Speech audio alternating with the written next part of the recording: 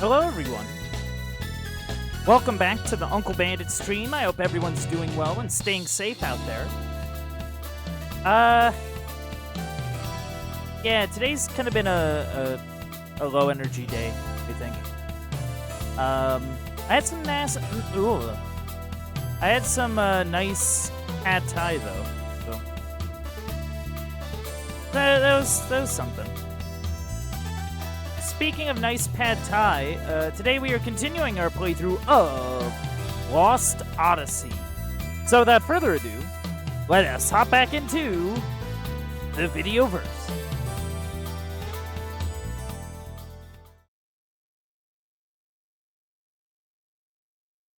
So when we last left off, we did say that we were going to check out one of these stories first thing.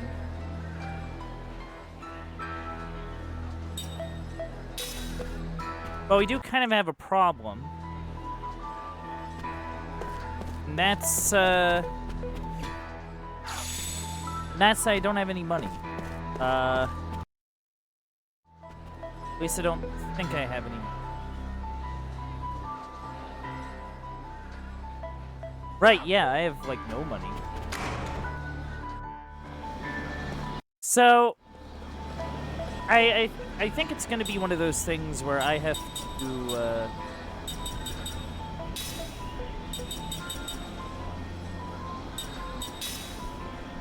go and get money so I can stay at the inn so that I can see the thing.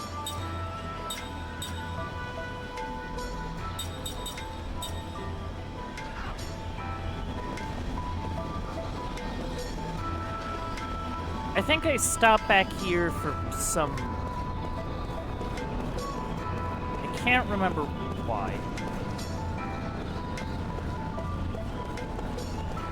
Okay, remember that I have a sprint.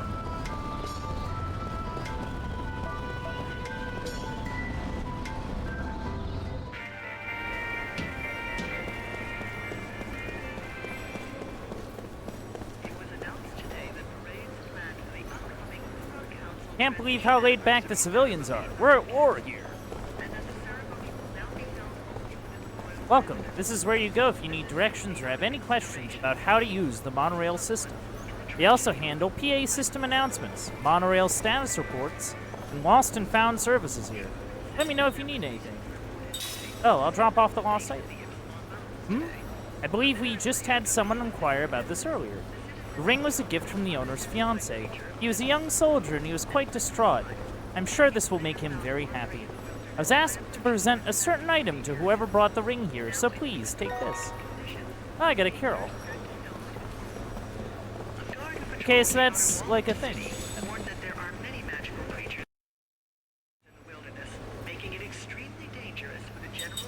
I gotta remember how this game controls.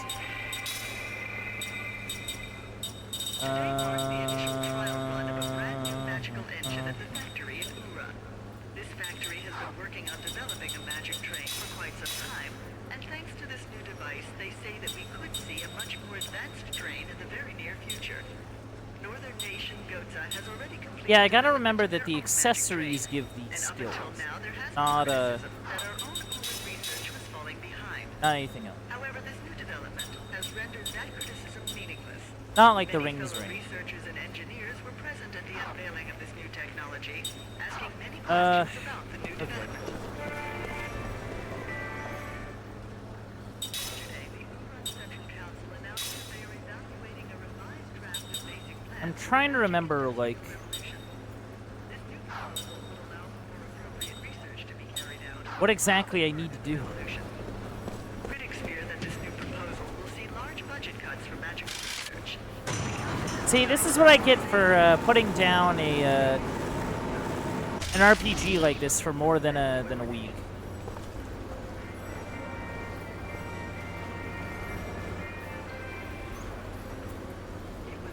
Oh. Oh, wait, can I not leave? Okay, so... oh, wait, no, unless... hold on. Hold on a second.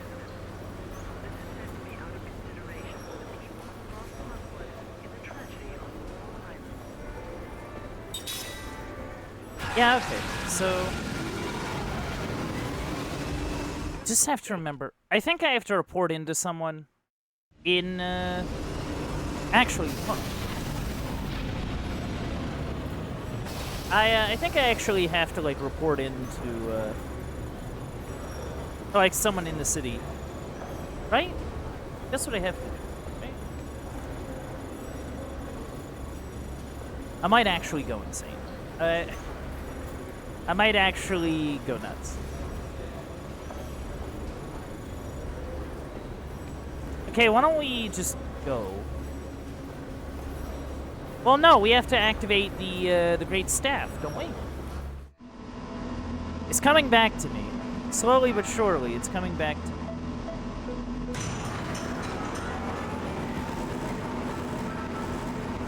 Man, I feel like I feel like Kaim himself, not really, like, remembering anything.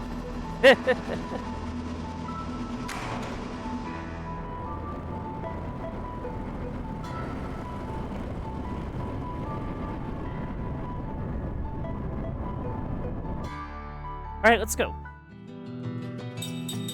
Okay. So that's where we have to go.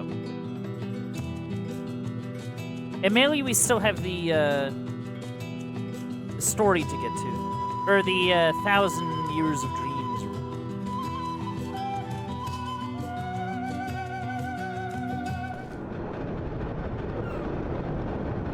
Ooh, Grand Staff Construction Base.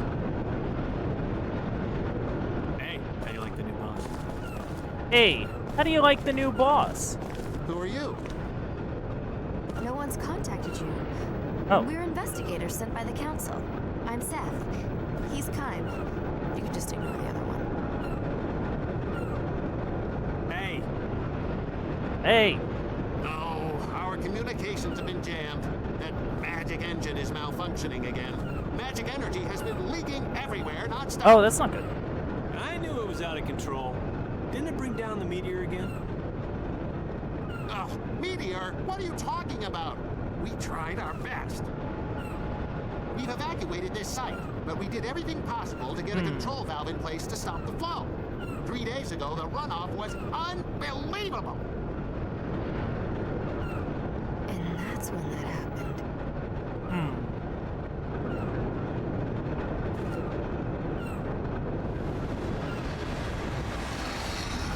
Yeah.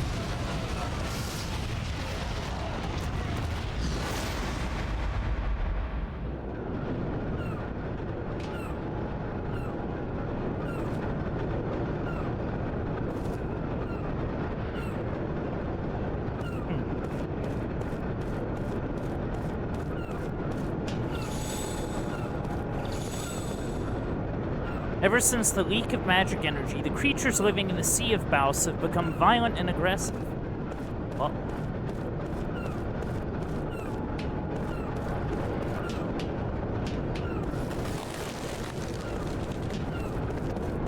Okay, I am gonna make a save here for my own sanity.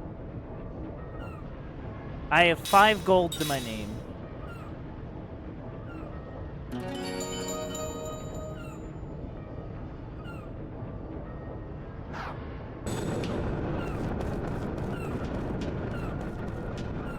Let's maybe look around the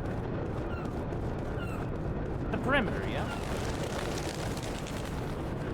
Sorry, no one is allowed past here. Authorized personnel.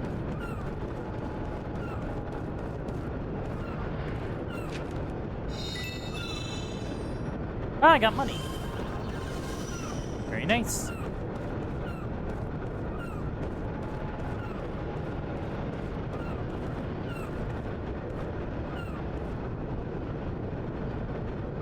Sir, you aren't allowed back there. Oh.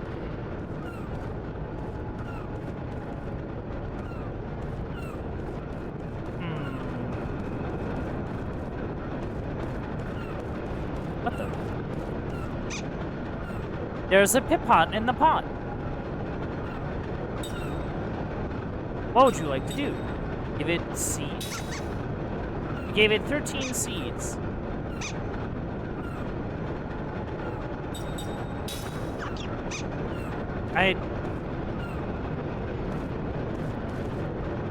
I don't know what that accomplished.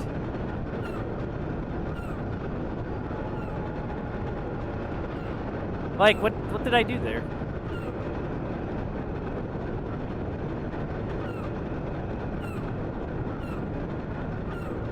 Oh, okay.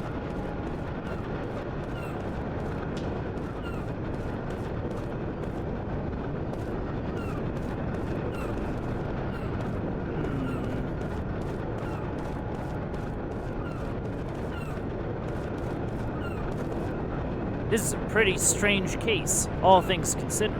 I thought they handled magic energy with caution.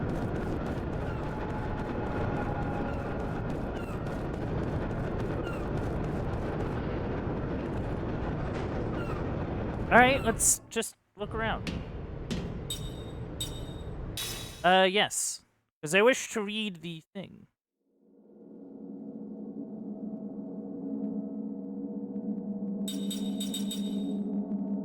It is called Little Liar. The littlest of liars.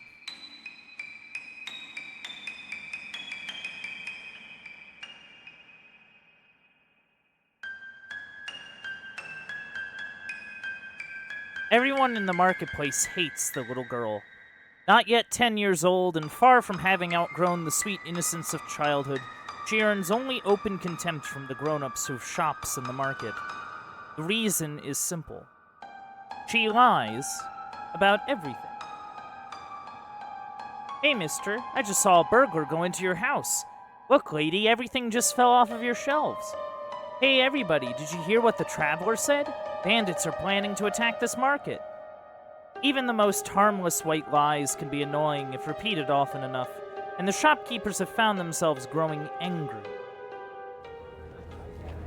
You better watch out for her, too, the lady greengrocer warns Kime. Nobody here falls for lies anymore, so she's always on the lookout for newcomers or strangers. Somebody like you would be a perfect target for her. She could be right. Kime is new to the town. He arrived a few days ago and has just started working in the marketplace today. What do her parents do? Kime asks while unloading a cart full of vegetables. The woman frowns and shakes her head with a sigh. She doesn't have any. They died? The mother did, at least, maybe 4 or 5 years ago. She was a healthy young woman who never so much as caught a cold in her life, and one day she collapsed and that was it for her. How about the father? She sighs more deeply than before and says, he left to find a job in the city. The parents used to operate a variety store in the market, though the mother almost single-handedly took care of the actual buying and selling of the many goods they carried. As soon as she died, the shop's fortunes took a plunge, until it was eventually taken over by someone else. The father went off to the distant capital city in search of a good-paying job that would enable him to cover their debts. He promised to come back in 6 months, but he has been gone a whole year now. Letters used to arrive from him on occasion, care of his friend the tailor, but those too gave out about 6 months ago.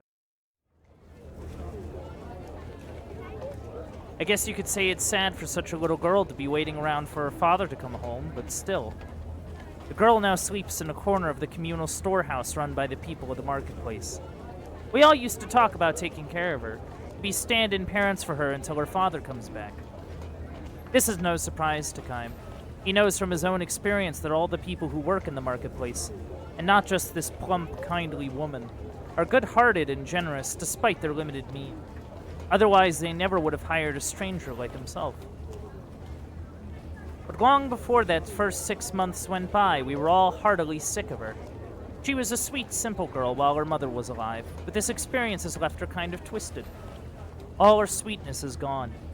Of course, we all feel sorry for her, and we take our turns feeding her and dressing her in hand-me-downs. The way she keeps telling lies to all the grown-ups. Nobody really cares about her anymore. Why can't she see that? She must be lonely, don't you think? With a pained smile, the woman shrugs and says, "Oh, that's enough gabbing for one day. Work, work!" He goes back inside the shop. Chaim is sorting the vegetables he has unloaded in front of the shop when he hears a little voice from behind him. Hi, mister. You new here? It's the girl. Uh-huh. You're not from town, are you? No, I'm not. Are you living upstairs while you work here? For a while, at least. That's what I'm hoping to do. I'll tell you a secret, okay? It's starting already. Okay. Chaim says without pausing in his work. There's a ghost in this marketplace. The people here don't tell anybody about it because it's bad for business. It's really here. I see it all the time. Really? Chaim responds with feigned surprise. He decides to play along with her rather than scold her for lying. In this endlessly long life of his, he has encountered any number of children who have lost their parents or been abandoned by them. The sadness and loneliness of children who have been cast into the wide world alone are exactly what Chaim feels himself as he continues to wander through the infinite flow of time. What kind of ghost? A woman. And I know who she is. It's the ghost of a mother who lost her child, she said. Her little girl, her only child, died in an epidemic. Overcome with grief, the mother chose to die, and now her ghost appears in the market every night searching for her daughter. The poor mother killed herself so she could be with her daughter, but she can't find her in the other world either. So she keeps looking for her here and calling out, "Where are you? Hurry, and come with mommy to the other world." The girl tells her story with deadly seriousness. Don't you think it's sad? She asks Chaim. She actually has tears in her eyes. It's precisely why Chaim knows she is lying. Even if he had not been warned by the woman, he would know this was a lie based on what she told him about the girl's background. Chaim carefully arranges bunches of well-ripened grapes in a display crate and asks the girl, "Why do you think the mother can't find her daughter?" What? The girl asks him with a dazed stare. Well, the girl is not in the other world and she's not wandering around in this world, so where is she? Chaim does not mean this to be a cross-examination. He simply feels that someone who lies out of sorrow can have a far easier time of it by recognizing the lie for what it is. The loneliness of a girl who has lost her mother and been abandoned by her father consists not in telling one little lie, but in having to keep on lying. Now that you mention it, that's a good point, the girl says, smiling calmly. Really, where did the girl go? Chaim momentarily considers pointing at the girl as if to say, right here. But before he can do so, she continues. This is the first time anybody ever asked me that. You're kind of different. I wonder. No, you are. You're different, the girl insists. I think we can be friends. Her smile deepens. Chaim smiles back at her, saying nothing. Just then they hear the lady greengrocer coming from the back of the shop, and the girl dashes away. Just before she disappears around a corner into the alleyway, the girl gives Chaim a little wave as if to say, "See you soon." For the first time, the face of the girl with the all-too-grown-up speaking style shows a hint of childishness befitting her year. The girl begins coming to see Chaim at the shop several times a day when the lady grocer is not around. She tells him one lie after another. I baked cookies with my mother last night. I wanted to give you some, but they were so good I ate them all. Bandits kidnapped me when I was a little baby, but my father came to save me and beat up all the bandits, so I didn't get killed. My house? It's a big white one at the foot of the mountain. You're new here, so you probably don't know it. It's the biggest house in town. You don't have a family? You're all alone? Poor Chaim. I wish I could share some of my happiness with you. All her lies are born of sorrow. Sad, lonely lies. She could never tell to marketplace people who know her background. At the end of every chat with Chaim, as she is leaving, the girl holds her finger to her lips and says, "This is just our little secret. Don't tell the lady grocer." Of course, Chaim says nothing to anyone. If he happens to find himself in a situation where the market people are speaking ill of the girl, he quietly slips away. Lies and disparagements are funny things. They don't take shape because someone tells them, but rather because someone listens to and voices agreement with them. A truly isolated individual can never speak ill of anyone. The same can be said regarding lies. Because she is someone to tell her lies to, the girl need not fall into the abyss of true isolation. To protect her small, sad share of happiness, time plays the role of her listener, raising no objection. One day when the girl comes to see Kime, she takes special care not to be noticed by the lady grocer or by the owners of the neighboring shops. Tell me, mister, are you planning to stay here a long, long time? No, I'm not, Kime says, continuing to unload vegetables and fruit. You'll be leaving when you save up enough money? Probably. But you don't have enough yet? I'm getting there, says, turning a strained smile on the girl. This is a white lie of his own. He already has enough money to support himself on the road, nor has he taken his current live-in job because he needs money so badly. He is here because he has not found a destination he wants to travel to.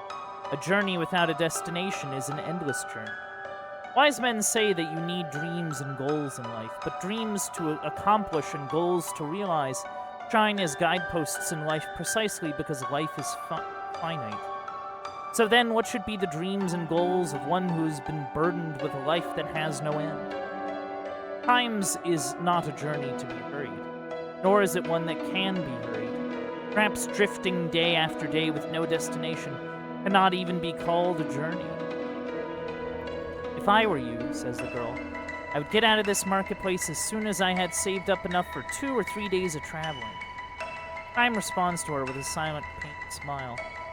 What would be the look on the girl's face if Kime were to tell her, I'm staying here for you? I'm finding the meaning of my life for now and providing you with a listener for your lies. The moment these words come to mind, words he can never actually speak to her, the girl looks around furtively and says in a near whisper, You want to get out of here soon, I know a good way you can do it. Good way? Sneak into the tailor's and steal his money. There's a little pot in a cabinet at the back of the shop. It's full of money.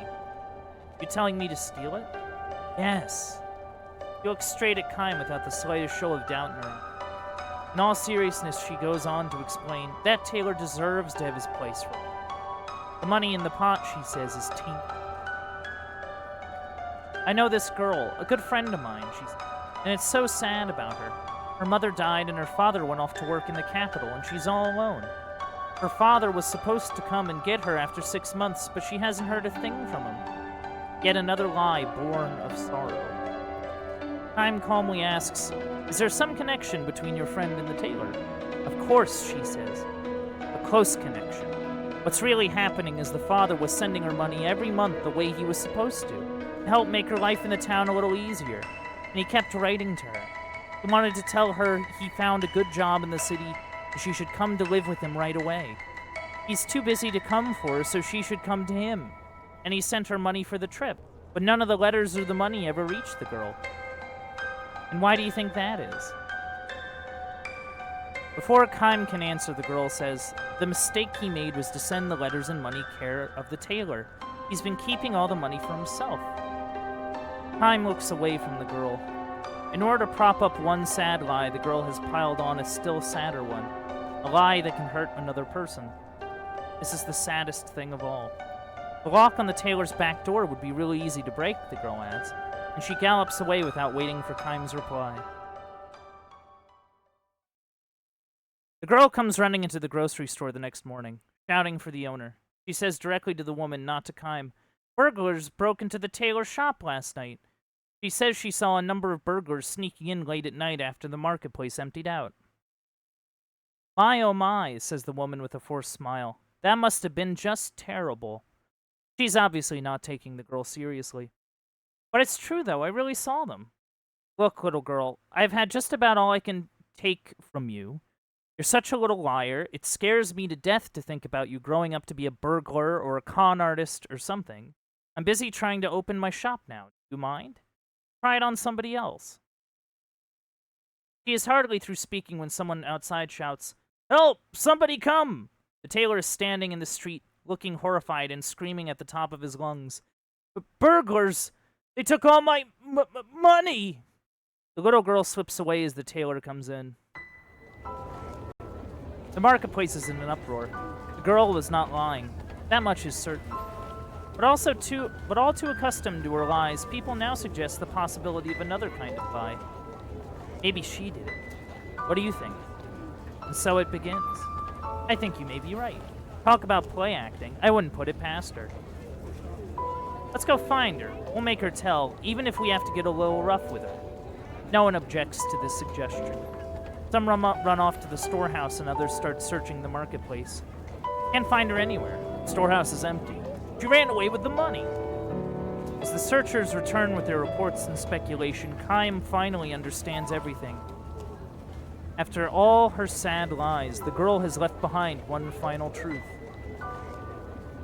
We couldn't have gotten very far. Yeah, we could still catch her, the little thief. Wait till I get my hands on her. The men rage and the women fan the flames. Good, give her what she deserves. We were so nice to her, and now look how she treats us. We can't let her get away with it. A dozen men start to run after her, but Kym stands tall in the road, blocking their way. Hey, move it! The men are out for blood, but Kym knows if he felt like it, he could knock them all down, and they wouldn't be able to lay a finger on him. Instead, he relaxes in his powerful stance and throws a leather coin pouch on the ground in front of the men. The stolen money is in there, he says. What? Sorry, I stole it. The confused stir quickly turns into angry shouts. Kym raises his hands to show he will not resist. Do what you like with me. I'm ready. The lady grocer breaks through the wall of men, shouting at him. How could you do this, Kym? I wanted the money. That's all. And you're not just saying this to protect the girl? The woman's intuition is too sharp. Forcing a smile, Kym turns to the tailor and says, It was in the pot in the cabinet, right? The man nods energetically. It's true. He must have done it. I had the money in the pot. In a pot. He's the thief. The money wasn't the only thing in the pot, though. Was it? What are you saying? You had some letters in there, too. Letters from the girl's father. That's a lie. Don't be crazy. It's true, though. No, there couldn't have been any letters. I threw them all... The tailor clasps his hand over his mouth. But it's too late. The lady grocer glares at him. What's this all about? She demands. No. I mean, you'd better tell us everything. The people's angry glances turn from Kym to the tailor. Some days later, 2 letters arrive from the girl addressed to the lady at the grocery store and the nice man upstairs. Kym's letter says the girl managed to find her father in the capital. He has no way of knowing if this is true or not. It is hard to imagine a little girl finding her father in the big city so easily without knowing his address or workplace. Still, decides to believe it. The girl's letter says, I am happy now.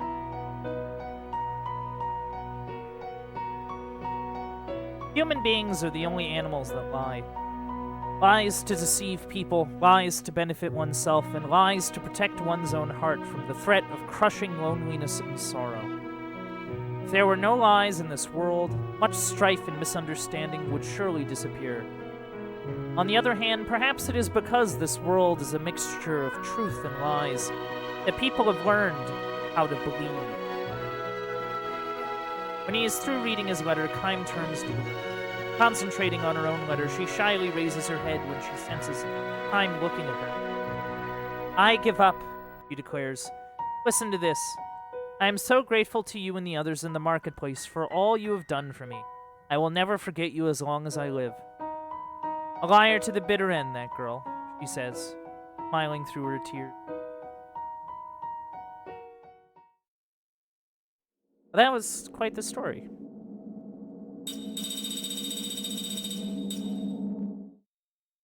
I will say the missing slots are concerning me. Just a little bit. What? Poison. Gotta look out for the poison. Hard skin. So you're on your way to check on the Grand Staff? Easy to say, but are you sure you'll ever even be able to get close to the place? Get close to the place? Brain? Uh-oh.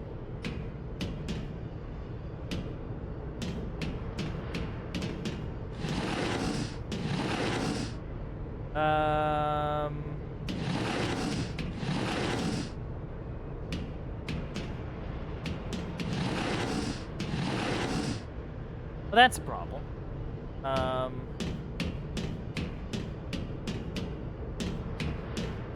I'll look around the base a little more. Just to see if there's anything a bit easier to sort of grab.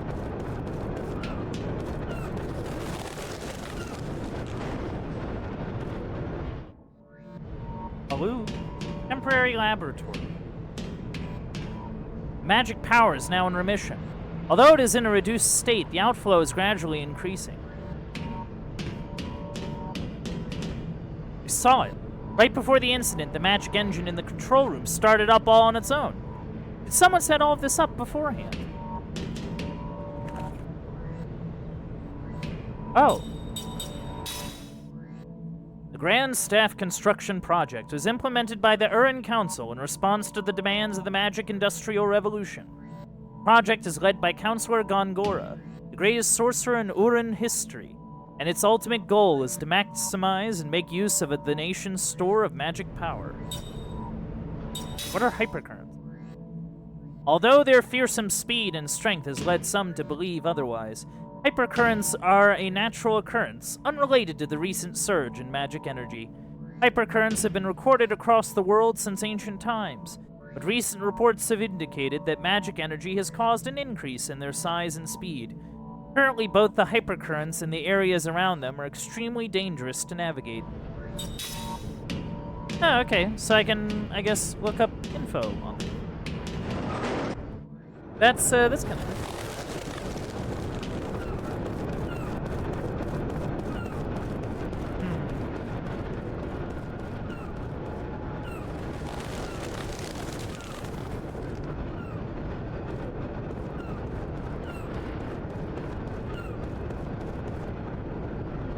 Nothing to see here. Off you go, off you go.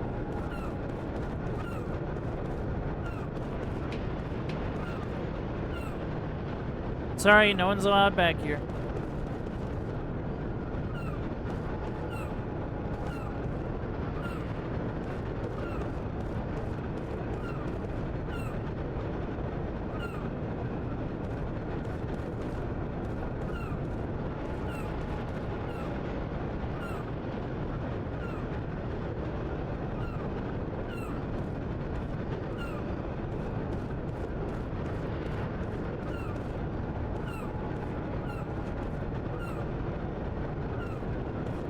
Don't mind me. Yeah, the boxes are kind of a problem.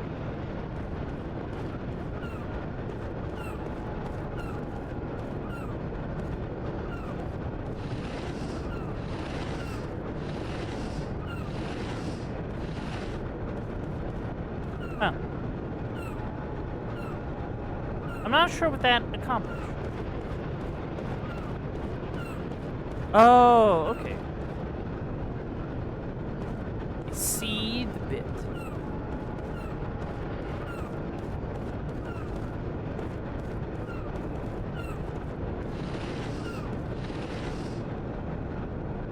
At least I think I do.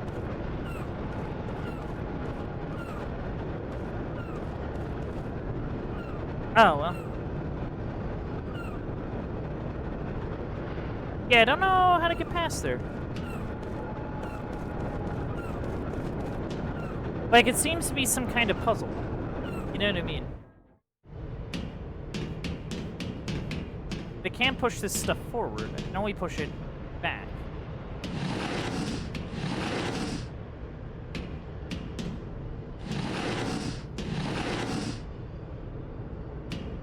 Yeah, not much I can do about that. Let's, maybe look around some more.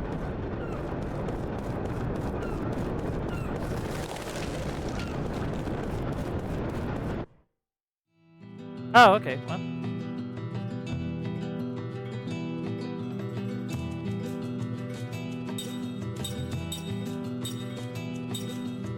Sea of Boss.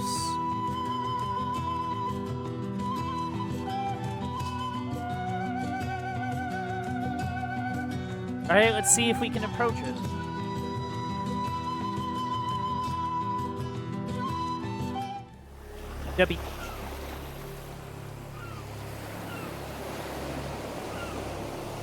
Do do do do do do do do do do do do. Bum bum ba ba bum. Oh hey, look at this. Yoink. Treasure glasses. Ooh, hold on. I wonder if that does exactly what I think.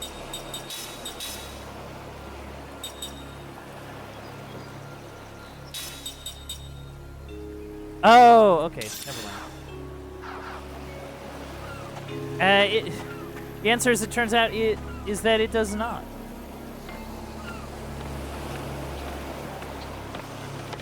You know, I don't mind that at all, really. You can see the grandstand from here. I just want to hurry up and go home. If only these stupid monsters weren't hanging around in the Sea of Balls.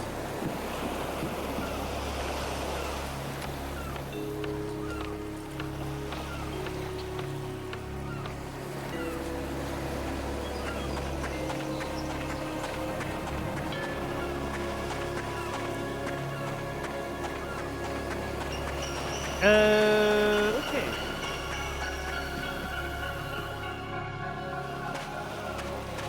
Rocks near sunken ship. Whoa, hello. This does not look good.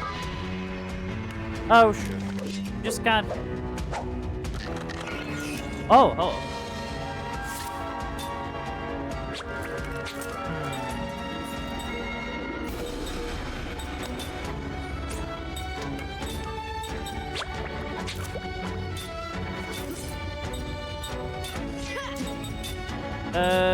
Do you have any kind of...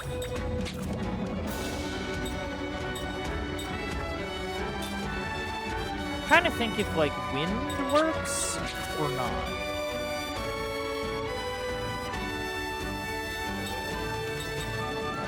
Like, I'm trying to think for a second. Let's see, water works on fire, fire works on... I mean, I guess we're just gonna have to find out.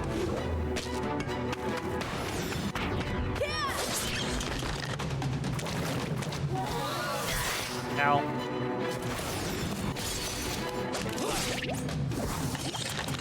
Uh-oh.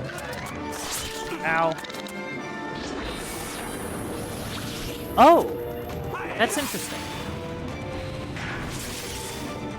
That kinda worked.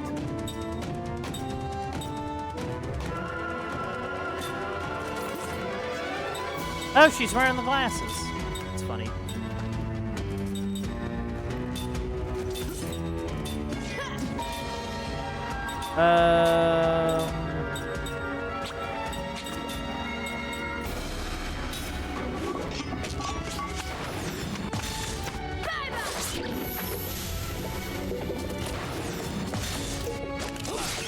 Yeah, whatever that spellcaster was planning, I wasn't gonna hang around for it.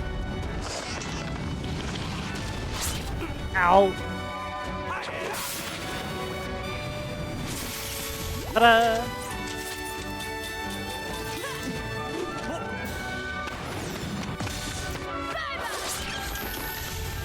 Alright, sick. Phew. That was a close one.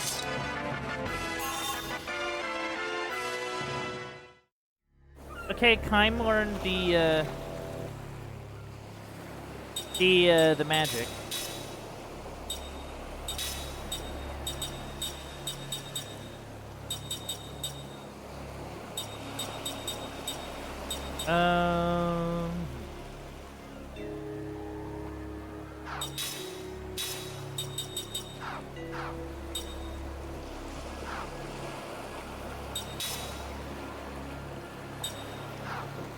Okay, what did... hold on. I have a few of these. Maybe we use a few. Yeah? Skill. Actual analysis, crisis attack. Yeah, like status analysis. And... Yeah, I can just kind of get rid of that.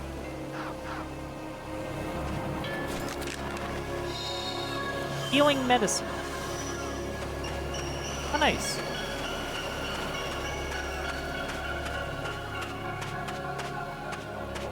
Yeah, just kind of making sure I don't miss any items kind of hiding out.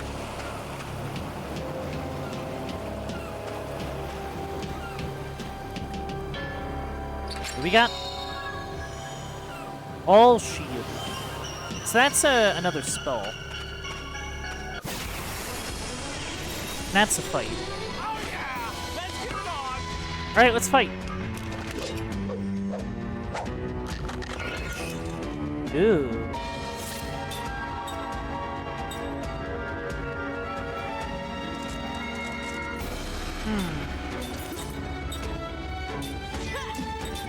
Yeah, I mean, personally, I think it's probably the better play to...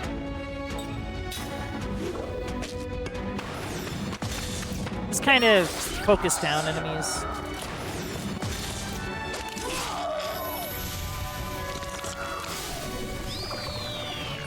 Oh, rude.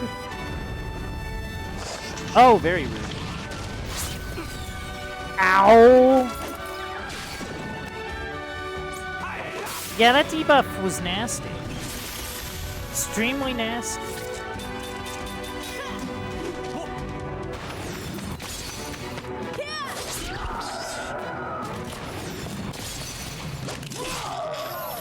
There we go. Okay, we lived. Barely, but we lived.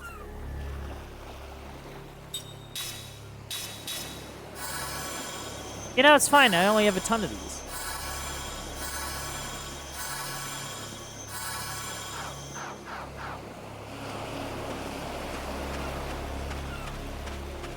What's this? 3 insect innards. I don't know why I would need insect innards, but, you know, I have them. I do indeed have them, yes.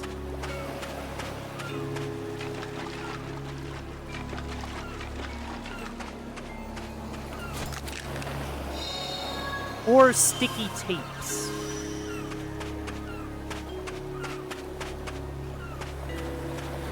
Oh, okay, so this is like a doorway. Bonk.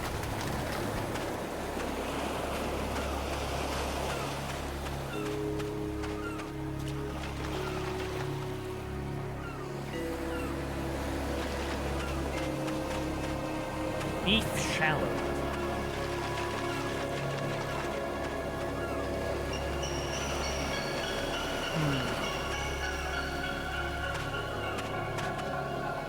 Interesting.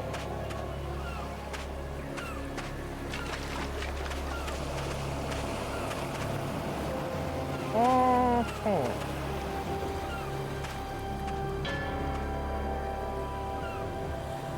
I'm just trying to think for a second.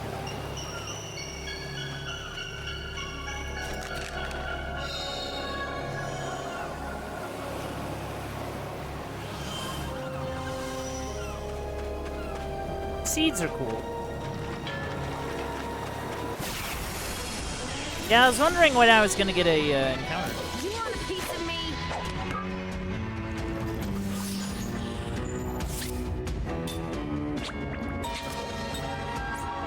Okay,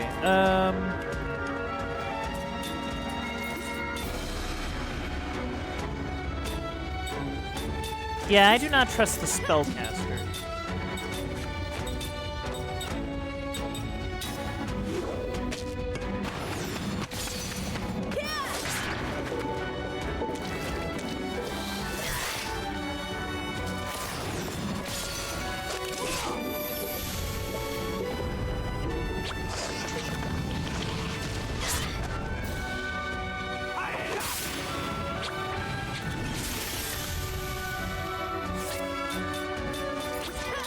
Yeah, go get him.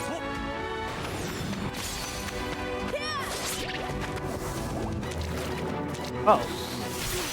Ow. Extremely rude. Oh.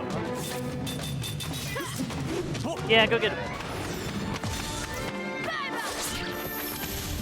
Nice. It's not in my nature to lose. Hey, we got level ups. Cool. Cool. Anti-paralysis herd.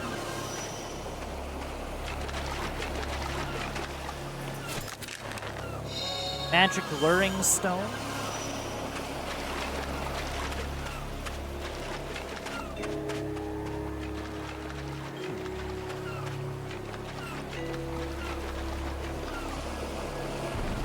Oh, ah! Out of my way. What was it? Have I been deceived? Not really. Oh, no, okay.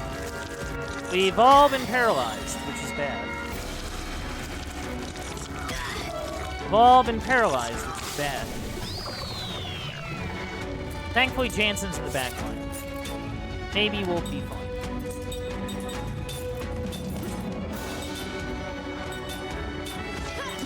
Okay, let's, maybe...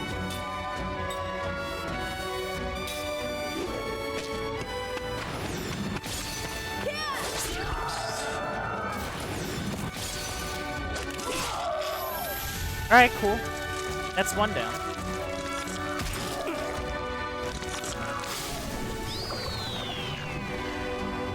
Defense reduction. Big heal.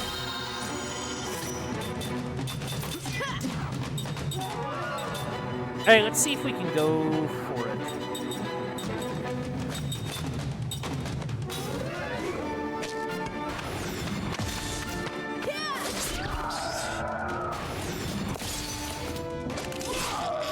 Okay, that's second one down. Yeah, that sure does do a lot of debuff. I am the greatest. Seth learned treasure analysis. Alright, cool.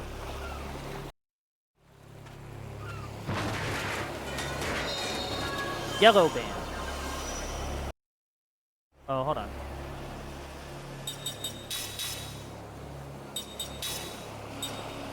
Ooh, grants immunity to paralysis. Ooh, okay. That might be something that, like, takes priority a little bit. Okay, let's... Here's what we'll do. We'll... Hold on. Because Seth has done the treasure glasses. We'll make Kym wear the goofy glasses.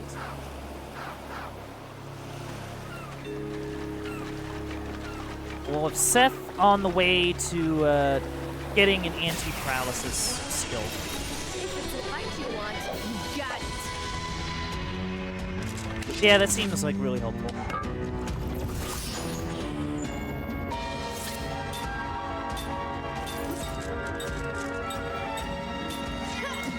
Okay,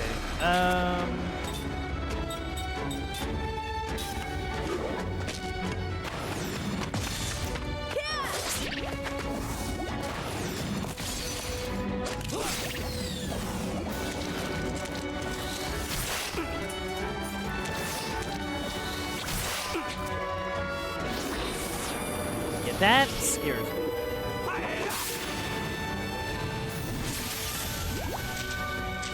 Okay, cool.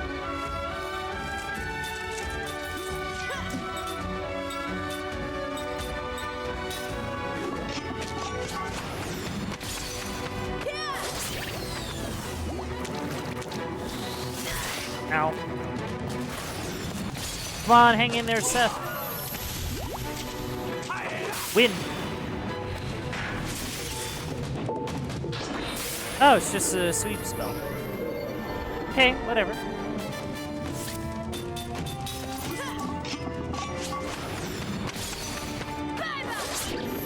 Single target sweep spell? Whatever, that's fine. Leap before you look, I always say. Hey, Jansen leveled up. Jansen learned level 2 white magic. Nice, actually. Okay, Jansen. Okay. Four.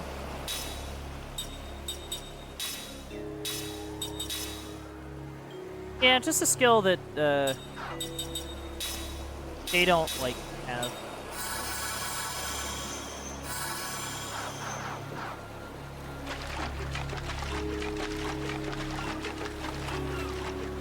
Get over here. And a herb. That's actually quite nice. Always good to get that mana healing stuff. Are you some kind of beast? Ooh.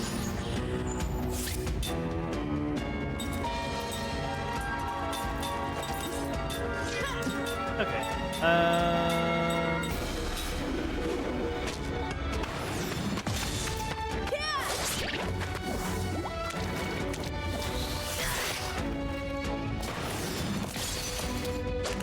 Bam.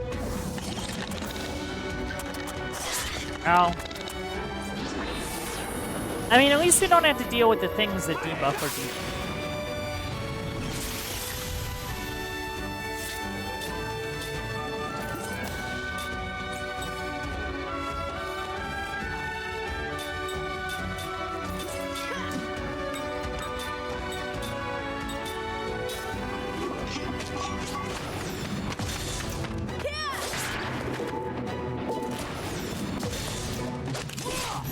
Ta-da!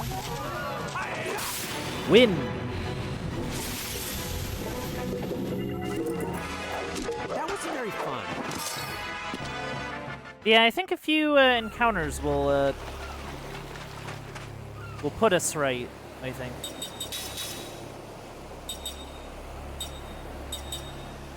Oh, wow, okay. So that actually takes quite a bit.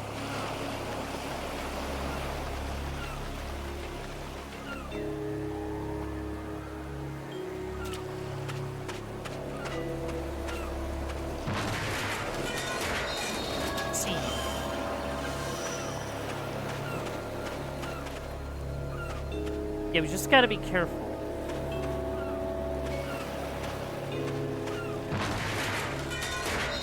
Anti-paralysis herb.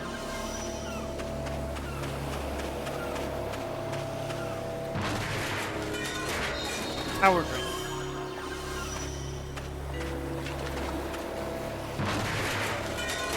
Let's see. Yeah, the fact that it is, priming us with a bunch of anti-paralysis stuff. Oh, whoops. I got too close to it. That's on me. Definitely gives me the impression that paralysis is going to be like a big thing.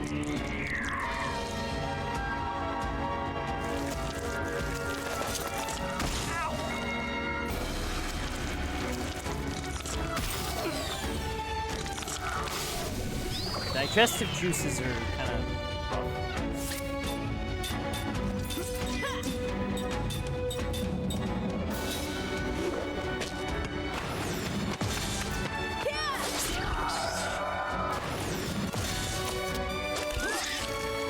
What do you mean you missed? Time, what do you mean you missed?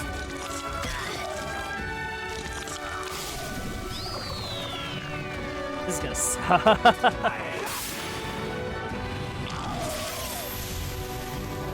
Okay, well, it'll be fine. Or, oh wait, no. I mean, it's not really gonna matter because,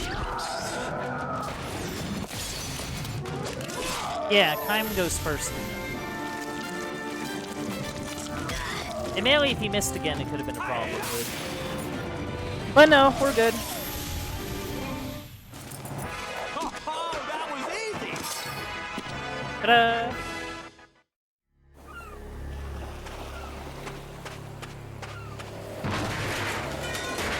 Angel's Plume.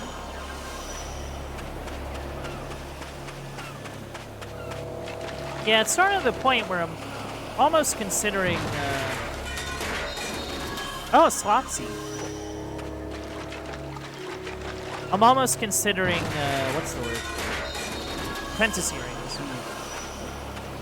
Like, going back to the area before, just to beat up on stuff.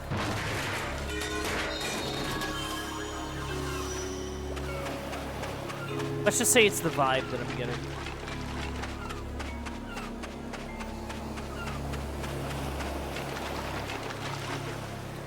How is, hold on. How is your progress? They're getting there.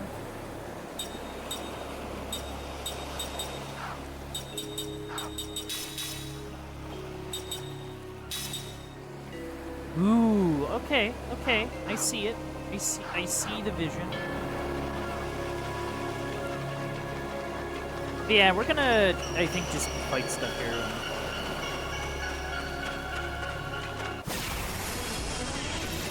Let's take it out. And just see how that goes for us.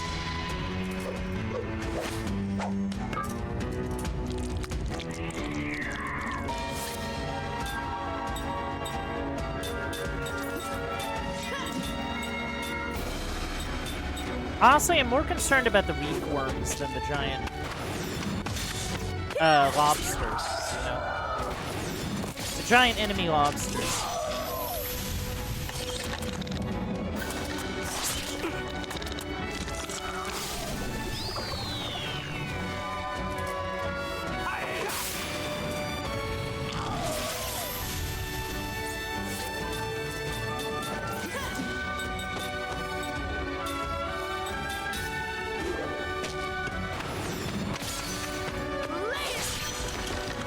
Ah, so close.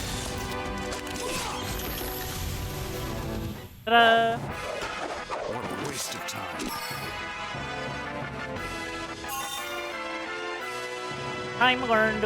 Time and Seth learned the level 2 white magic. Time learned treasure analysis. Okay, well. Fine.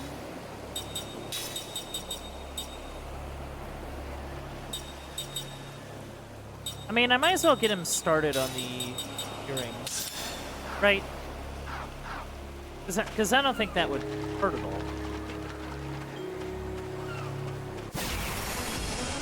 But yeah, the plan is to get both Time and Seth anti-paralysis, and then hand off the yellow band to Jansen. He can make good use of it.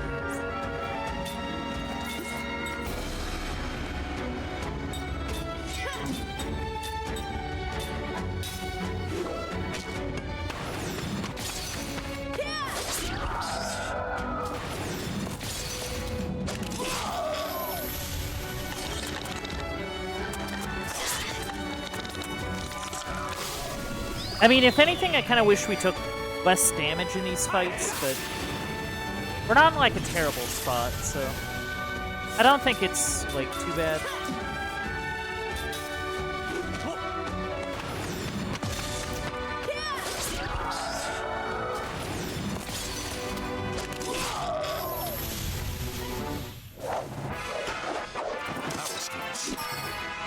But, yeah, it's just a matter of fighting enemies right now.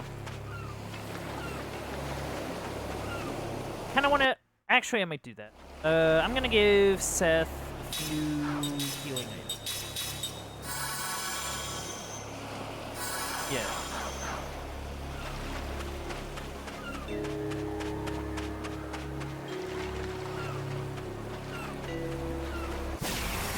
I mean, honestly, it might get really bad if we have to, like, fight a boss and then we're just kind of ruined, but...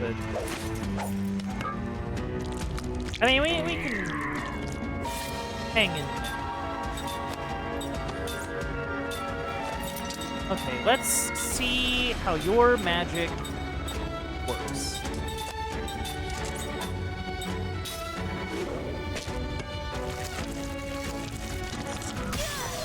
Ow.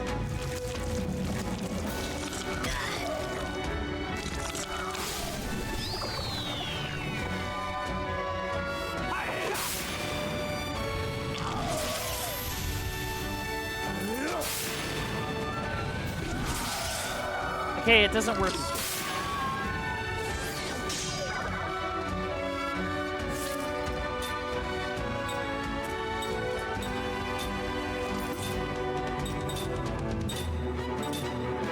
Okay, what does barricade do?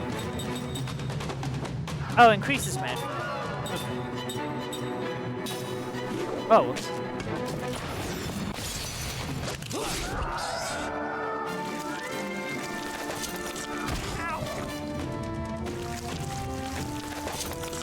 Hey, leave him alone.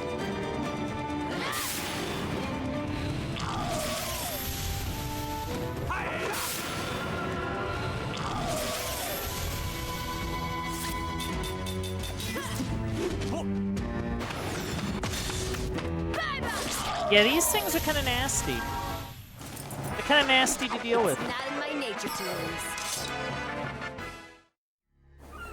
Yeah, we gained 4 SP there.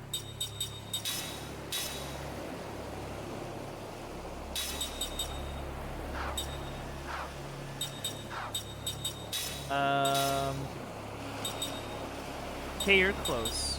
You're not as close, but you're getting there.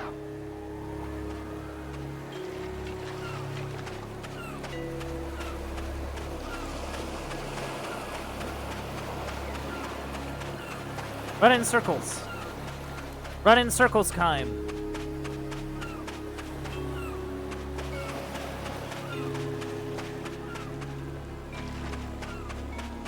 Just run. Is the game not giving me encounters? Well, admittedly, the encounter rate in this game seems lower than some games I've played. Maybe I'm just too used to, like, I don't know, like encounters, like high encounter rates in games. Maybe that's the thing. Like, I've played a lot of older turn-based RPGs, and I'm used to, like, I don't know. Ah, there we go. Alright, let's fight. Okay, this is a fine.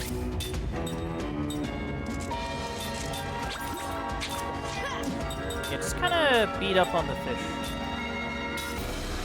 The fish is a big bucket of hit points.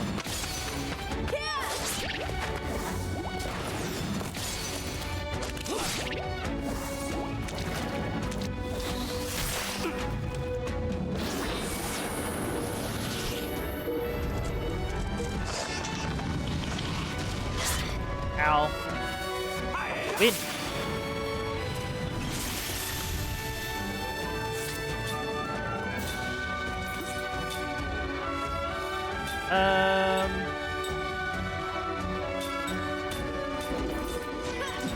Maybe.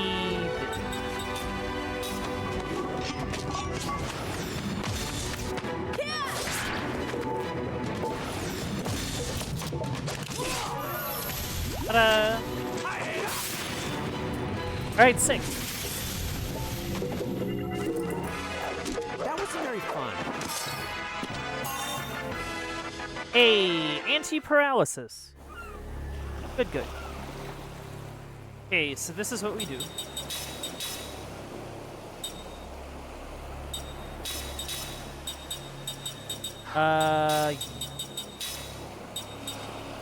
You get anti-paralysis. You learned level 2 white magic. Well, unequipping the earrings. Okay, it doesn't interfere with the progress, so that's kind of nice.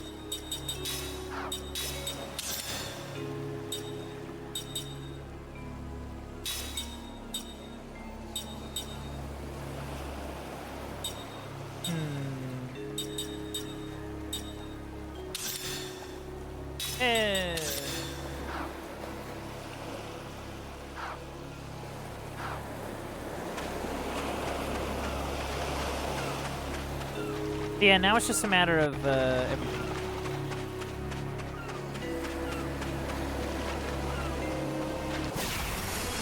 I demand a fight.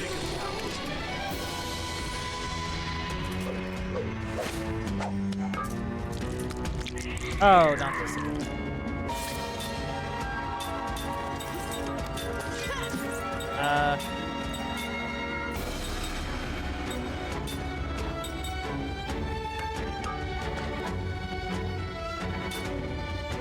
You know, let's just see how well this works.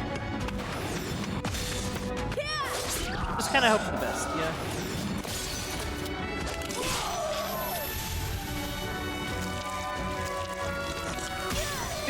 Oh, wow, okay.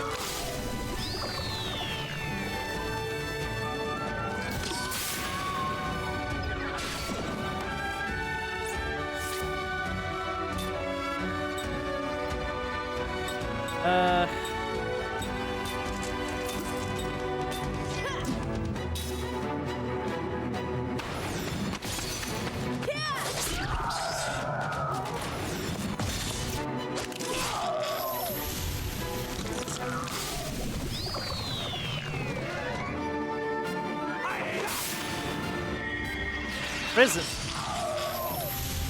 Hey, nice. Well, have you fallen for me yet?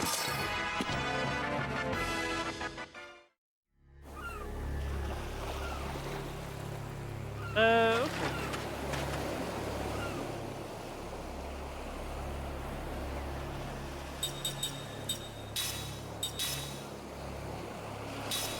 Yeah, maybe we,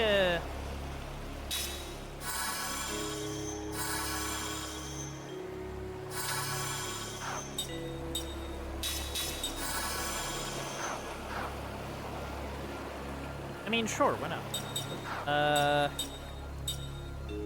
Okay, let's think.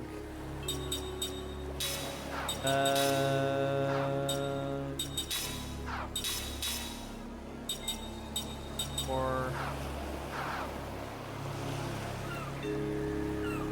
So, like, 3 more encounters, I think? Like, 3 for the earring and 4 for the treasure band. Or, not the treasure band, the yellow band.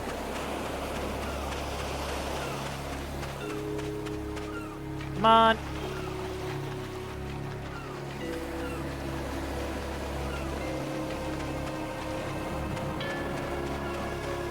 Oh yeah, speaking of...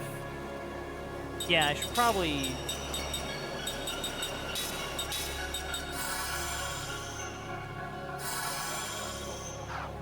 I gotta say, those are very nice for healing MP, not gonna lie. 50 is a good number. Like 40 or 50 or whatever it is. I think it was 50, yeah. Okay,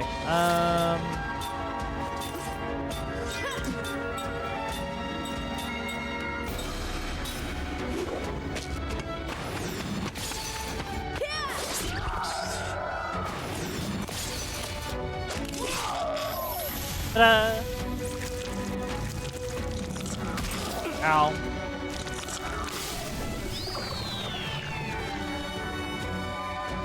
Win!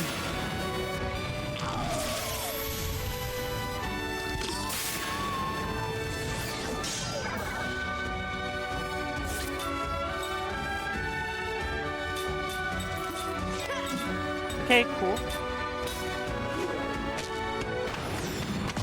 Go get him.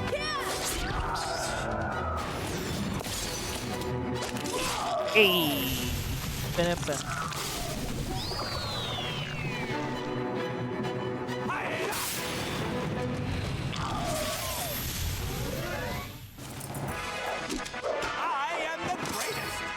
Alright, cool.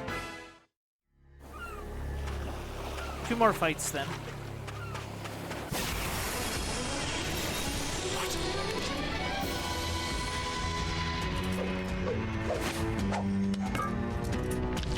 Oh, what are you? Oh, you're cool. What are you though? You do scare me. I'm not familiar with your game.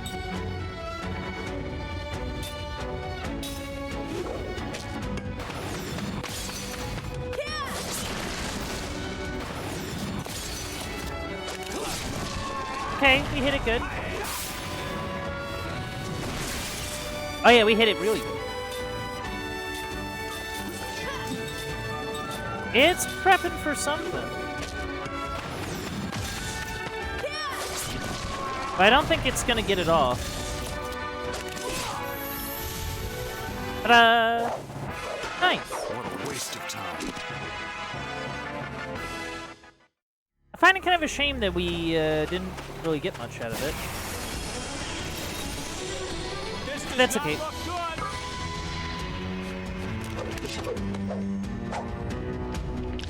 Another one. Really? I find it interesting that the game's throwing these at us.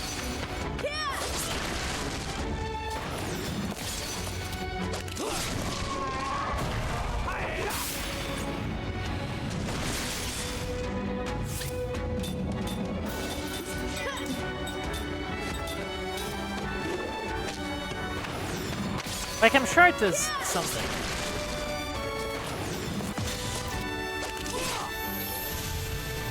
Ta-da! What a waste of time.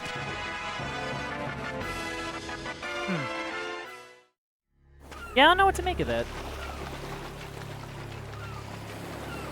Maybe we, like, leave and come back. Because I'm not even sure you can get encounters in that area. The Beach of Wastes or whatever.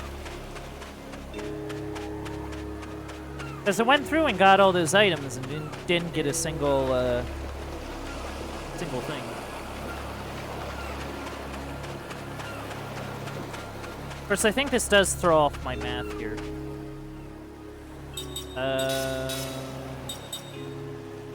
10... 5. Okay. So I think it's still 2 fights away, but at least to complete the earrings. Game, I beg of you. I just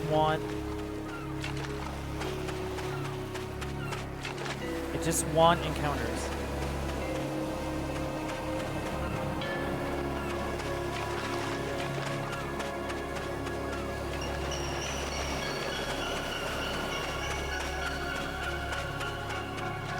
I find this very strange. I don't know. Maybe there's more encounters hanging out around the sunken ship. I don't know.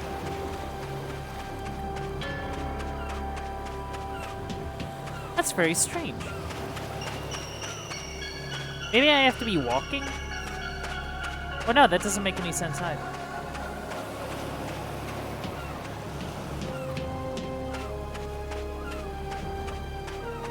Demand a fight. Maybe this is the way the game tells me to move on.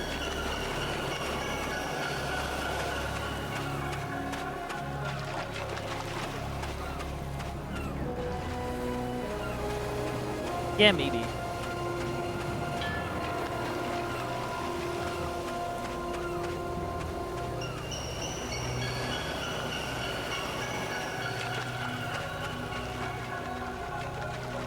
Yeah, I guess so.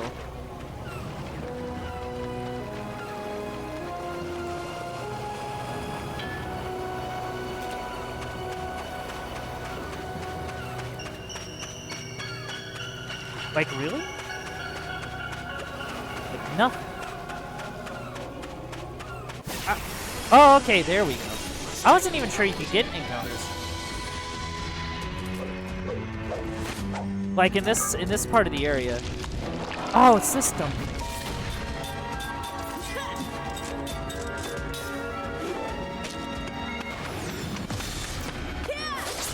Like, it's fine, I just...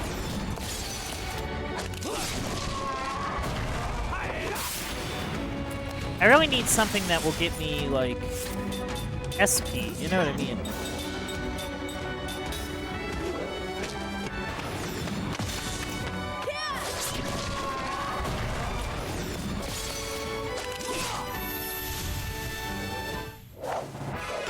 Like taking candy from a baby.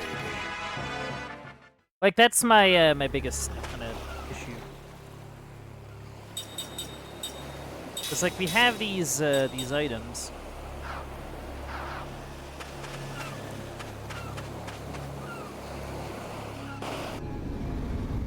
Okay, well, we're here.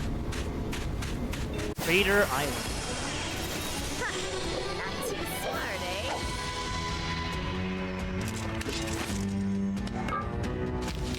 eh? Okay, well, this is something. Magic insect.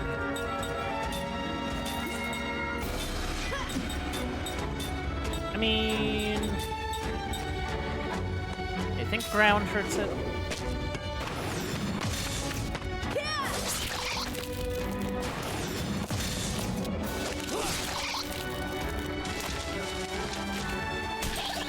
Okay, it's not really good. This. Oh, they are gonna do that though.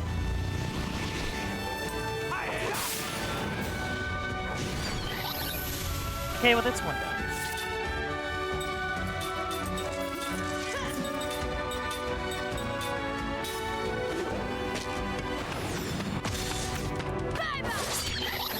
Ta-da! Alright, cool. Cool.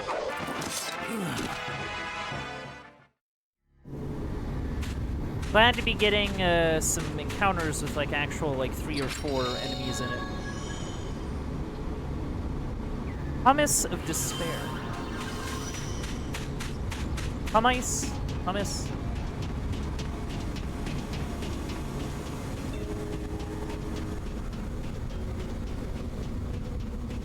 Oh, hold on. Aha! Chest!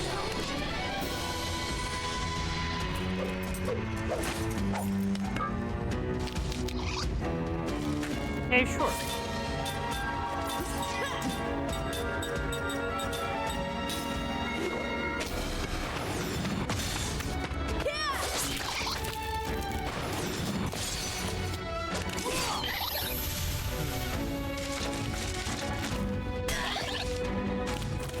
Ground.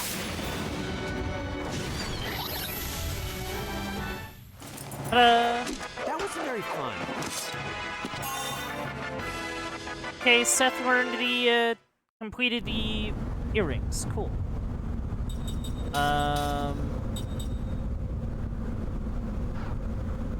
Matter.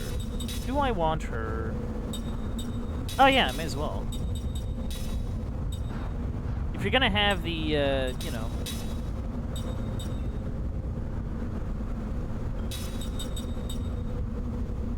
Oh! Huh. I mean, sure.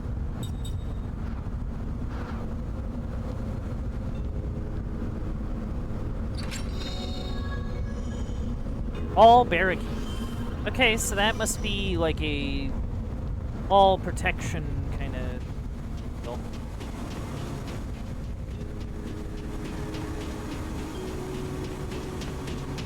I am kind of concerned about going up, like, straight into a boss. You know what I mean?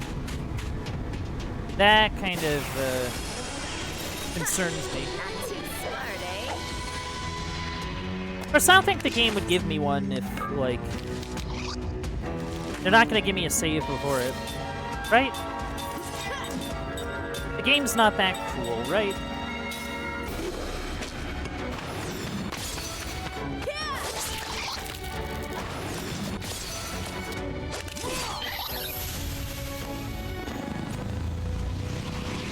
Alright, hit him. I'm not gonna lie though, Jansen has been pulling his weight. That wasn't very fun. As a spellcaster, he has been pulling his weight.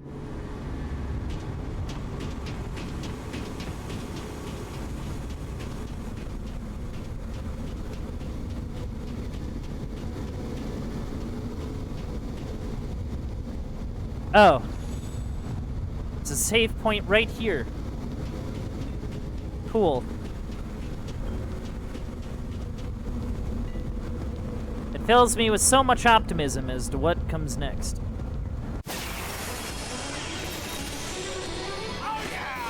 Oh yeah, let's go.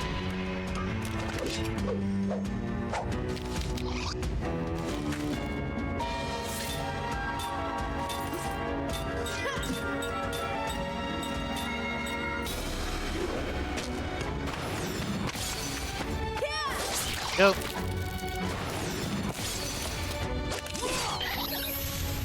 Alright, cool.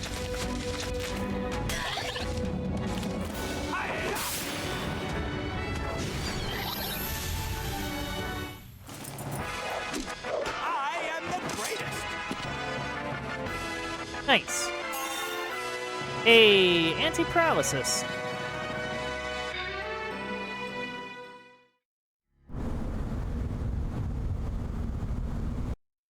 Okay, so here's what we're gonna do.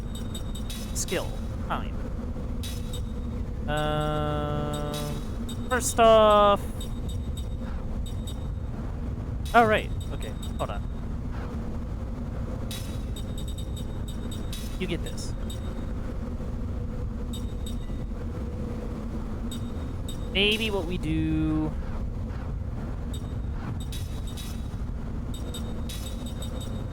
Yeah, so that you can complete the E-ring. Oh, right, hold on. Jansen, you get, this. Also, I need to look at his skills, just to kind of see what he had.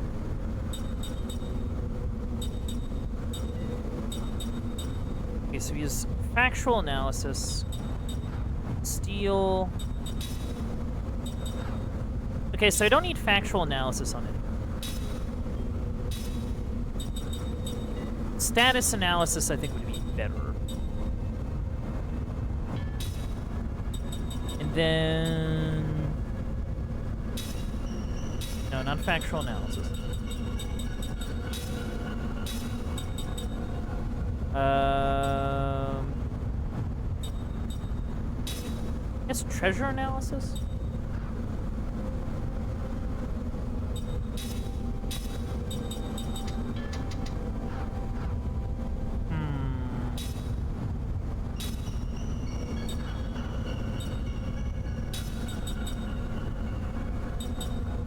I don't really need that. Don't really need that either. Okay, we did get a slot seed. I think I am going to use it. So that we can give Seth Crisis Defense. Just in case things get really, really bad.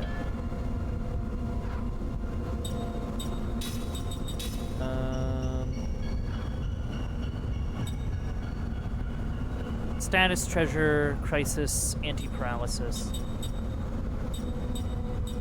Anti-paralysis. Okay, cool, cool, cool. I think we are in a decent place. I am going to use some consumables before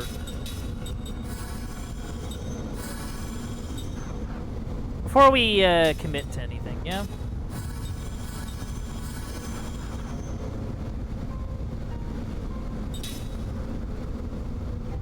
Alright, let's see what's up here.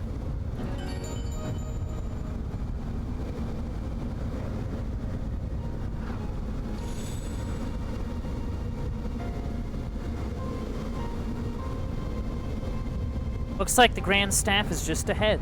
There's no turning back now. You guys ready for this? You guys ready for this? Sure. I guess I'm ready. Saved, so, you know, maybe I'm ready.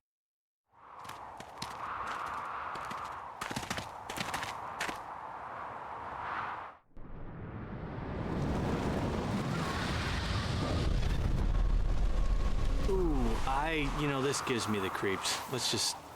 I'm going in. Going... How? Me too. You have a... Fine, I'm going too. A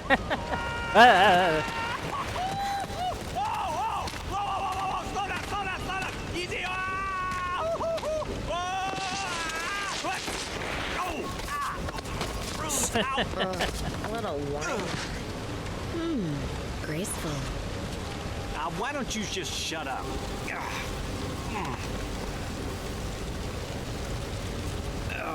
Have you seen any of this before, Kime? No. Nothing. I just showered and I got dirt everywhere in my hair. Wait, okay. Man, okay. Whew. All right. Man, that is way tall. Okay. Oh. Well, we're here.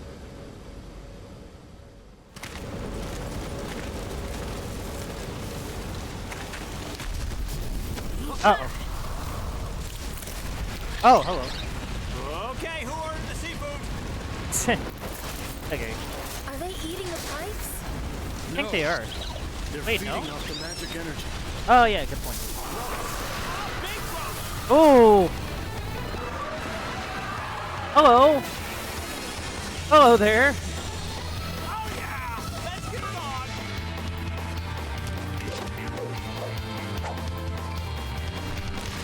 Wow, that sure is a lot of you. Okay, Ooh, okay.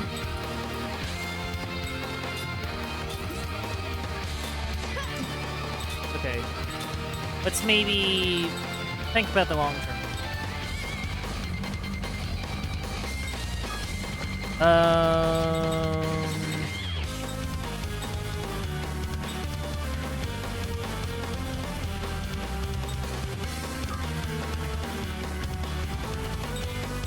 But we gotta clear these things out.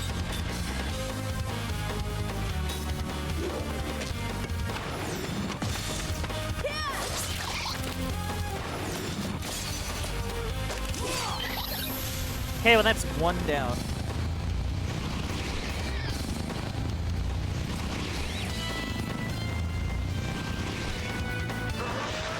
Absorb.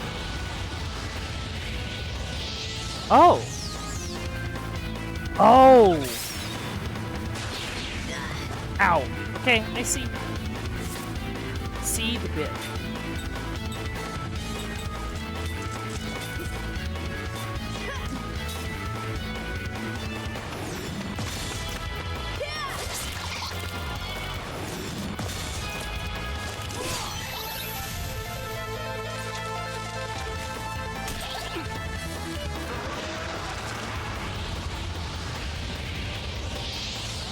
Really? Okay, it didn't draw any. Ah, you're killing me. It's kind of hoping for the best there, but... Oh, come on. Okay, is there... Get her back up. Come on. Sorry about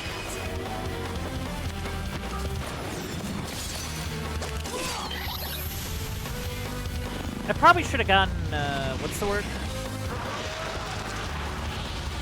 Gotten a barricade or something off.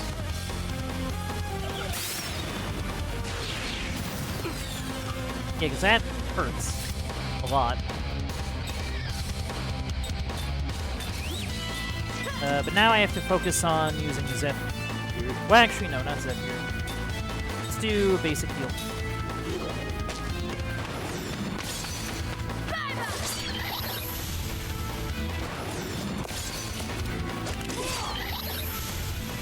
Okay, no more. Oh.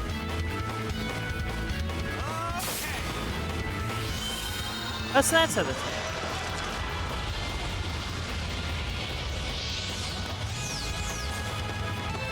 Okay, nothing to absorb. That's fine. Alright, go, like, hit him. Hold on.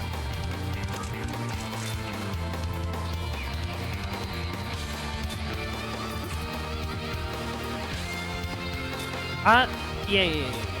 Go hit him.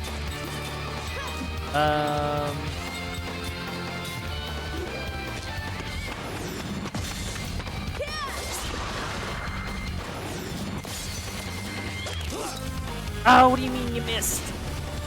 What do you mean more of them are appearing?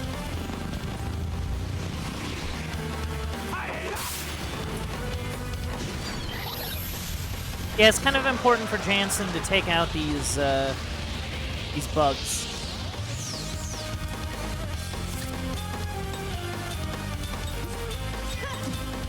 Fell. Round.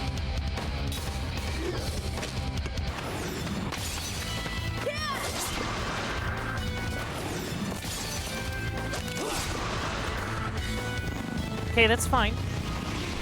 It wastes his turn charging. Oh, okay. Well.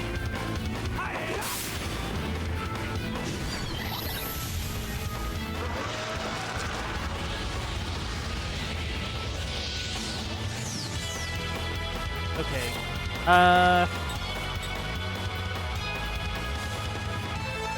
If it's element is fire, maybe it's weak to water, but it draws MPs, so I don't know if using spells on it is a good idea. It can take out the magic insects with one attack. So maybe what I do is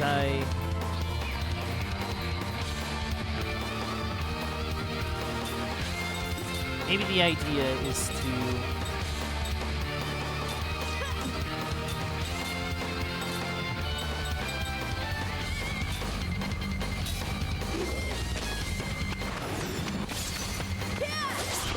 Because I legit don't know what's going to happen when this thing decides to ruin our days.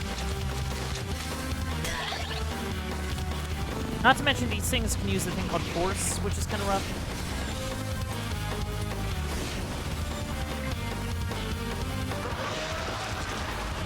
Okay, so it's going to absorb the charge of one.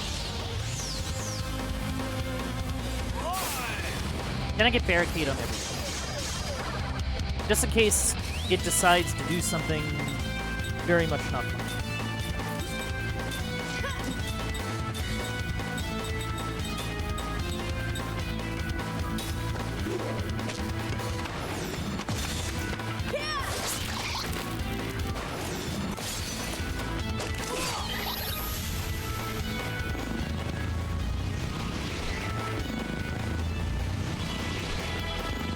Yeah, okay, well. Gonna absorb all that.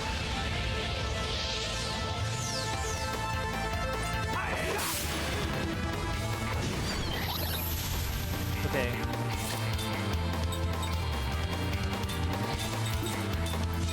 It's maybe...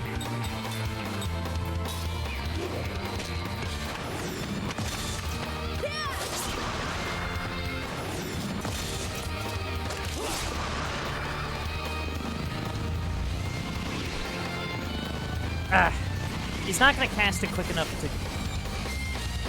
This is bad. I don't like the look of this. No.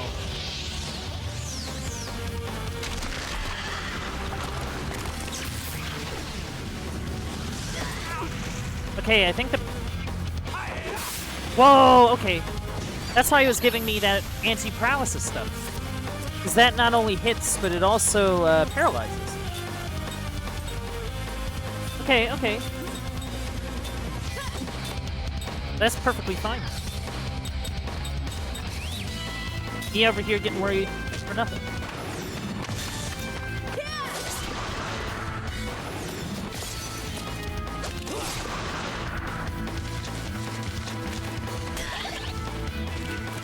Yeah, like their basic attacks don't really do it. Like, yeah, I mean it's just gonna stand around and absorb. Zephyr. Good stuff? Okay. Yeah, you keep focusing on them. You try your best to handle the bug problem.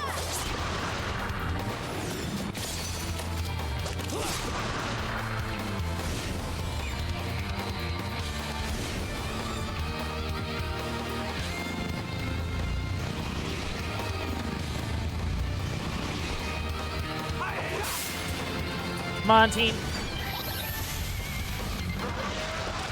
Yeah, any way to hamper their MP absorption is going to be a good thing. We also have to make sure that we keep applying pressure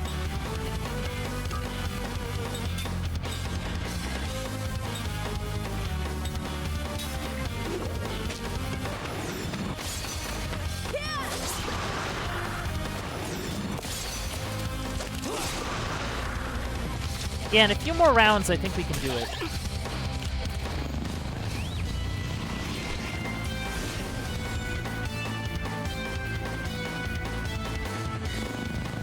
Yeah, because if they're going to be focused on charging, right?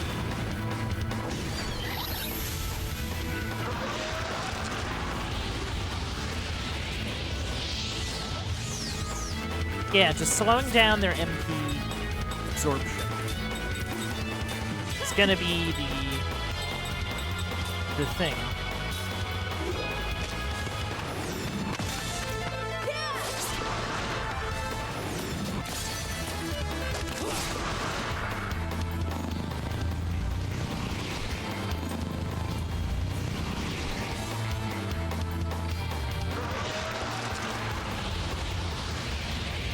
I'm afraid that one's gonna do force, which is why it's back in the initiative. Yeah, that's a problem. Ow. Okay. That's okay. I am going to cast a heal though.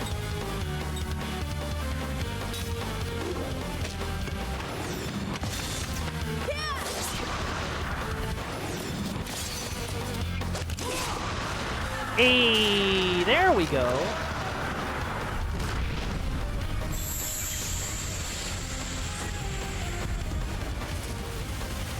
All right, cool. Oh no, there's another one. How's there another one?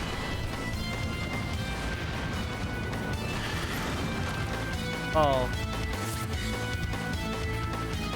Oh no.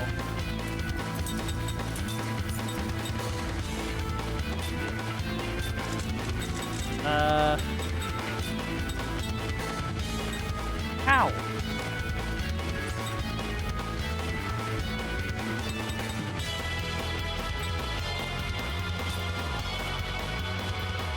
Okay,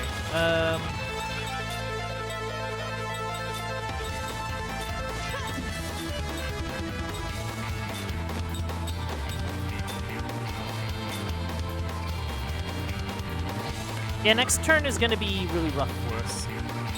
But I think we use this opportunity to maybe try and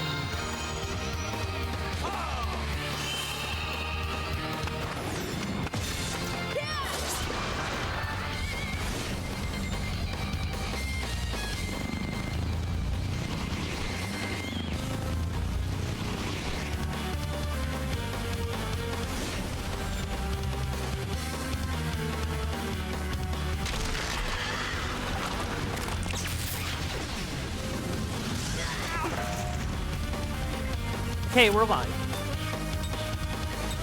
Which is good.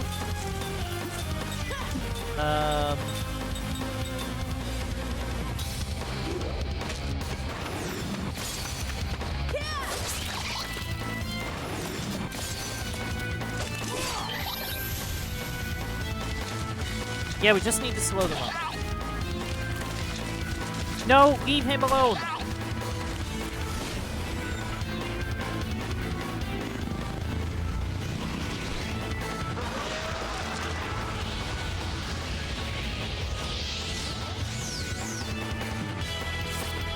Oh, this is gonna be so bad.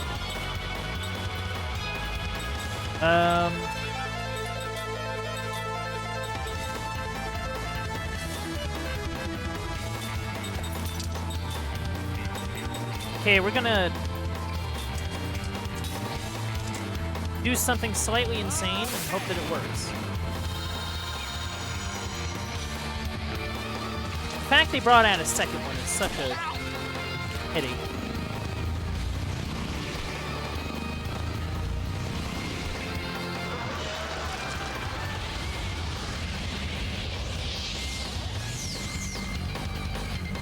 No, not that.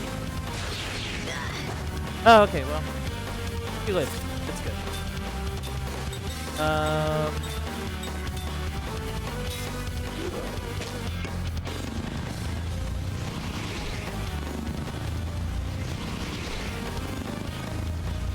This will either work really well or not. We'll just kind of see what happens.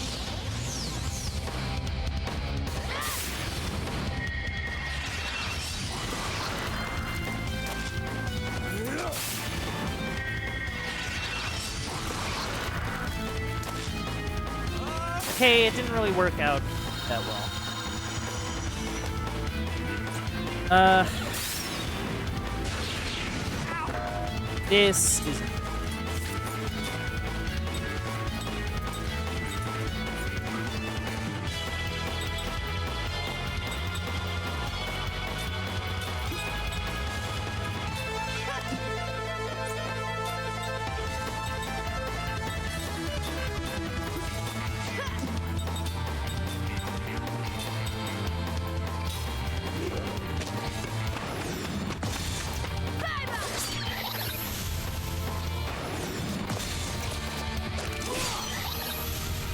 Okay, okay.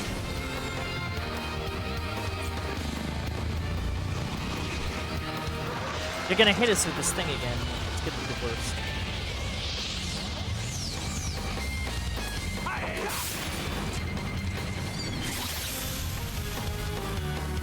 Yeah.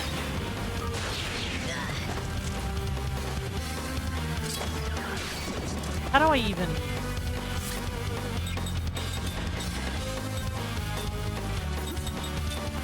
Okay, you need healing.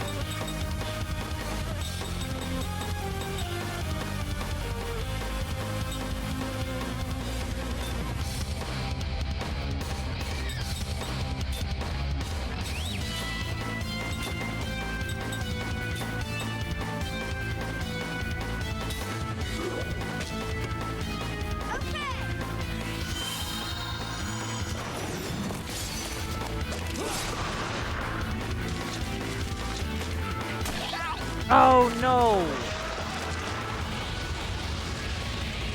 Now it's gonna use force and hit someone for a ton of damage. That's the worst.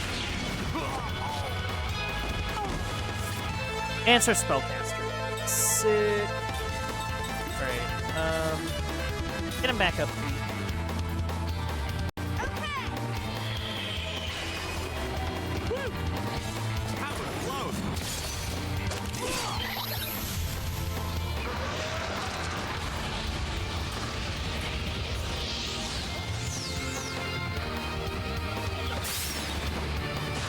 Oh, come on. Okay, I need to stabilize.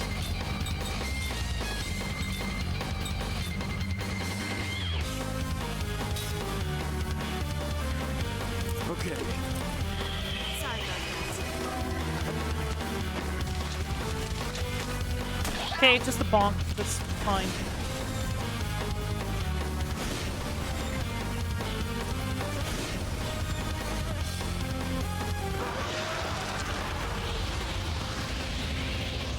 Trying to think of how exactly to handle this.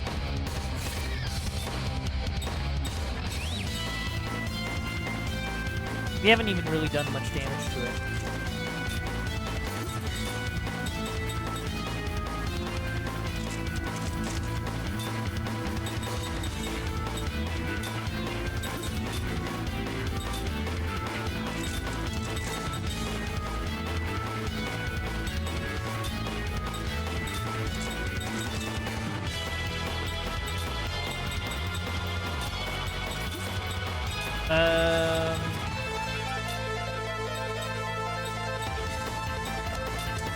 Just back up.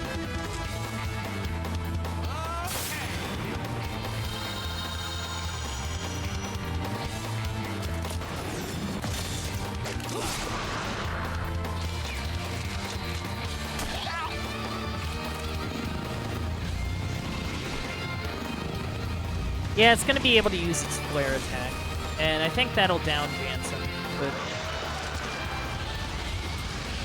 Oh, and C is probably gonna... Yeah, this is...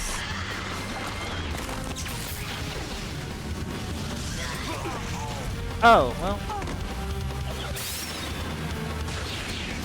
That sucks. Oh, well... Gave Barry... Oh.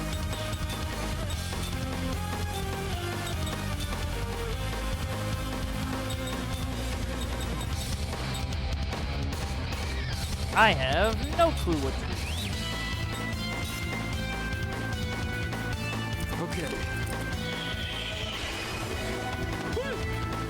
That was close.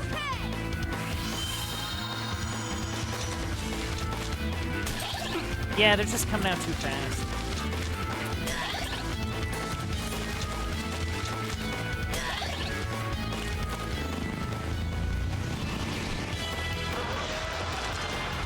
Just way, way, way too many of them.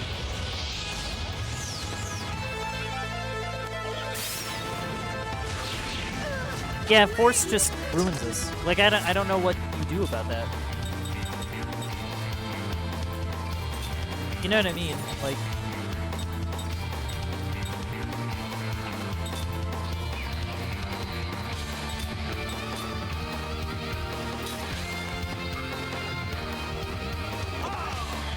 Sorry about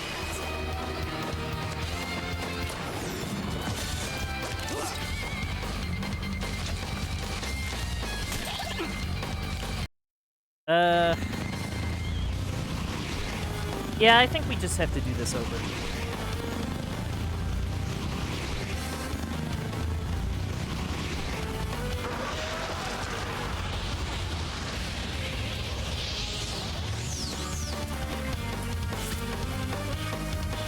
Like, 'cause I don't see... Like, I don't know how we stabilize. You know what I mean?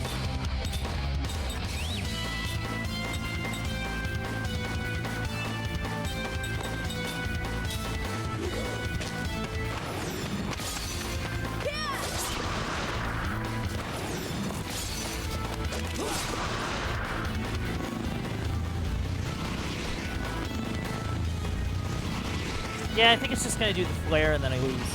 Yeah.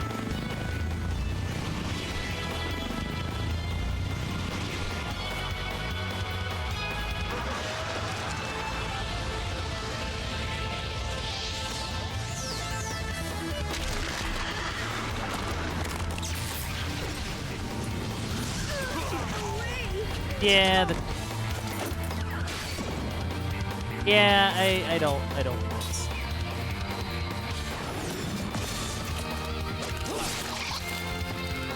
Like, I guess it doesn't help that I can't one-shot the bugs at all.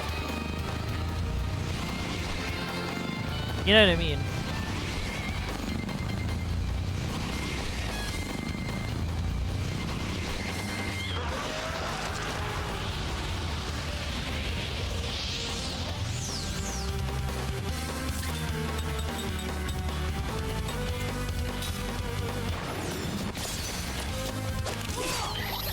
Like, the bugs are serious. So I guess the thing about it is that I need to make sure that the bug count is above.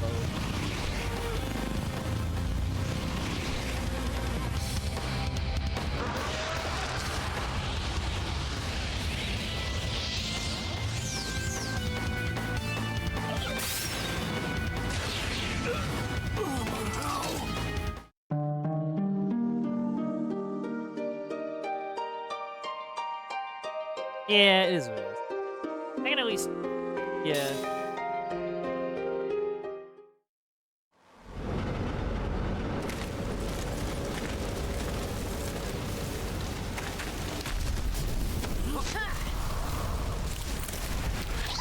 Okay. Let's try this again. I do think leading off with Barricade is a good idea. But I think I might also, actually, I think what I'll do... Actually...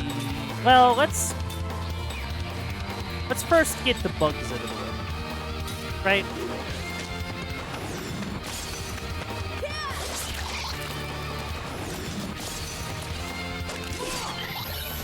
See, they spawn so many. Like, I don't know how to keep up with the amount of spawns.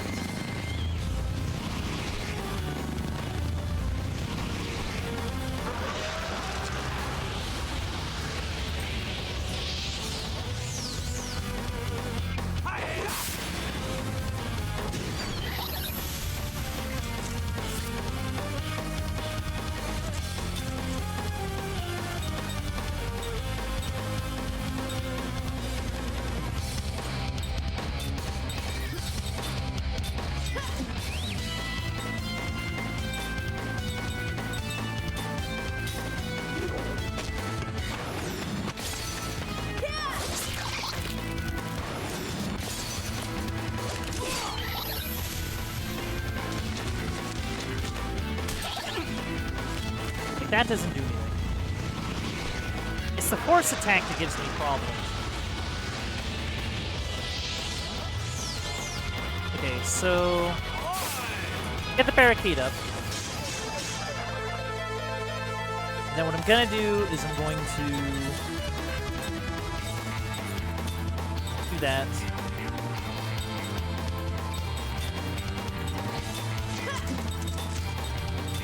And then...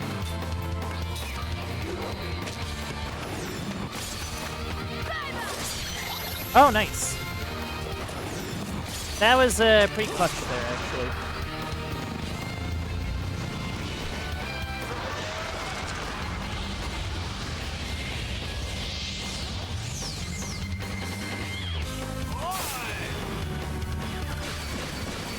Okay, cool. Do...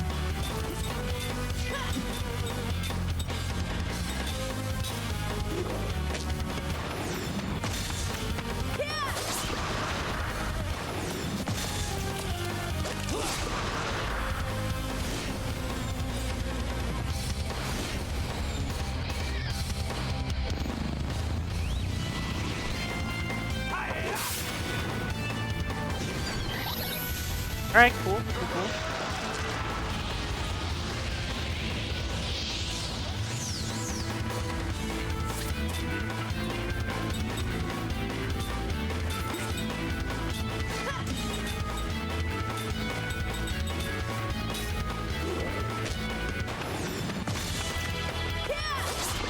Yeah, I'm just kind of hoping that the shield can help with dealing with the force attack. Like, that's sort of my big concern.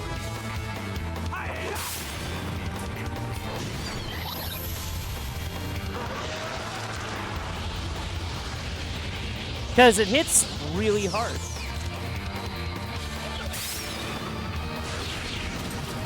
$135? Okay. That's fine.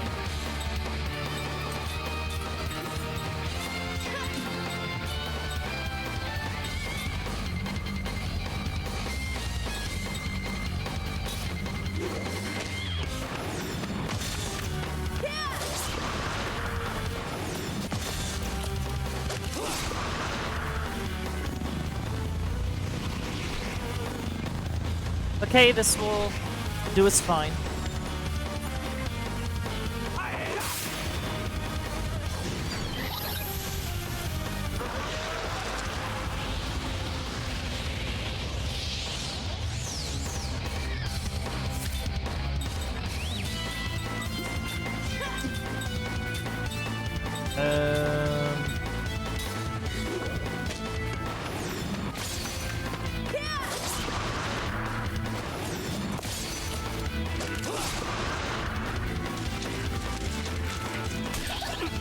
Yeah, thankfully Barricade keeps us from taking any crazy damage, I guess.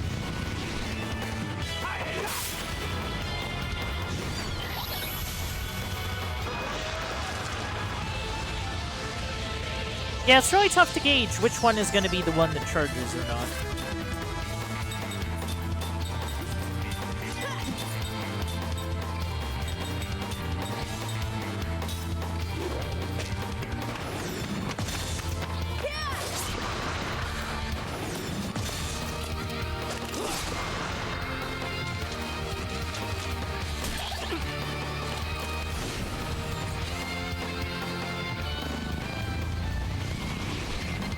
Yeah, I mean, look at that.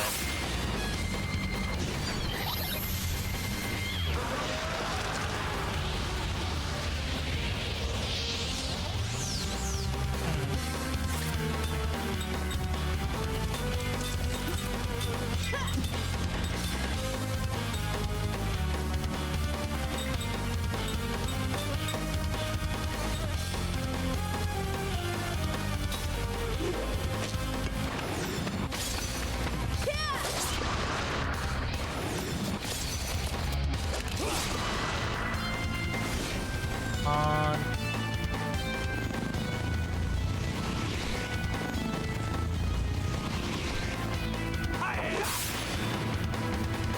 Oh, hey, how's it going? How's it going, Hunter? I hope you're doing well. This is actually your favorite game? That's awesome. That's really, really cool. I hope today's going well for you. Hey, ow.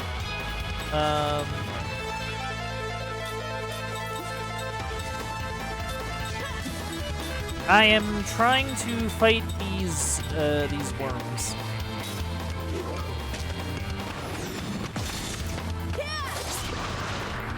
I'm doing pretty alright, actually. Like all considered. Today was kind of a low energy sort of day, but you know. I'm live. I'm playing this. You know, life is good.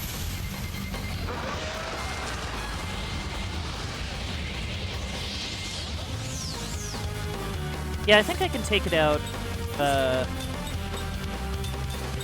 Few rounds. I do want to keep pressure up on the insects, though.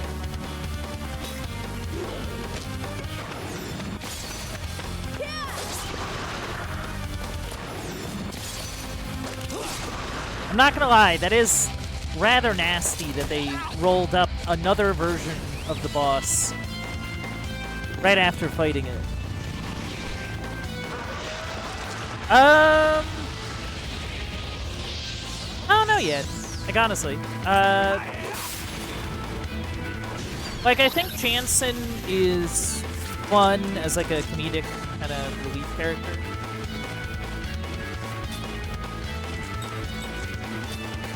I mean, if anything, I'm glad that I decided to grind out the yellow band for everyone. Like, I think that turned out to be a good idea. Actually, you know what I'll do?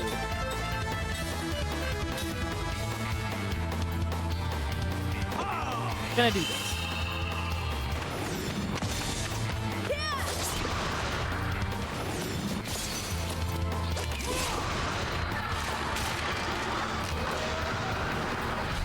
Okay.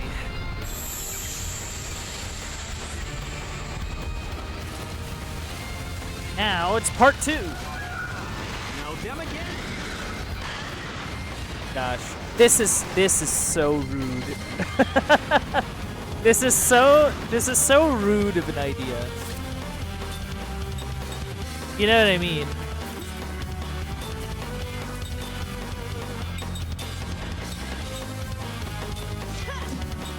Actually, you know what I'll do? Well, actually, no. No use in that.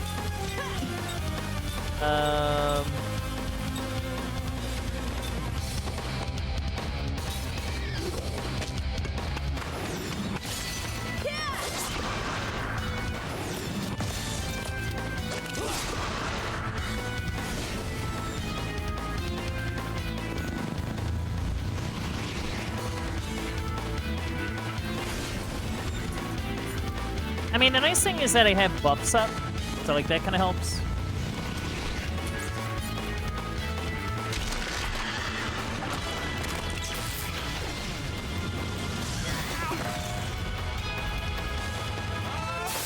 All right, get everyone healed. Okay, let's.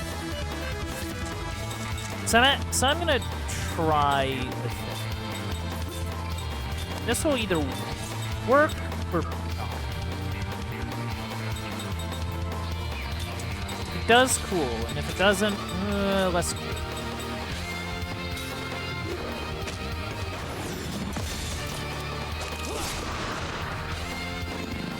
Yeah, it's definitely nasty.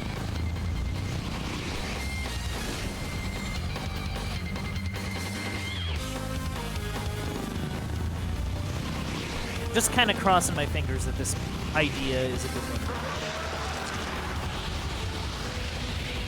We're gonna have to wait until next turn to see how it works.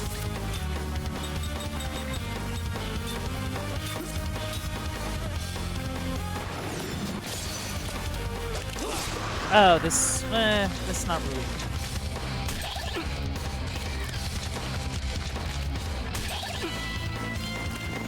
Huh. I found that kind of surprising. That was a weird turn. Is that enough? No, it isn't. That's very strange.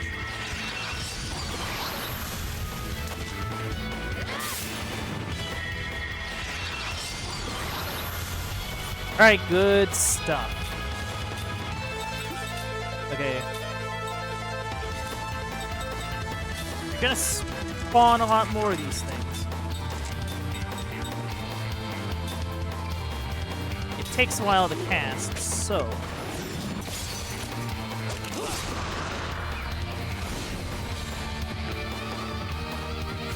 Oh, wow. Okay. Just read that, I guess.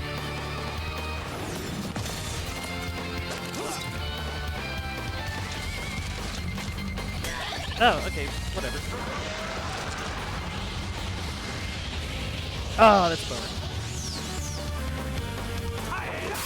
I hope you,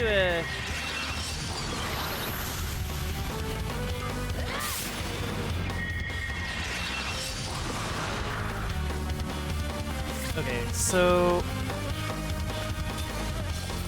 I think what I'm gonna do is...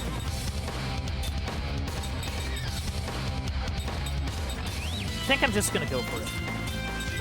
Right?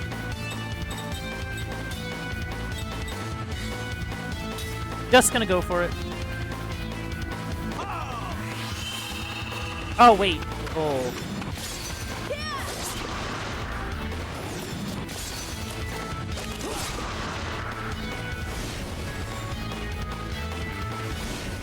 Two of them? Three of them. Four of them. Yeah, it doesn't help when you give the wrong item to the wrong person. That might actually, like...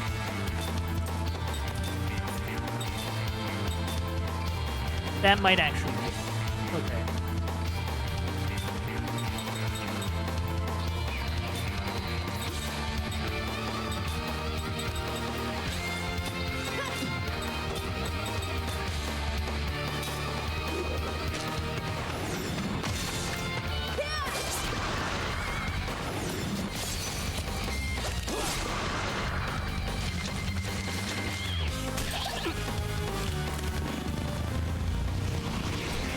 Yeah, I mean, this is gonna hurt, but...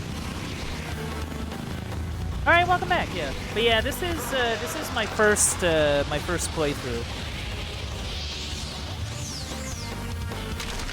Alright, don't suck. Don't suck, don't suck, don't suck. Ah, that didn't really suck. Force is gonna suck. Okay, well. Fine.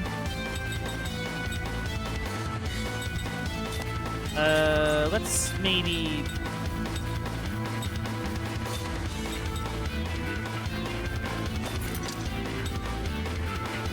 heal ourselves? I need to, like, stabilize it.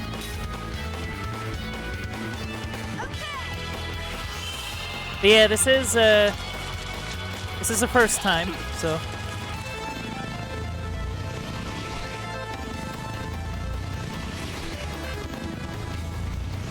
Okay, I at least have a turn before things go, like, super bad.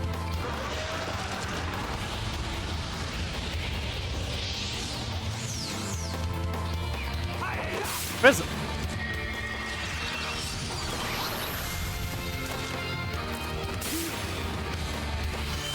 I took out one of them.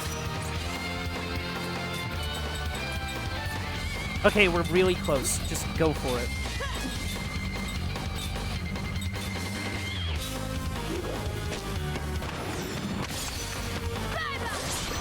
Yeah, let's go! Second try, baby! There's not like a third one. Oh, okay. For a moment there. Well, for a moment there, I thought there would be a third one. Just for a moment. But no. What the heck was that monster doing here? No one said anything about this. I'm worried about the damage this thing's sustained. It's out of control. Could you take a look around, Kime? I'll take a peek at the entry route. Okay.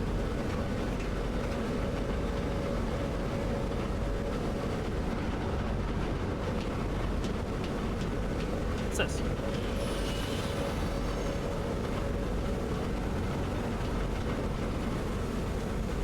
Oh, that healed us. Like, entirely. Like, we walked into it and we're healed now. Cool. I like the sound of that. Okay. Any items hiding? Wait, what?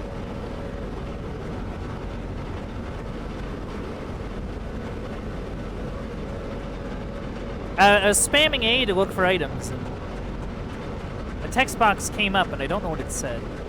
Sorry about that. Forget it. I can't move another step.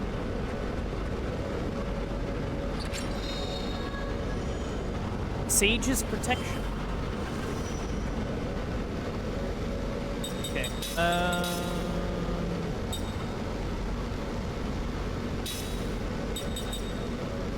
Ooh, magic casting time reduced during critical HP status. That might actually be really useful. I am gonna just kind of add that.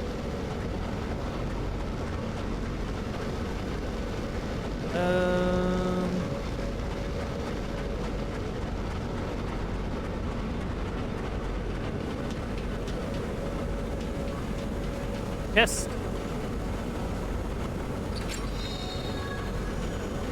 Oh, healing potion. Oh, cool. I think we can get in from here. How's the damage look? Oh. I did the thing again. It looks kind of rough.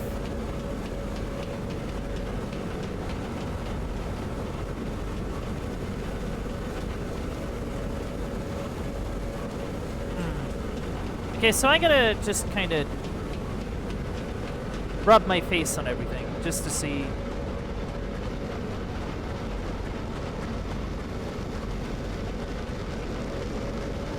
Rub your face on everything. Magic power is leaking out of the damaged pipe. Okay. Time, come on, let's go inside. Alright. Alright, we can go inside. Let's go. Okay, break time. Okay, just take it easy, guys. I am so tired. Okay, now what? The control room. Yeah, that's good. All right, but hang on. What are you saying to catch my breath? I'm dying here. All you ever do is complain. No, I only complain about you. I'm going in. Big, you guys have 4 sets of lungs. Don't you get out of breath? Oh, man. He's hanging in there. Best he can. I'm coming. Damn, it's worth this. Ow! Okay, who hit me? Oh, another one? Don't move! Oh, what? Who are you? Oh, got to be kidding me. Move away from Grand Step! If you get any closer, I will shoot! Ready? Yeah, poor James.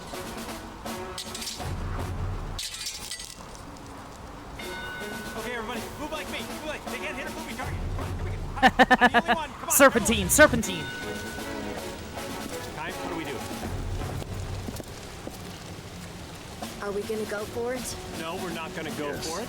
No, there's a no here. I'm. Restrain! I love that.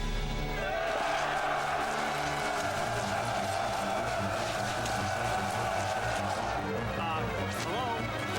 Let's run. I'm a fast runner. We're going for it! Oh my goodness. I don't know why, but Dance's interjections are very refreshing, I think. Man, this is getting old real quick. Because, like, he's very much just like a dude. You know what I mean? Like, Magician, we're gonna have to take priority, I think.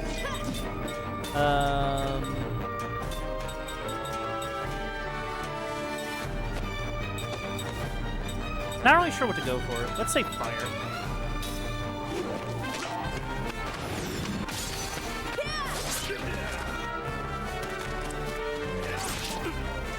Yeah, I mean, they hit hard.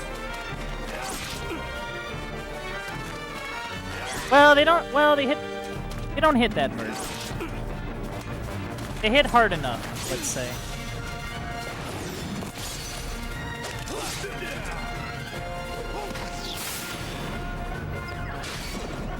Yeah, thank goodness I gave a healing point. Yeah. Okay, that doesn't really do a ton.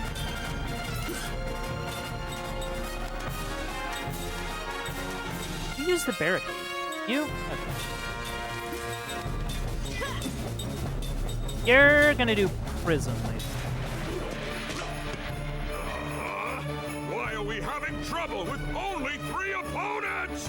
Archers, forward! Yeah, because if they Our own troops are in the line of fire. Well, then they better be able to dodge arrows. wow, Archers, stance! this guy. Fire! Oh, what?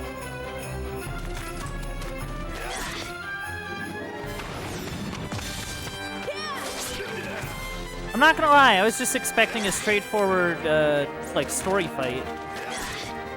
But no, like... Oh, boo.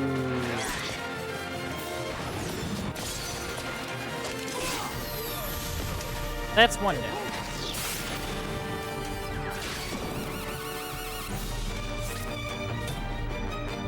Okay.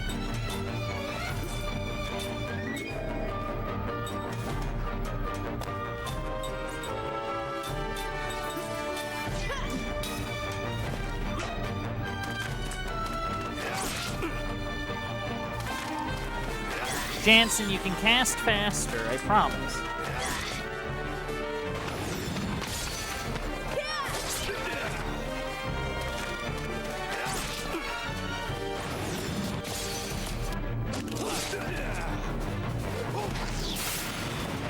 Yeah, I mean, he just kind of casts shield, which is fine.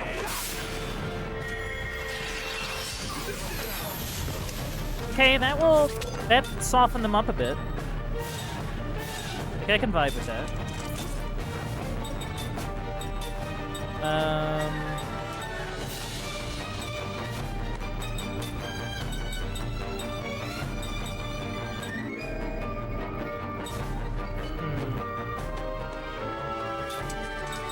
Yeah, I think we're gonna do a Zephyr here.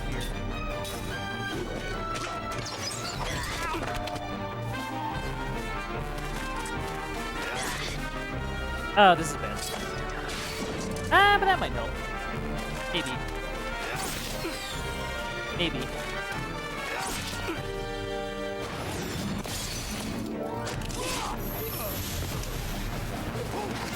Okay, so he has a heal spell. That's to be expected.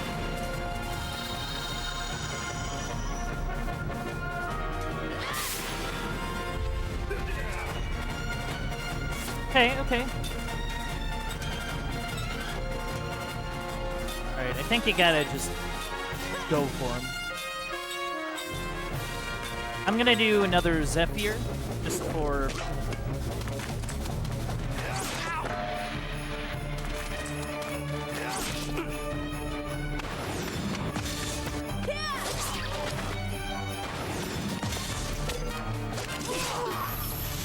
Okay, good.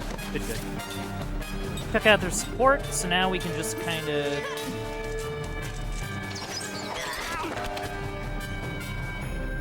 Yeah, if I was smarter, I would have set up a shield. But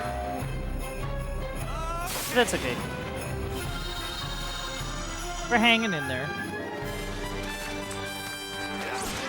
Stop! Look, I know I took out your sage. That doesn't give you license to take out mine.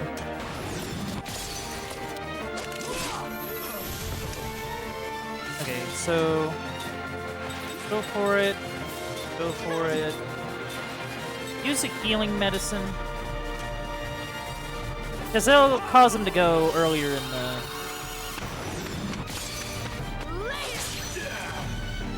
It's just quicker than him casting a spell. Yeah.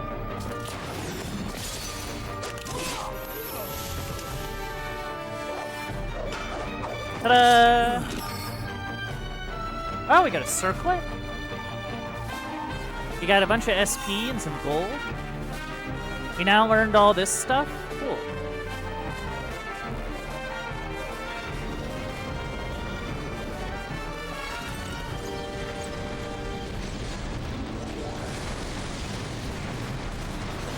It's no use. Jansen, aim for the pipe. Ooh. Haim and I will draw them off.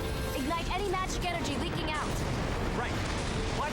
No, that's not gonna work. There's Why not? no other way. If we don't break through, there'll be no investigation. Jansen, do it. Okay, I'll do Do it. it!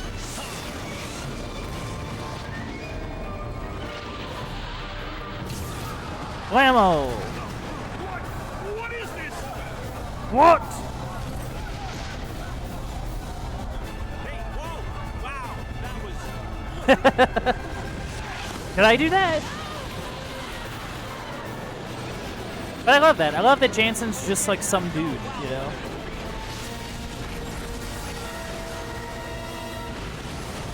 Like you have a... Oh. Yeah, that's not a good sign. Whoa!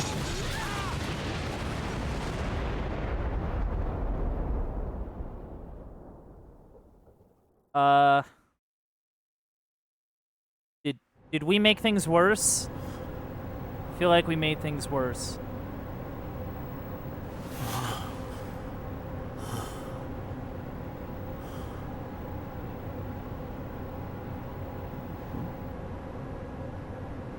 Oh, hey. Morning. How's it You going? okay? Yeah. Hey, great game plan there, getting ourselves knocked out and captured. Hey, that's brilliant. Why didn't I think of that? Don't rub it in. Every situation has a way out. We'll just have to use plan B. Or C. When you said to aim at the pipe, did you have a plan B or was getting captured plan B? How about plan G, like get the hell out of here? I mean, you've evolved 1,000 years, and guess what? We're still captured. Huh? Brilliant. Give it a rest. Oh, I got plenty of time to rest. Because we're captured! Hey, Kai, come on, help me out here. Oh man, we're gonna play some Super Monkey Ball.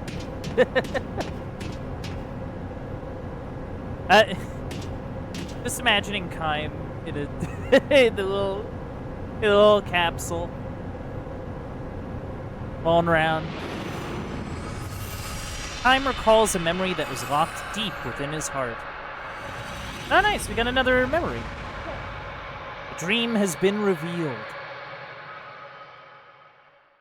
We now return to story time with Uncle Bandit. They live in shells.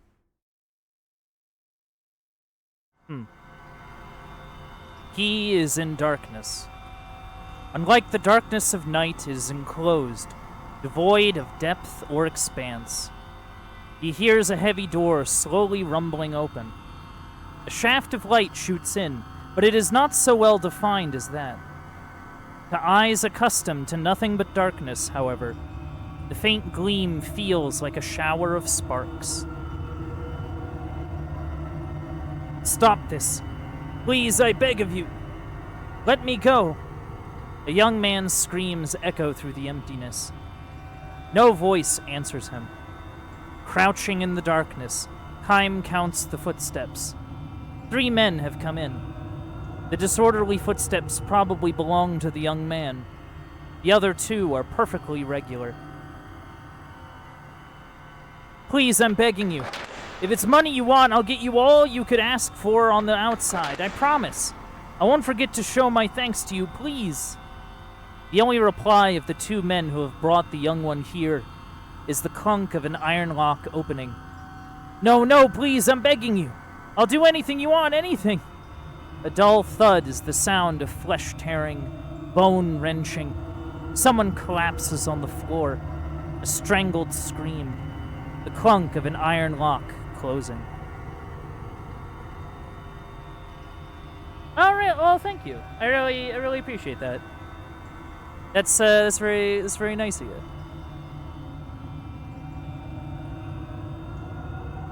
Kime knows the young man has been thrown into the shell diagonally opposite his own.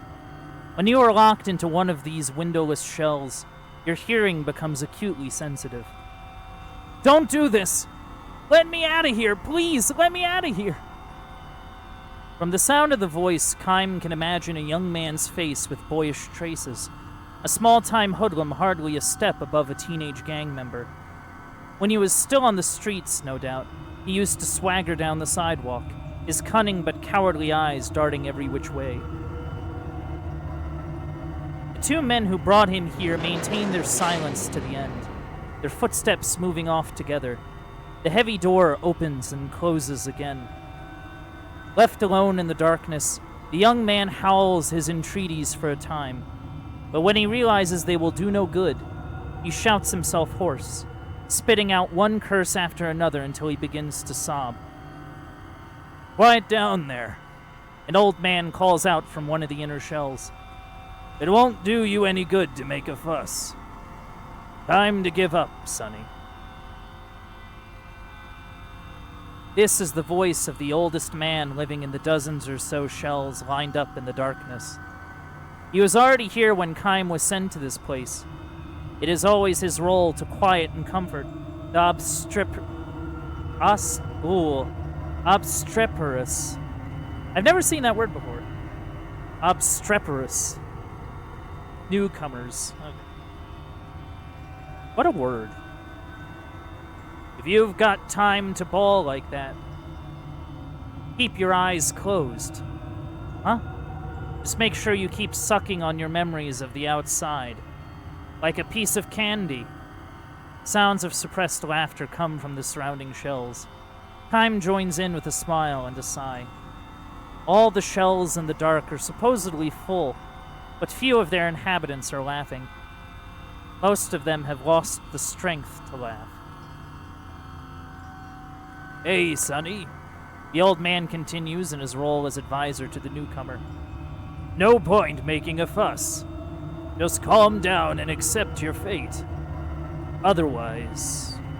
And here a note of intensity enters the old man's voice. They'll just drag you out of here feet first.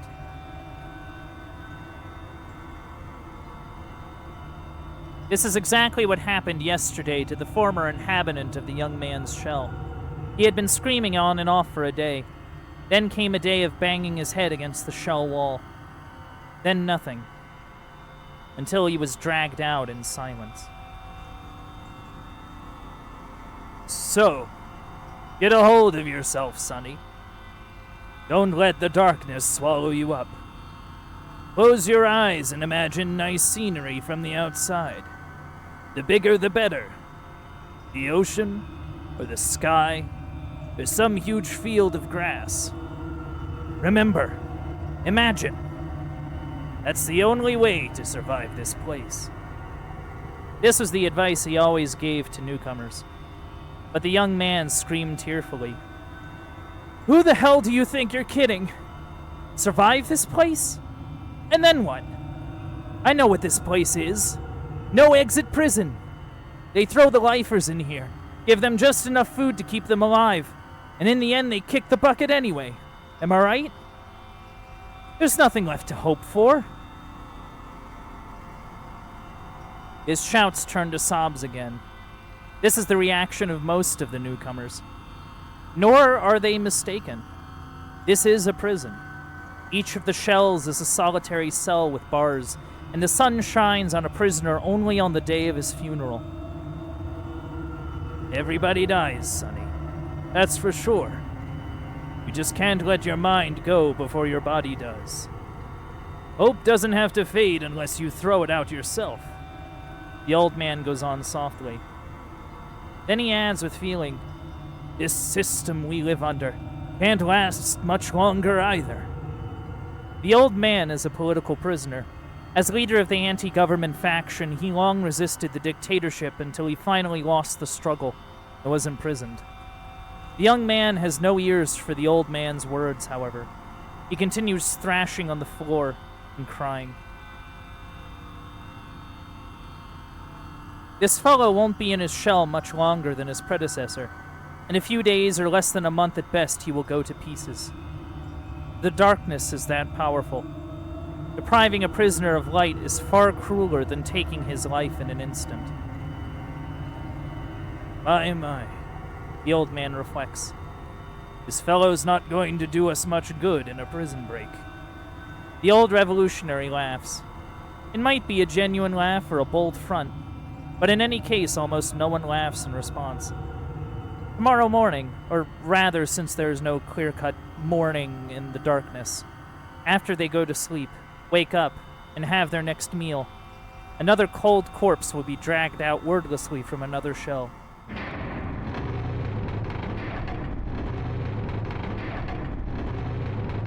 Ooh. Hey, listen. How many of us are here now? The old revolutionary asks. Answer if you can hear me. I can hear you, Haim says. His is the only voice. Man, this is bad. We were full up a little while ago. The old man gives a dry chuckle. Haim asks, I wonder if something's happened out there. Maybe so, answers the old revolutionary. If you ask me, this would be about the right time for a coup d'etat, or a revolution. My boys aren't going to keep quiet much longer. What was your name again? Haim? Have you noticed what's happening? How there used to be a lot more guys getting thrown in here until a little while ago, and most of them real nobodies, not worth sentencing to life. Uh-huh, sure. The young man was one of them. Nothing but a small-time crook. It just so happened that the storehouse he broke into belonged to a rich man with ties to a powerful politician. This was the only reason they put him in a shell. The shells always used to be full. They would throw a bunch of men in here and they would die. Then the new men would come and they would die. The young man was one of those. Wait, no, what? Oh, okay. The young man was one of those. The terror of being enveloped in darkness was too much for him, and he went to pieces. He was apparently having hallucinations at the end. I'm coming, Mama. I'm coming. Wait for me, please, Mama. He repeated over and over like a child. Where are you, Mama? Here? Are you here? And he gouged his own eyes out with his bare hands. Ooh. That's an image. I figured things were getting scary out there. The cops losing control. So the government was really starting to crack down. Which is why these shells were always full. This is what brought the young man here. Oh, yeah. Blood streaming from his eye sockets. He died muttering in snatches. What did I do? Everybody knows damn well. There are plenty of men way worse than me. But now this place is empty. Do you know what that means, Kaim? Sure. There's so much crime out there now that the government can't suppress it. You've got it. The whole royal family might be strung up by now for all we know. It's a revolution. It'll happen any day now. That means you and I will get out of here. My boys will come and get us. Just hang in there a little while longer. Time nods in silence. The old revolutionary goes on. You're strong, Kaim. Not many guys could stay as calm as you, thrown into a shell and enveloped in darkness like this. Not even Kaim can explain it. It is true that he was strangely calm when they put him in the shell. The darkness was something he seemed to recognize as a distant memory. In the distant past, he too may have tasted the anguish of the other shell inhabitants, so tortured by the fear of being sealed in darkness. How are you so tough mentally, Kaim? Does it mean you too are a revolutionary? No, not me. His crime is hardly worth talking about. He resisted somewhat under questioning when they brought him in as a suspect, and for that he was branded a rebel and thrown into a shell. The old man is probably right, though. The country's dictatorship is almost certainly in its last days. It won't be long now. We'll be back in the real world before we know it. I have hope right in here, and it will stay here until I abandon it myself. The old revolutionary mutters as if trying to convince himself.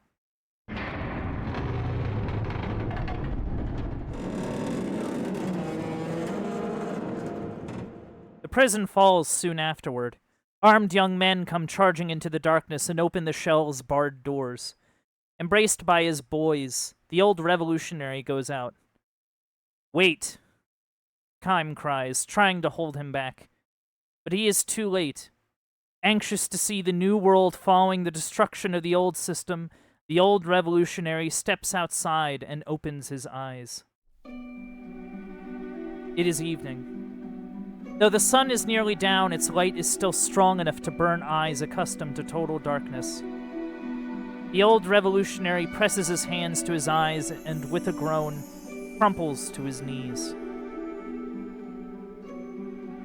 Kaim has saved himself by shielding his eyes with his arm. Not even he knows what caused him to do this. But distant memories have taught him that the truly frightening thing about punishment by darkness is what happens after the release from prison. When could I have been imprisoned and where? More important, how long have I been on this endless journey? With bleeding eyes surrounded on the ground by his boys, the old revolutionary searches for Kaim. I came all this way, Kaim, only to make one terrible mistake at the bitter end. My eyes are probably useless now. This is precisely why he asks Kaim for one last favor. Tell me, Kaim, what is the outside world like? Has the revolution succeeded? Are the people happy? Are they smiling joyfully? Kaim opens his eyes slowly, and just barely beneath the shade of his hand. As far as he can see, the ground is covered in bodies. The corpses of royal troops and revolutionary troops are heaped on one another, and countless civilians are dead. A mother lies dead with her small child in her arms, the bloody corpse of the child's father next to them, arms outstretched in a vain attempt to shield them. Tell me what you see, Kaim. Kaim fights back a sigh, says, You must work from now on to build a happy society. The old revolutionary senses the truth. I won't abandon hope, Kaim. No matter what.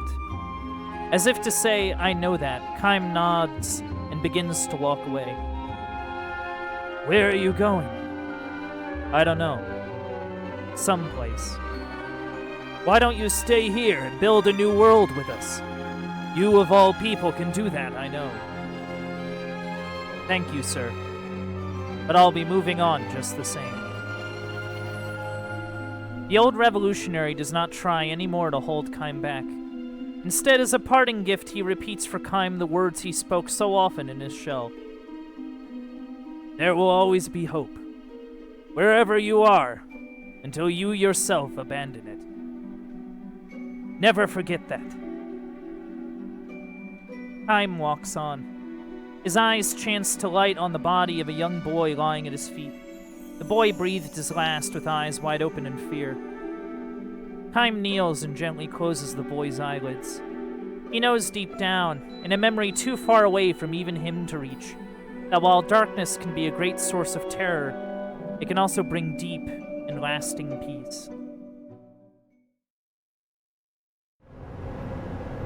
Man, I got all that from hanging out in one of these Super Monkey Ball cages.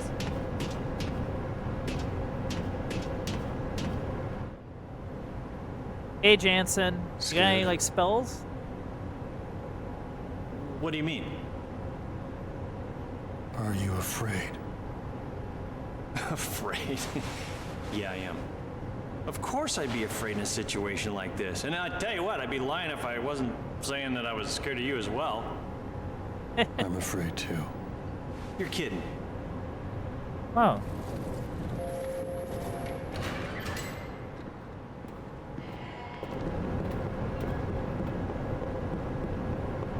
I am General Kakanis, a majesty. The Queen has bestowed upon me the honor of commanding all Numara's forces. Okay. I speak with Her Majesty's voice, and you shall answer my questions. Well, I guess we're just gonna be here all day, I guess. Go ahead. Time is not ask very away. talkative. But no geography question. Geography has not been my greatest subject. What were you doing at Grand Staff? You are Uran spies, aren't you? We're, Just ordinary travelers. Yeah, we just kind of ended up there. Don't worry about it. Travelers. What we are. Yeah, I'm the husband. Over there's my wife, and Mr. Chuckles there in the middle. Mr. Chuckles. That's good. Yeah, we were just surprised, you know, to see a building that huge while on our trip here. I like how Jansen is, like, banking on the idea that they're, like... that the three of them are just strange enough to, like, be mistaken for just travelers that got lost. Do you think I'm a fool? Yeah. That's Grand Staff, Ura's giant magic engine. And we are already aware that there is a link between that thing and the recent meteor crash. What I want to know is exactly. I do what love caused his it to little happen. feather I headpiece, though. suppose It none is of kind you of neat. know anything. You're not spying for Ura, are you? Or maybe Gotza, I'm telling you, we're just travelers. Yeah, we're good. Come on, we're not spies. We don't know what happened. Come on, let us out of here. Since when do ordinary travelers display such masterful fighting skills? You know, that is fair. You guys seem rather heavily armed and rather good at the whole fighting thing. We're simply travelers.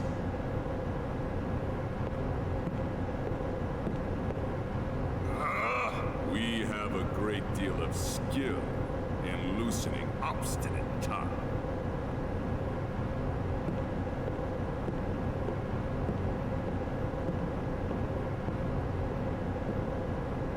General. Wait, subordinate buns? What is it? What is it, buns? As we thought, our current equipment won't be enough to repair the White Boa. Oh. The damage caused by the electrical discharge is too great. According to the tech officer, we'll have to bring it back tomorrow Interesting. and dock it for full repairs. From what the tech officer says, there's nothing that can be done about it. We'll suspend the operation and return to Numara. Yes, sir. Wait, what's our figurehead doing now? Her Majesty, sir? What? She's in her quarters. We've been hearing harp music from there for a while now. Wait, whoa. Hold the phone. Like, The Queen in a place yeah, like what's the Queen this? doing?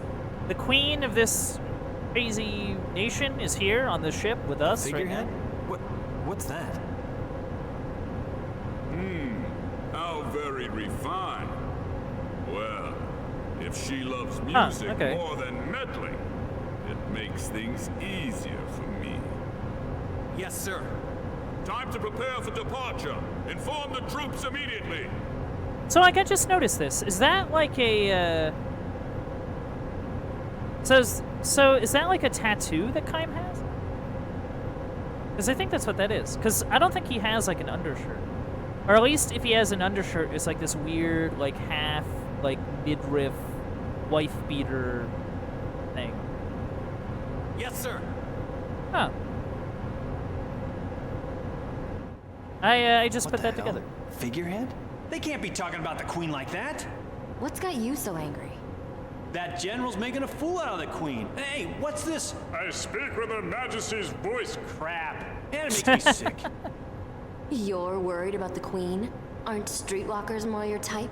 Wow. Ooh, witty. No, Namara's what bothers me. Hey, what the hell kind of country is it? Sounds like a seafood dish. Hey, and you over there, are you somehow involved with Numara? Sounds like food. Yeah. No, I'm not sure. I'm sure.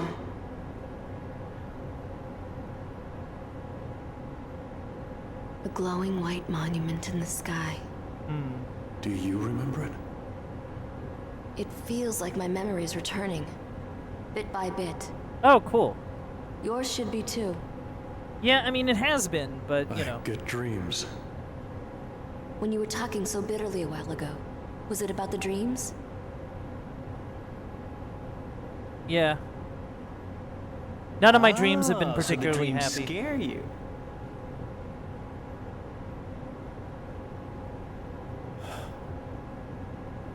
Yeah.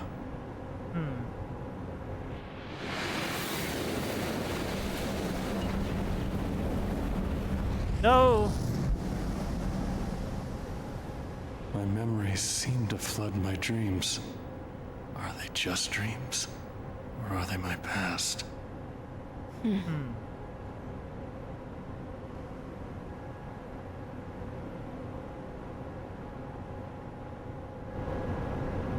Interesting.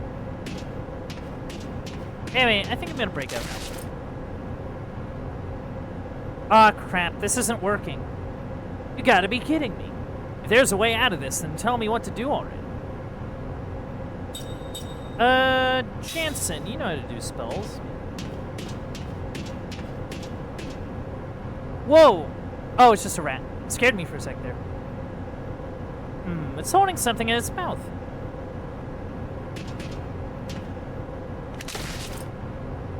Newsflash, we're still captured. Hey, stop! Let me have that. Kidding?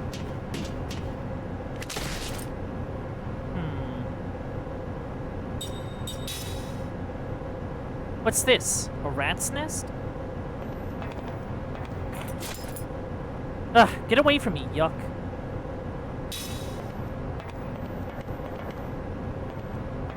Oh, wait, hold on.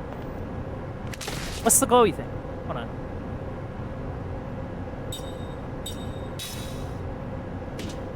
Glowy thing. Light lamp.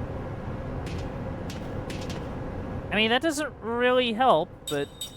Oh, I can't even access items.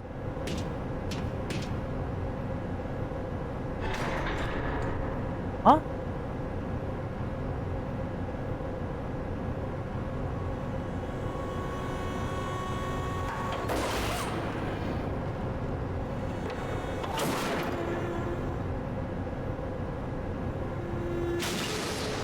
Oh.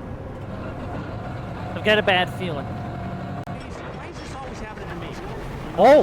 Not woken up this morning. I'm not only afraid of heights, I'm claustrophobic. These are two things I can't cope with. Hi, say something.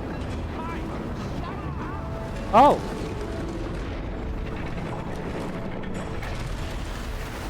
Well, off we go. Whoa! Look at this crazy thing.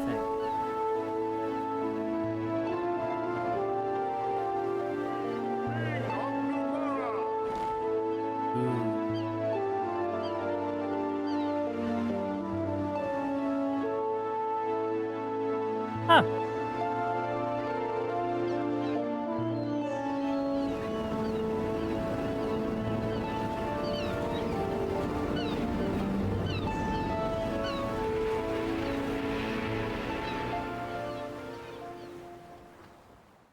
It's shaped like a shoe. Like one of them shoes with like the risers, you know what I mean? Or like a go-go boot or something.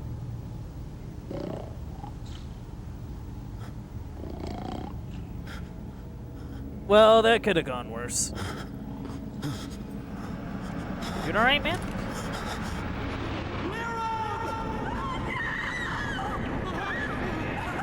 Oh, the gods of Olympus have abandoned me.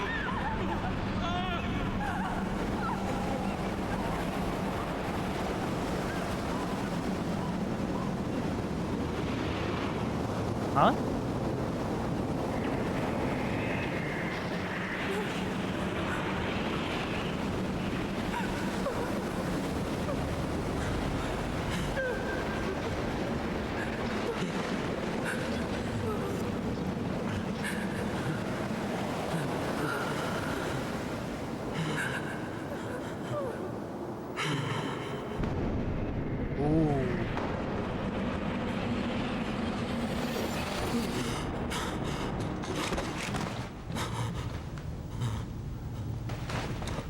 Huh.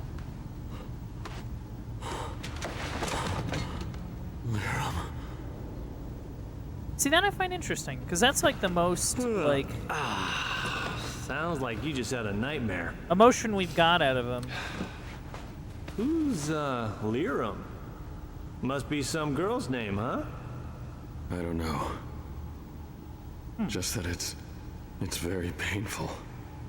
Every time I have that dream. I guess you really are remembering bits and pieces, huh? You look like you don't want to remember. But it seems like the memories are starting to surface anyway. But there's no point in remembering them, is there? I swear, Kime, you are such a pessimist. You know, a normal person would do anything to figure out who they were or where they'd been. Maybe I want to cut myself off from the past. You see, it's just like I said. You just drop it? What? He can take his time and remember the past when he's ready. Can't you see? It's obvious that right now all it's doing is hurting him. Yes, ma'am. Begging your pardon, ma'am. What is your problem? I think she's just looking out for him, really.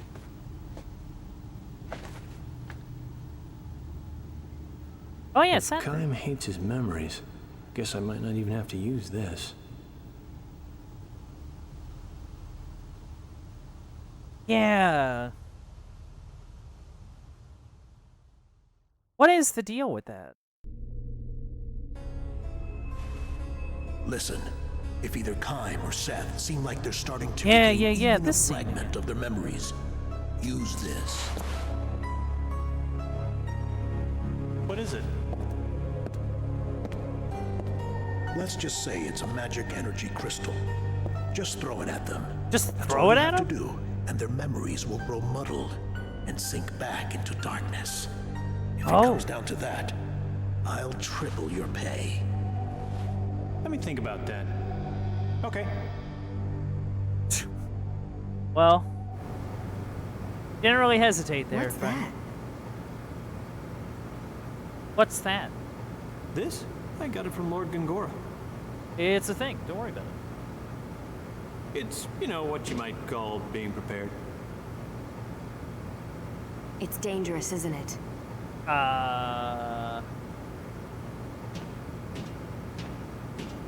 You know, maybe it Well, wasn't a good see for idea to yourself. look at You it. Use it like this.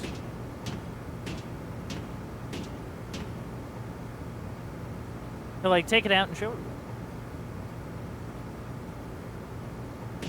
Oh wait, hold on. Oh, unless we're just gonna use it on this dude.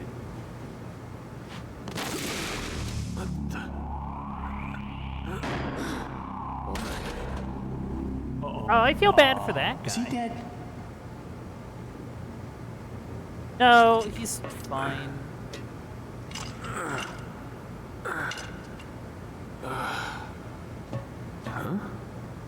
Yeah? He went that way. Bring it on.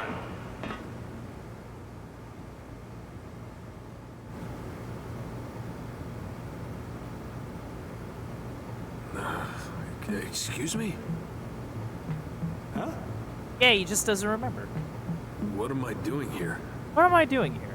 What's with him? Has he forgotten his job? He's temporarily lost his memory. Whoa. It works. Oh, it works. That pearl must be a magic energy crystal.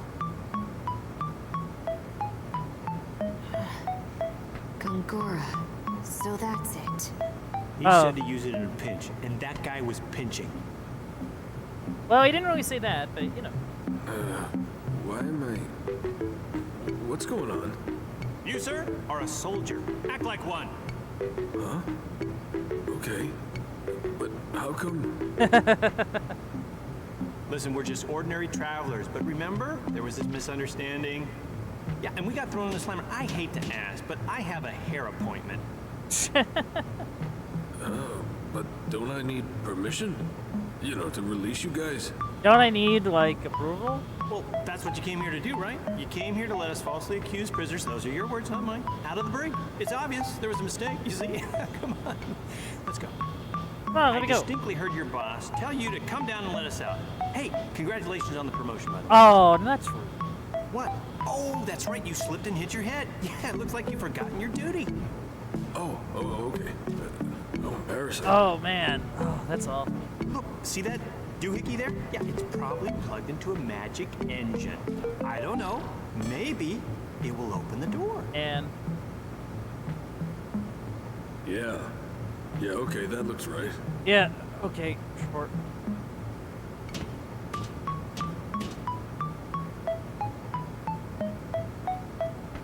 Oh, you know, I'm sorry you had to tell me how to do my job.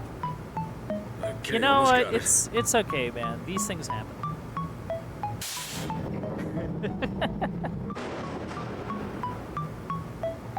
Incredible.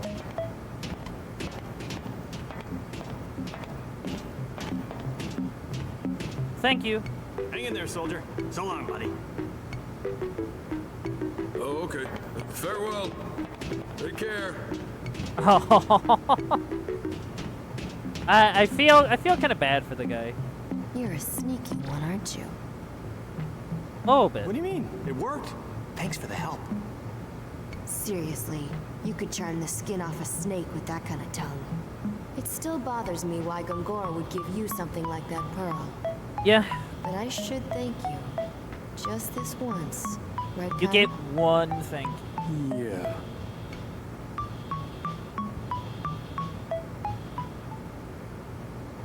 Alright, now to break out of here. Actually, hold on. Hold on. Are there any items hiding? Well, I can't even go in there. Can't even bother the rat. Gonna get a good save in. I might have to do, like, a compare and contrast to, like, this save menu to Blue Dragon's save menu. Because, like, it's been a bit since I've played Blue Dragon, and I feel like they're similar menus, but I also am not entirely sure. Since it's been a bit.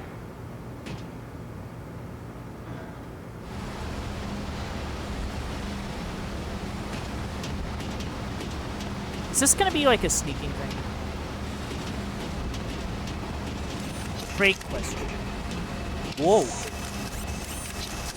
Hey, at least let me know if you're stopping so suddenly. Stop whining. I saw something weird just now. There's a magic engine that looks like a floating eyeball. There's gotta be security or something like that. I think we're a little past being surprised by something like that. What did you expect, a welcoming party? Still, we do need to be careful. Without any of our equipment, we won't be able to put up much of a fight before we're captured again. Oh yeah, it is a stealth. Run, run, run. Bum, bum, bum, bum, bum. Oh my goodness.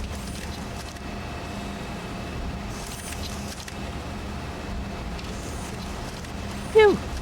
That was close. Was that thing going for us? We were out of its line of sight. It must respond to loud noises as well.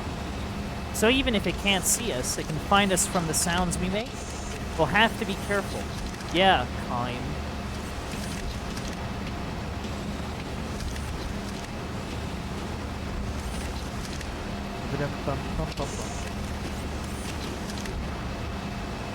Look out, here's another one. We can't get past this.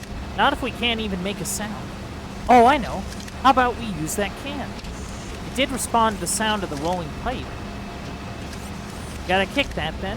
We'll try to kick it somewhere we aren't, okay? We'll have only one chance at this. Just kick it straight ahead.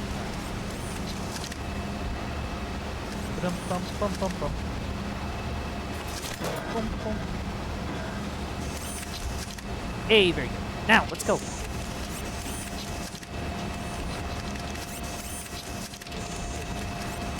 Oh, I can't go in.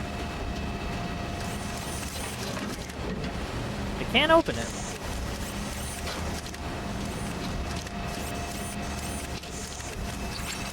What do we got?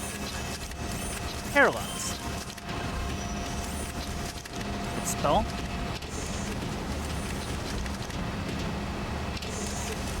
Gah, another one. Well, this is no good. There aren't any cans or pipes nearby either. Hey, how about we close the shutter when it goes behind it? The shutter. The timing could be hard to judge, but nothing else comes to mind. You get the most brilliant ideas sometimes, Jansen. What do you mean, sometimes? Shh, don't shout like that. Shush. Dingus, shush.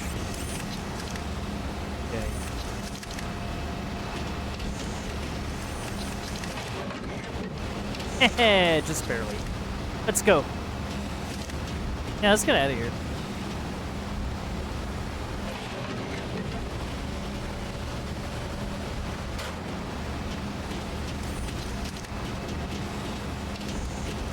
Yeah, I'm just trying to think a little bit.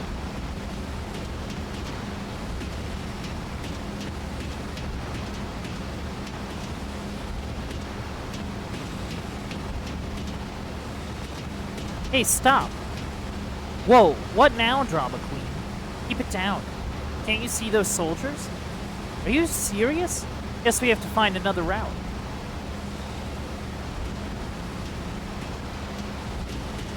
Okay, don't go that way.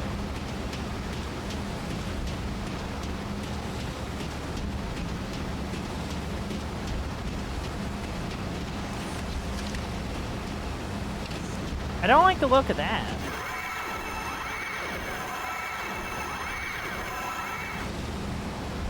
Whoa, did they find us? I don't think there are any soldiers here. This lit up plate sounds like an alarm if it detects any strong vibrations. Like us running across it, for example. A trap. That's bad news. If there were any soldiers nearby, we would have been goners. We may see some yet if we sit here and wait for them. Let's try not to set off any more alarms, alright? Running over the lighted floor sounds an alarm. Hold down B and use the left stick to move quietly. Oh, okay. Cool. Anything?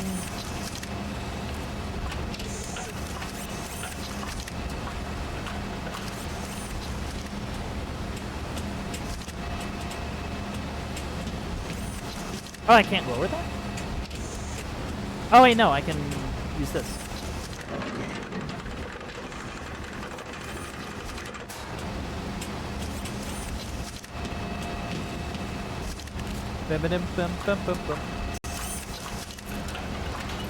Oh, is this, back? Oh, okay. So, I'm assuming I get caught and then you're just sent back to the cells, and this lets you basically skip that initial section. If you get caught again. That's kind of nice.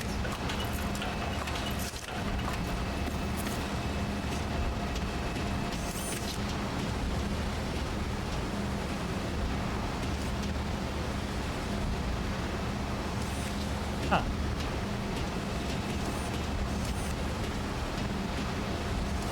Heh. Look at this chump. Isn't he a sleepy little fella? Shh. Let's just slip past him. Keep the noise down.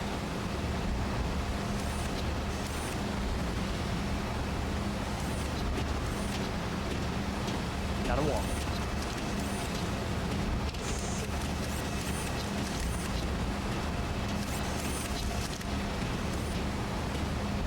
Okay.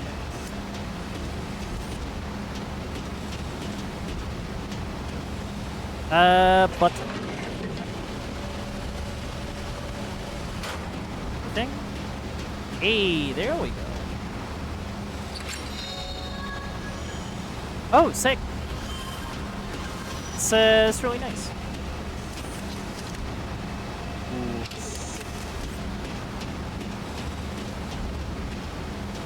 Okay, can't go through that way. There's a ladder there, so that's kind of nice.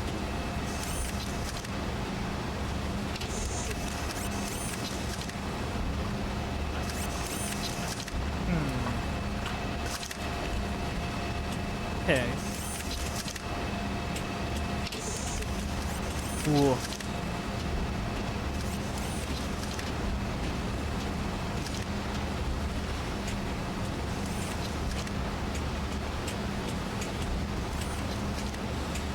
Okay, I see it.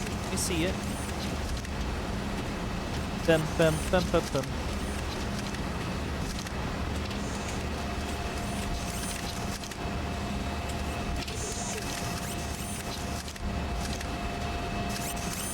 Bum bum bum bum bum. Bum bum bum bum bum. Bum bum bum bum bum. Bum bum bum bum.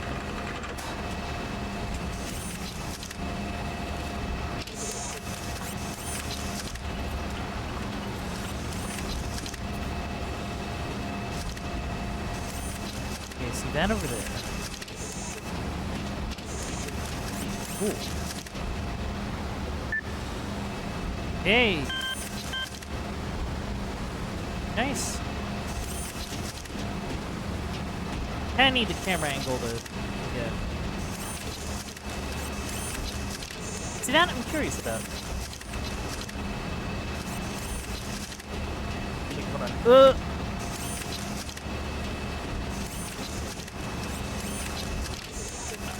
Oh, okay.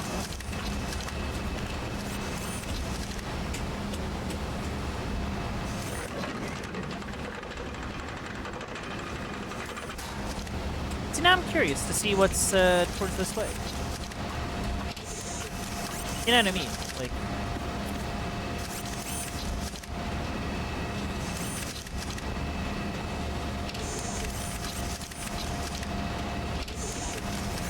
oh, whoops. Well, yeah, that's fair. Look, it's him. Yeah. Oh, did you all get put in there again? I'm so sorry for all this trouble.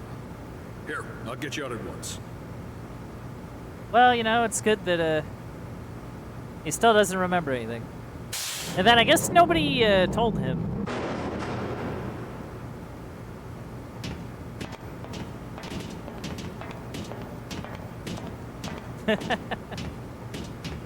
I am so sorry you have to keep doing this. Yeah. There you go. Take care. You've been a great pal. Hey, let's get a drink later. Take care.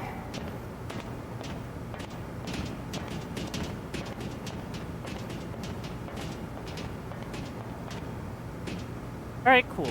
Let's get moving.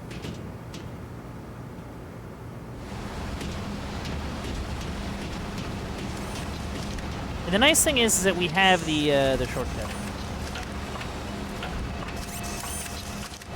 I'm gonna hope that the button is still activated though.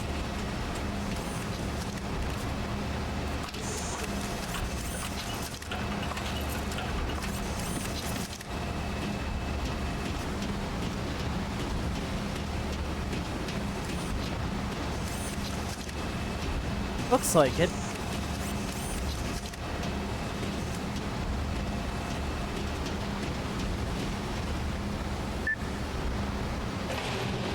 We're up.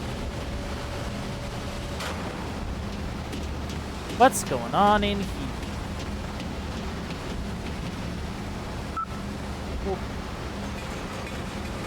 Ooh. Fancy elevator. The guest area. Huh.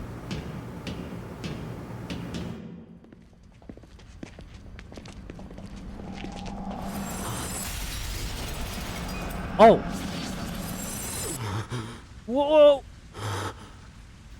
Hey, what's the matter?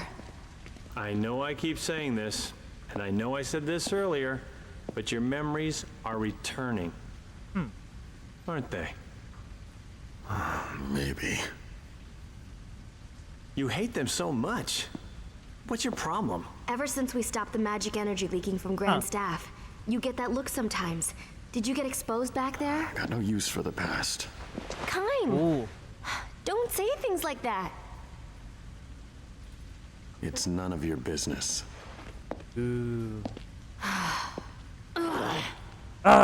Hey. Great. Yeah. Maybe I was just a little too quick to throw that black pearl. Golly, I gotta lighten up. I'm just way too tense. I need to get back to those 3 girls. Yeah, keeping his eyes on the prize, huh? Oh. Load these into the lift. Yes, sir. Hey, look over there. Our weapons. Load them. Makes it sound so easy. What does he think my arms are made of? Steel? I can't move all this stuff by myself. Oh, he's just leaving it. Okay, he's gone. Now we can get our weapons back. Oh, heck yeah. Weapons recovered. Alright, transformation complete. I finally got to sleep, and now you come along and wake me up? You owe me for this. Don't be like that. If anyone else finds you sleeping... Hey, you there. Where'd you come from? Oh, damn. I guess they found us. Not much choice left for us. Let's just take them out quickly. Alright, let's fight. This does not look good!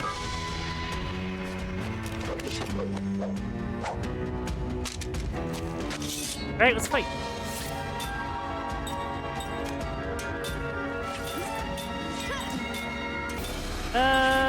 Shoot, I don't know.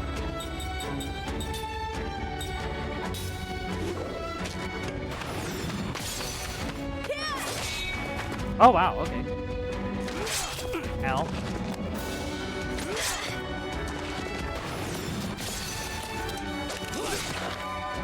Okay, cool. We got good damage. You're done.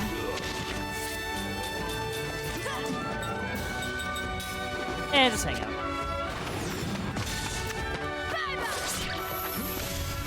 Ta-da! There's no rhyme or reason to that. Nice. And we got a level up.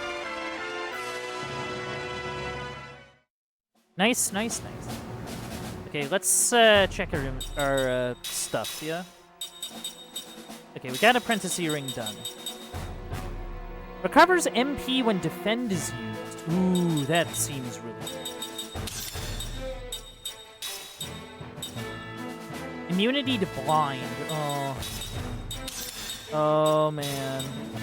No, you back off.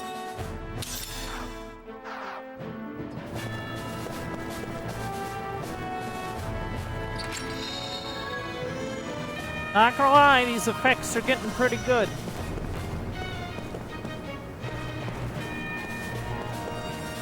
Okay, let's just look around.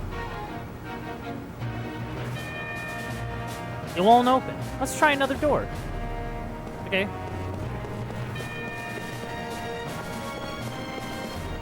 Oh, there's a save point. And a chest. Angel's Clue. Guess we have no choice. Alright, let's fight.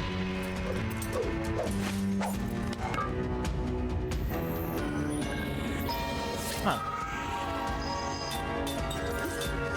I'm sure it'll be fine.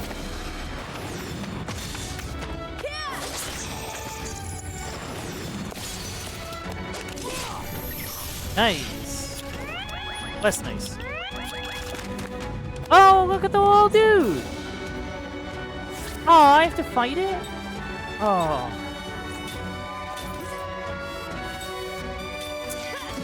Man. I hate to see it. Ow. Oh. Okay, I see the problem. Aww. Okay, okay. I see the bit. I don't know, do something. This might work. Ow.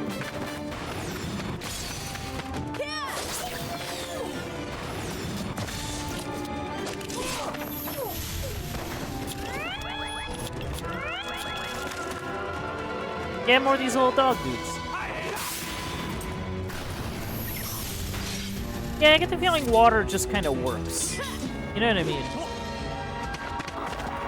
Stop attacking.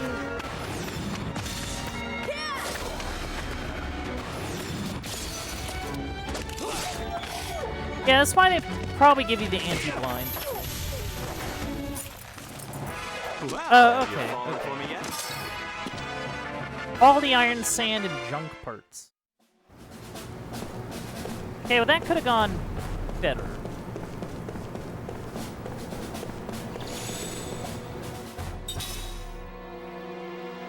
Gonna do a little cheeky save here.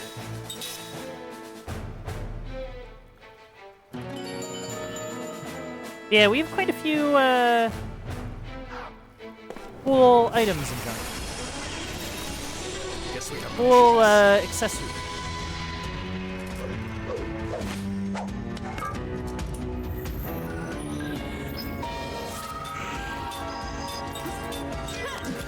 Okay.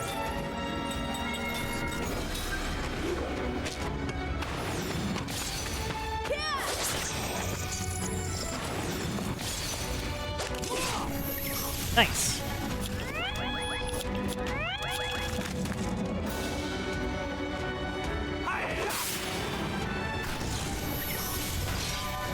Okay, well that got it, so.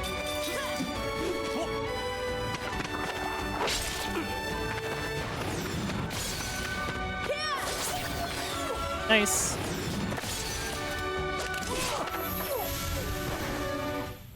Alright, cool.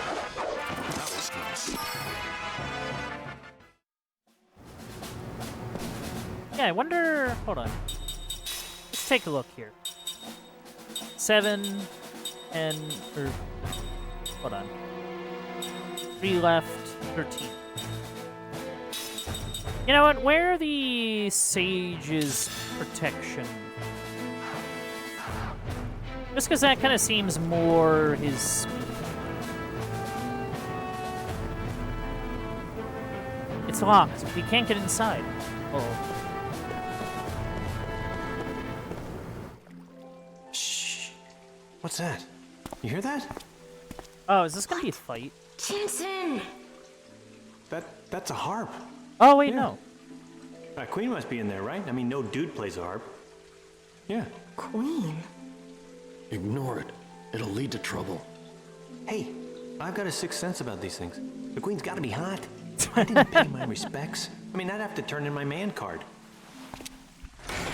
Time to work my magic. Jans. Idiot.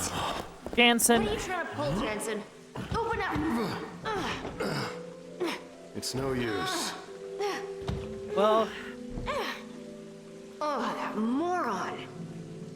Do you know anything about the Queen? Well, from a long time ago. If nothing's changed since then, she's definitely someone I know. oh, okay. Looks like your own memories are returning. So you're not afraid of the past? No, I like the past. It's thanks to the past that I'm here now, right? If memory serves me correctly. She's someone from the past who made me who I am now. Interesting. She smiled when she held out her hand to me. Even when stranded in the middle of the ocean, faced by me, a pirate. She wouldn't show any fear. I felt a certain kind of strength and a special kindness from her. Huh.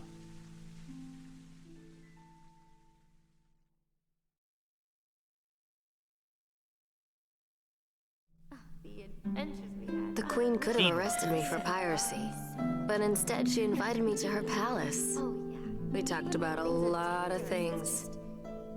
It was a huge surprise to find someone in such a high station who was so open-minded. No, she wasn't just open-minded. Even though we'd just met, it felt like we'd known each other for years. Our talk seemed full of nostalgia. I laughed for the first time in a long time. I don't know if she felt the same way, but at any rate, she seemed fascinated by everything I said. Treasure hunting in the Great Eastern Ruins, beating the crap out of pirates who stepped out of line. I covered it all.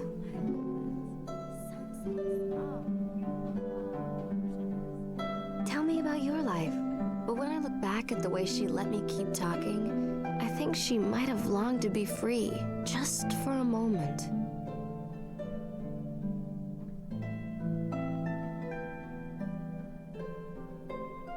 Here, take this. Scoring a queen's pendant without a fight. I must be really lucky today. No, I'm only lending it to you. The next time we meet, I want it back.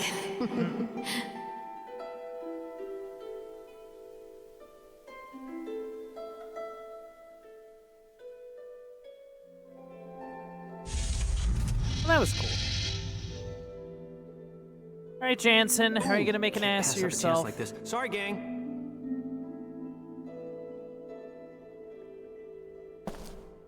Oh, we even controlled Jansen.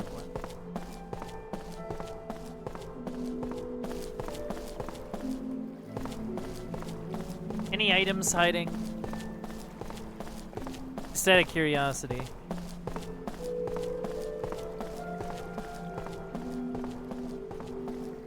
Didn't really see anything.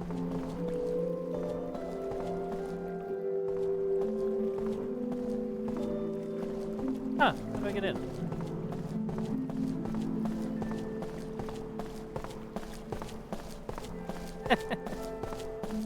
His run cycle cracks me up.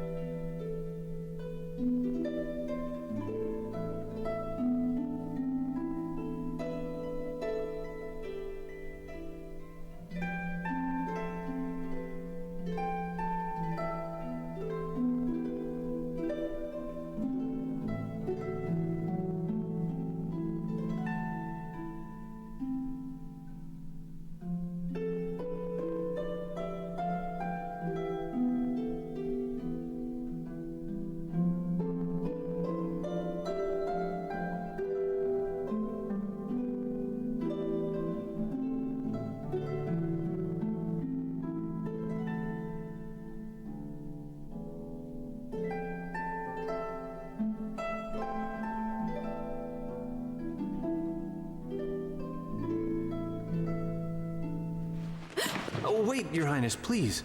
I'm not dangerous. I swear. Whew, thank you so much.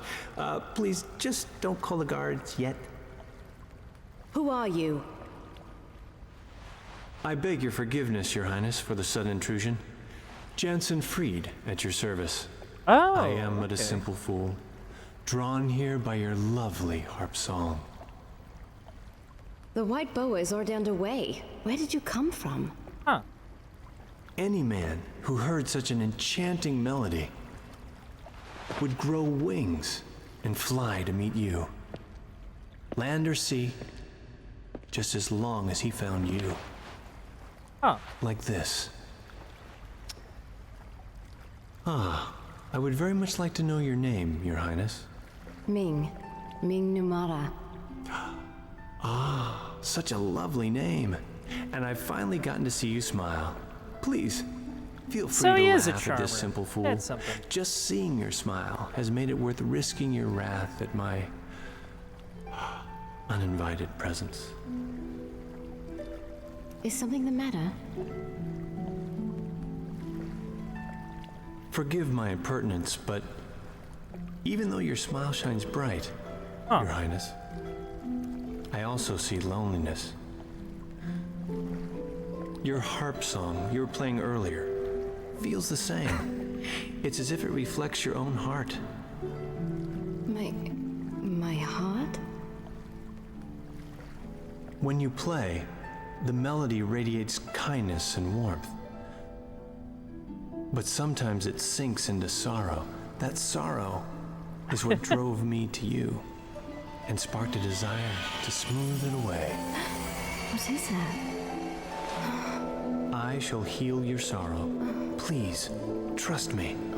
If you remain here, your heart will only be stained with more sorrow. My heart, stained with sorrow. Jansen, why did you really come? What a woman! Oh my god. Great. Just great. Are you taking her? Why are we taking her? That makes things like 12 million times worse. What is the plan? You again? You again? Jansen, you idiot.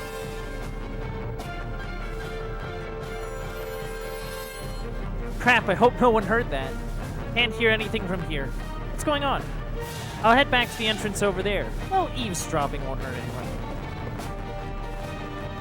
Oh, is he gonna use the... Oh, is that how we get out of here?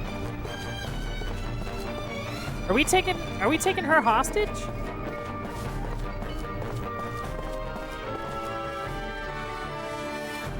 What are you doing here?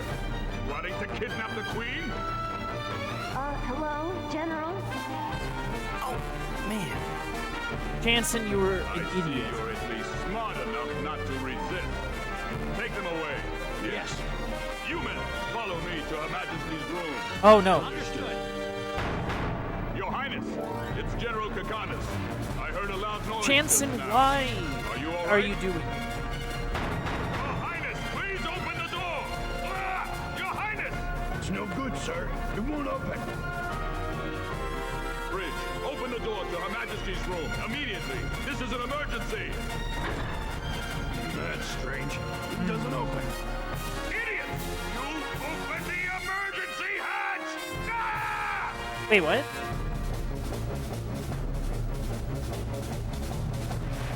That can't be good. Although somehow I doubt that they're dead. Let's just get out of here now. Where's that emergency escape I heard about? Okay, so they opened the wrong hatch. So that at least gives me time. Okay. Oh wait, no. I see. It's that one thing over there.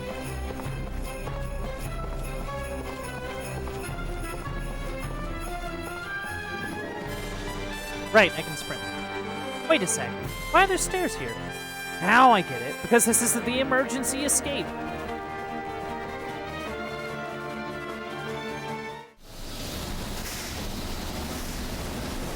Leads out here, huh? Then I better finish this vanishing act before someone catches on to it.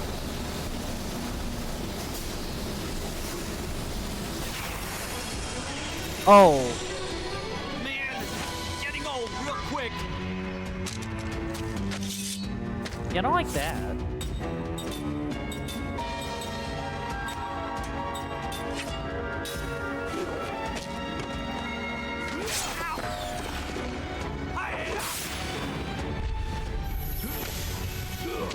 Yeah, he cannot wander around here.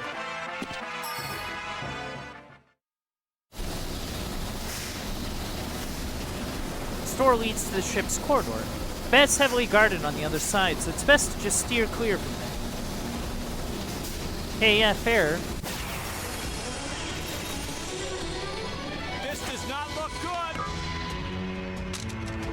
good. Okay, well, I guess the nice thing is that, like, they're not throwing anything too crazy. That kind of doesn't help, though.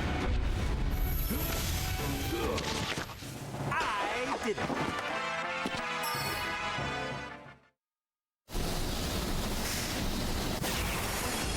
How many? This does not look good. Okay,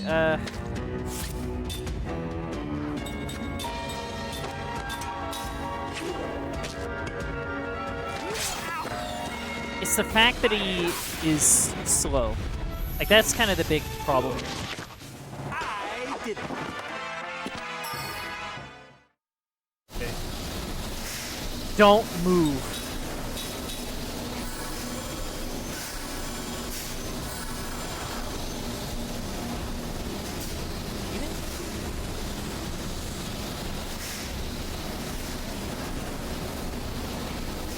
What's this?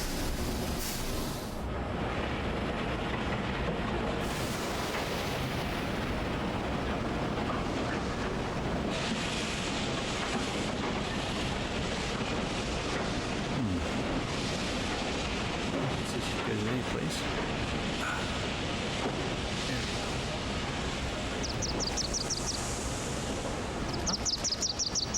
Hey there, little guy. You lost? It's a bird. You're not chasing me too, are ya?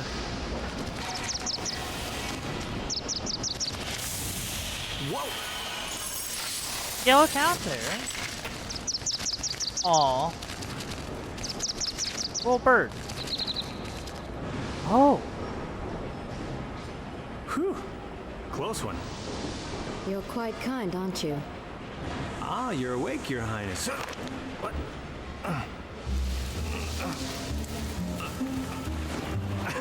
Okay, this isn't funny. I need to get out You of this. know, I was never really asleep. Oh.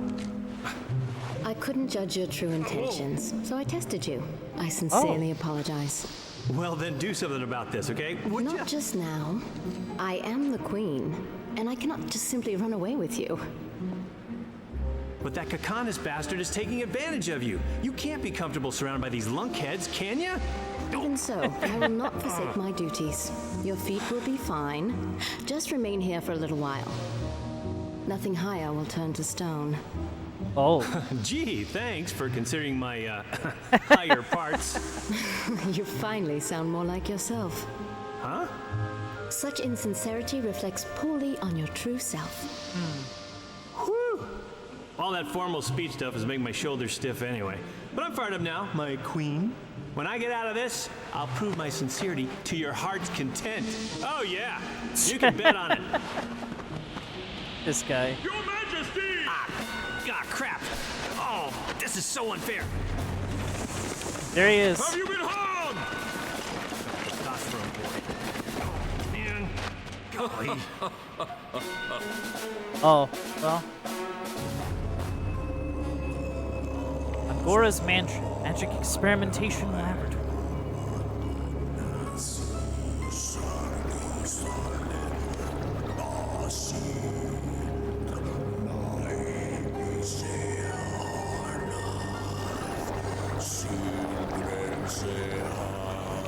That seems ominous.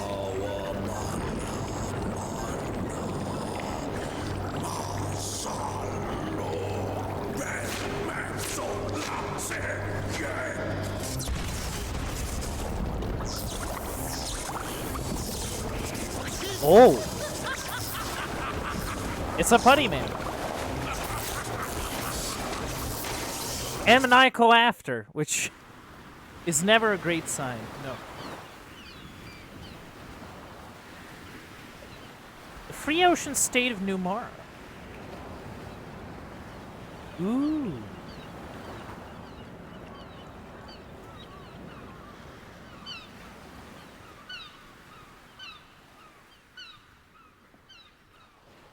That's pretty.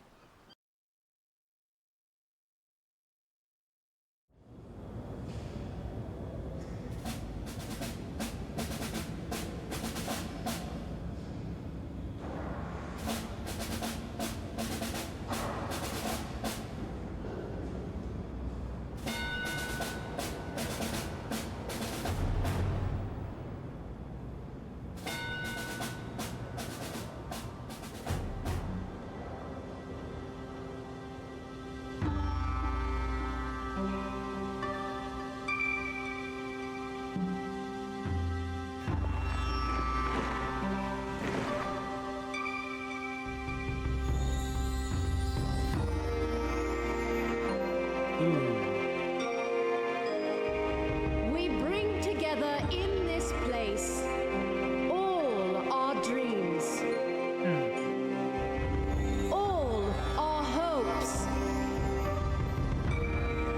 and all our dedication.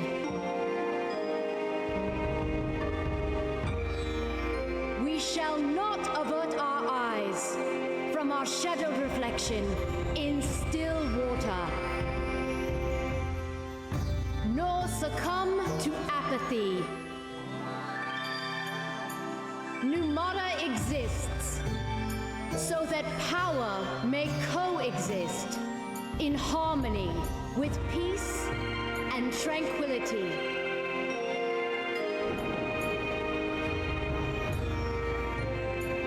Your boots are done.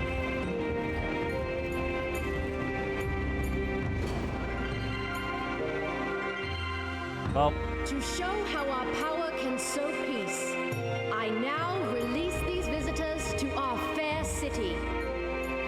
They have been prisoners. I now declare them free. he's like, man, are you kidding? Well, it's about time. You? Yeah. Thanks. Travelers, you are free to go. Thanks. Ming! Me?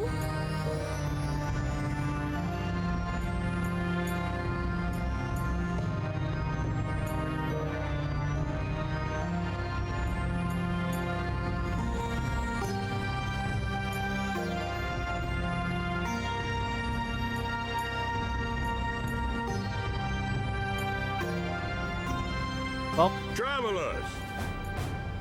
Thanks to Her Royal Majesty's leniency, you are now free to go. Now, Okay. move along! now get out. Royal Guards, dismissed!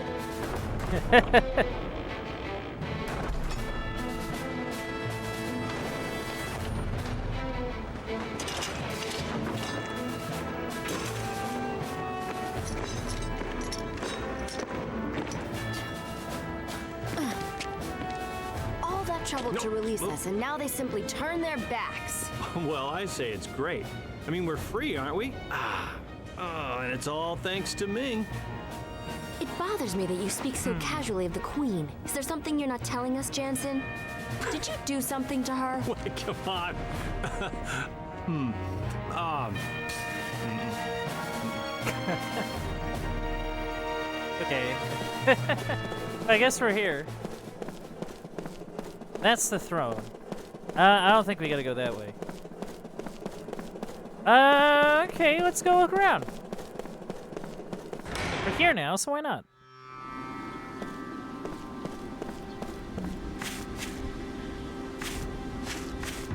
Oh, there's a save point. Oh, and there's a pot. Pot. Frontier side roads. Great, now I gotta check every nook and cranny for searchable things. Yeah, I mean, we survived that, so call that a win.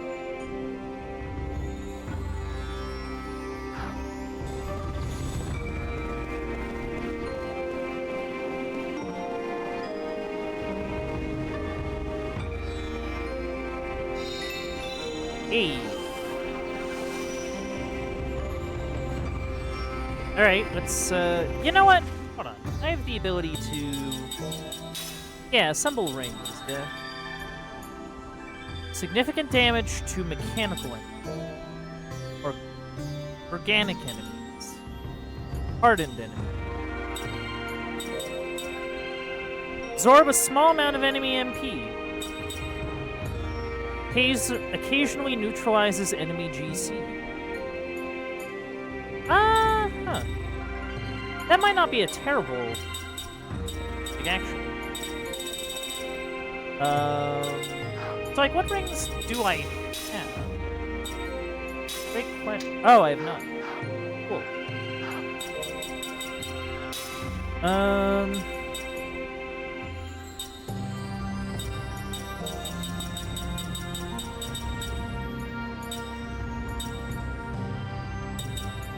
Shockwave seems good. I mean, I'll hold off on it for now. Oh, it's a cat. Oh, hello. This can't be happening. Where could my Moo have gone? My dog Moo went off somewhere all of a sudden and still hasn't come back. He probably got lost while he was out looking for food again. He's such a pig sometimes. I can usually find him around here, but not today. I doubt he's left town, though. Okay.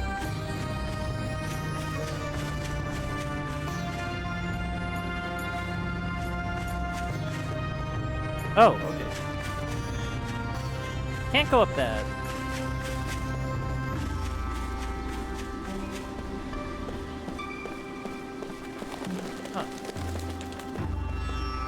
Mara's royal family crest is modeled after the birthmark on the queen's chest. This is why the queen herself is the embodiment of the royal family. General Kakanas is our ruler? Don't make me laugh. Queen Ming's been ruling us for 1,000 years. Oh. She an immortal too?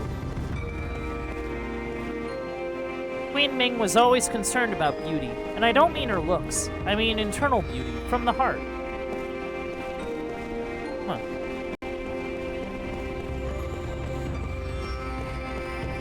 Banners. Huh.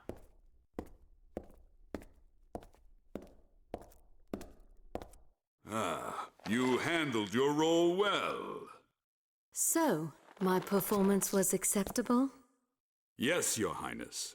We should now be able to achieve our objective. Let them loose and follow them to the truth. Oh, okay. And what will we gain from this exercise? When we have proof they work for the enemy, we'll lock them up again. They'll give us excellent leverage in negotiations with Ura. Oh. And beyond the negotiations, we stand to gain information about Grandstaff. Grandstaff? Ura has built a gigantic magic engine called Grandstaff. Okay. And we suspect they're plotting something. Right now, Ura poses a terrible threat to the entire world. A threat? Our intel has confirmed that the tragedy at Wool Highlands is connected in some way to Grandstaff. If we continue to allow Ura to run rampant, that tragedy could be repeated again at any time. The authorities in our military have voted unanimously to seize Ura as a preventative measure. You plan to start a war? The White Boa is already being converted into a battle flagship. Oh. And we've begun assembling So the answer troops is and yes. arms. This action is for the sake of the entire world. I won't allow it. While your majesty may have other ideas, the people will surely approve these safety measures. In this present magic industrial revolution, your majesty's isolationist policy is pushing the nation to its limit. National isolation promotes peace. This new regime must be created for the sake of world peace. We shall spread your majesty's teachings using our nation's military might.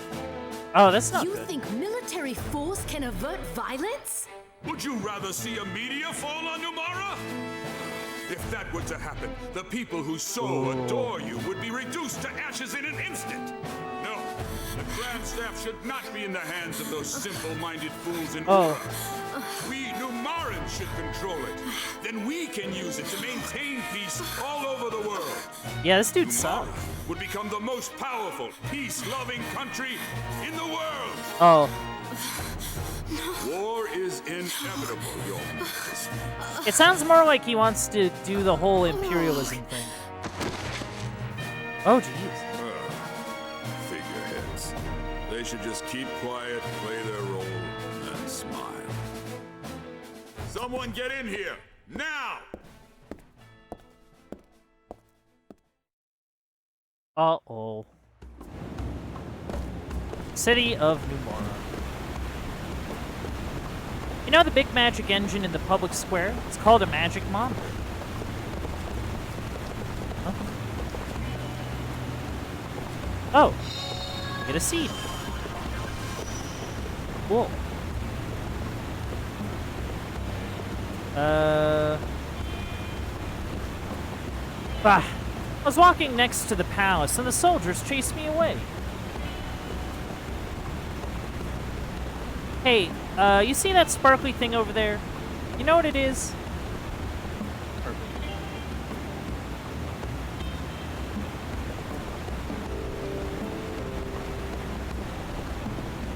What's sparkly? I thought up a good luck ritual. Throw a coin over your shoulder and into the fountain to make your wishes come true. What do you think? What do I think? Some people see a fountain in the middle of town as excessive. Me, I happen to like it. It lends an air of affluence to the city. Fountains are quaint. Nice.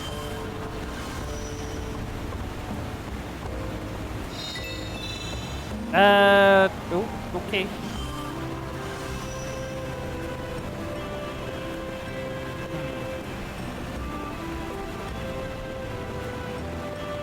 Grandma, stop antagonizing the soldiers. You can take in the sun someplace else. Oh, okay. You... Oh. Who are you? What is it? Are my ears that weird looking?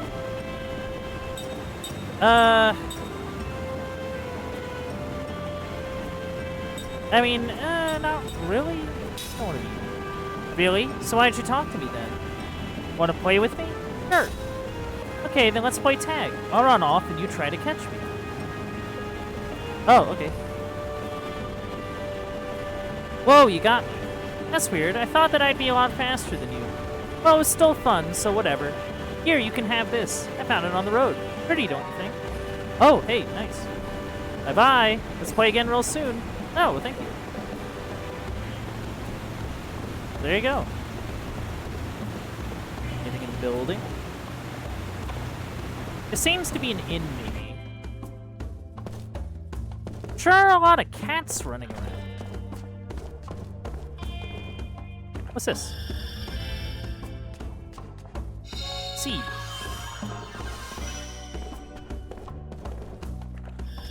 Keep finding these seeds everywhere. Hello. Hello, Gato. Ah, welcome to the inn. Please let us know if there's anything you need. Everything in the inn is free, so feel free to take whatever you want. Oh. When you've become as experienced as I am, you can find out everything you need to know about a hotel just by sitting in the lobby. Okay, I'll just take what I want then.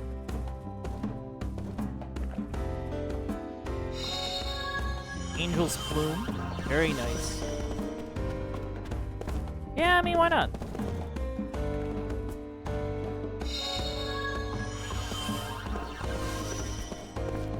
Let's just take everything that isn't nailed down.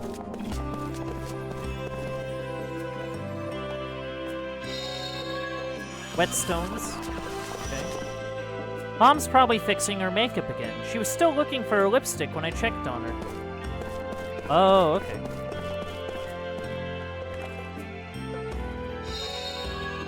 Waterfall clusters. Some extra cash.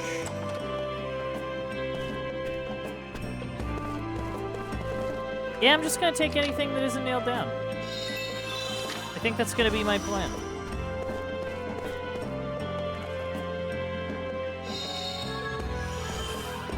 It's like, why wouldn't I?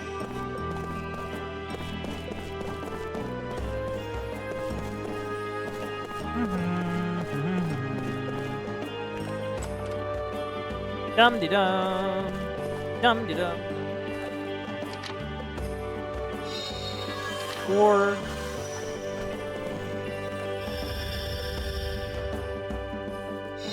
sticky tape.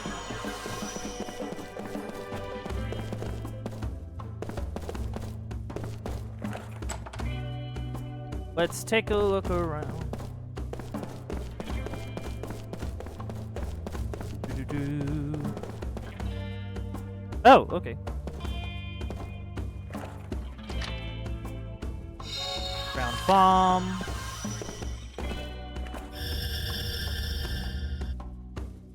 Seed. You know, I keep getting these seeds. I don't really know what they do. I gave them to that one thing in the pot. I assume they do something, right? But, like, they probably do some sort of thing. Also, mana capsule is really good.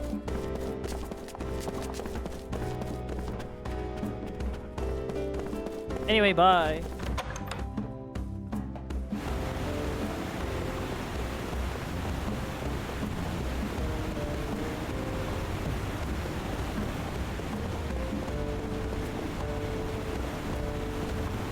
Okay, where do I go? There's a way down that way. Passageway down. Passageway this way.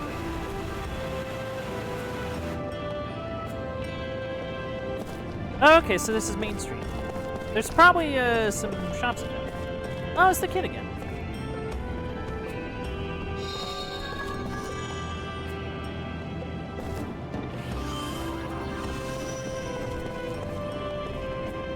I'm tired of it. He was the one who suggested going on the gondola for a date. Just how long does he expect me to wait? Aw. Well, that sucks. Not really. I'm good. Oh, you're no fun. Aw. I'm sorry, kiddo. I got things to do.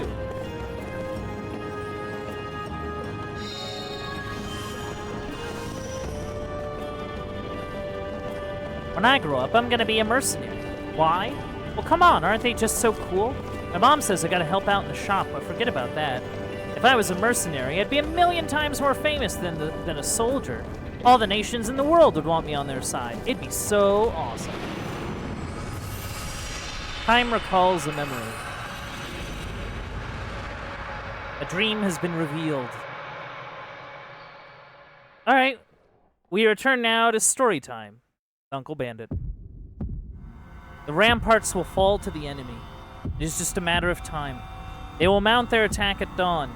The main body of the Allied forces has already drawn far back from the front. Only the mercenaries are left behind the barricade. Their orders: defend it to the death. These men, who have gone from battlefield to battlefield, know exactly what that means. The talkative mercenary. They just left us here to die. Chuckles the one called Toma in darkness too thick for a person to make out his own hand. They want us to buy time so the main forces can pull farther back. We're supposed to be their shields, performing our final service for our employers. His dry, papery laugh shakes the darkness. Time says nothing in reply.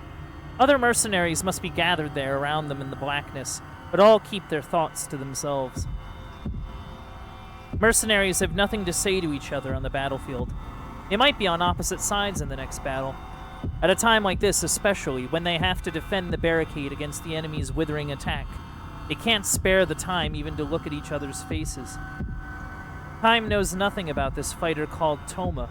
His voice sounds young. He probably has very little experience as a mercenary.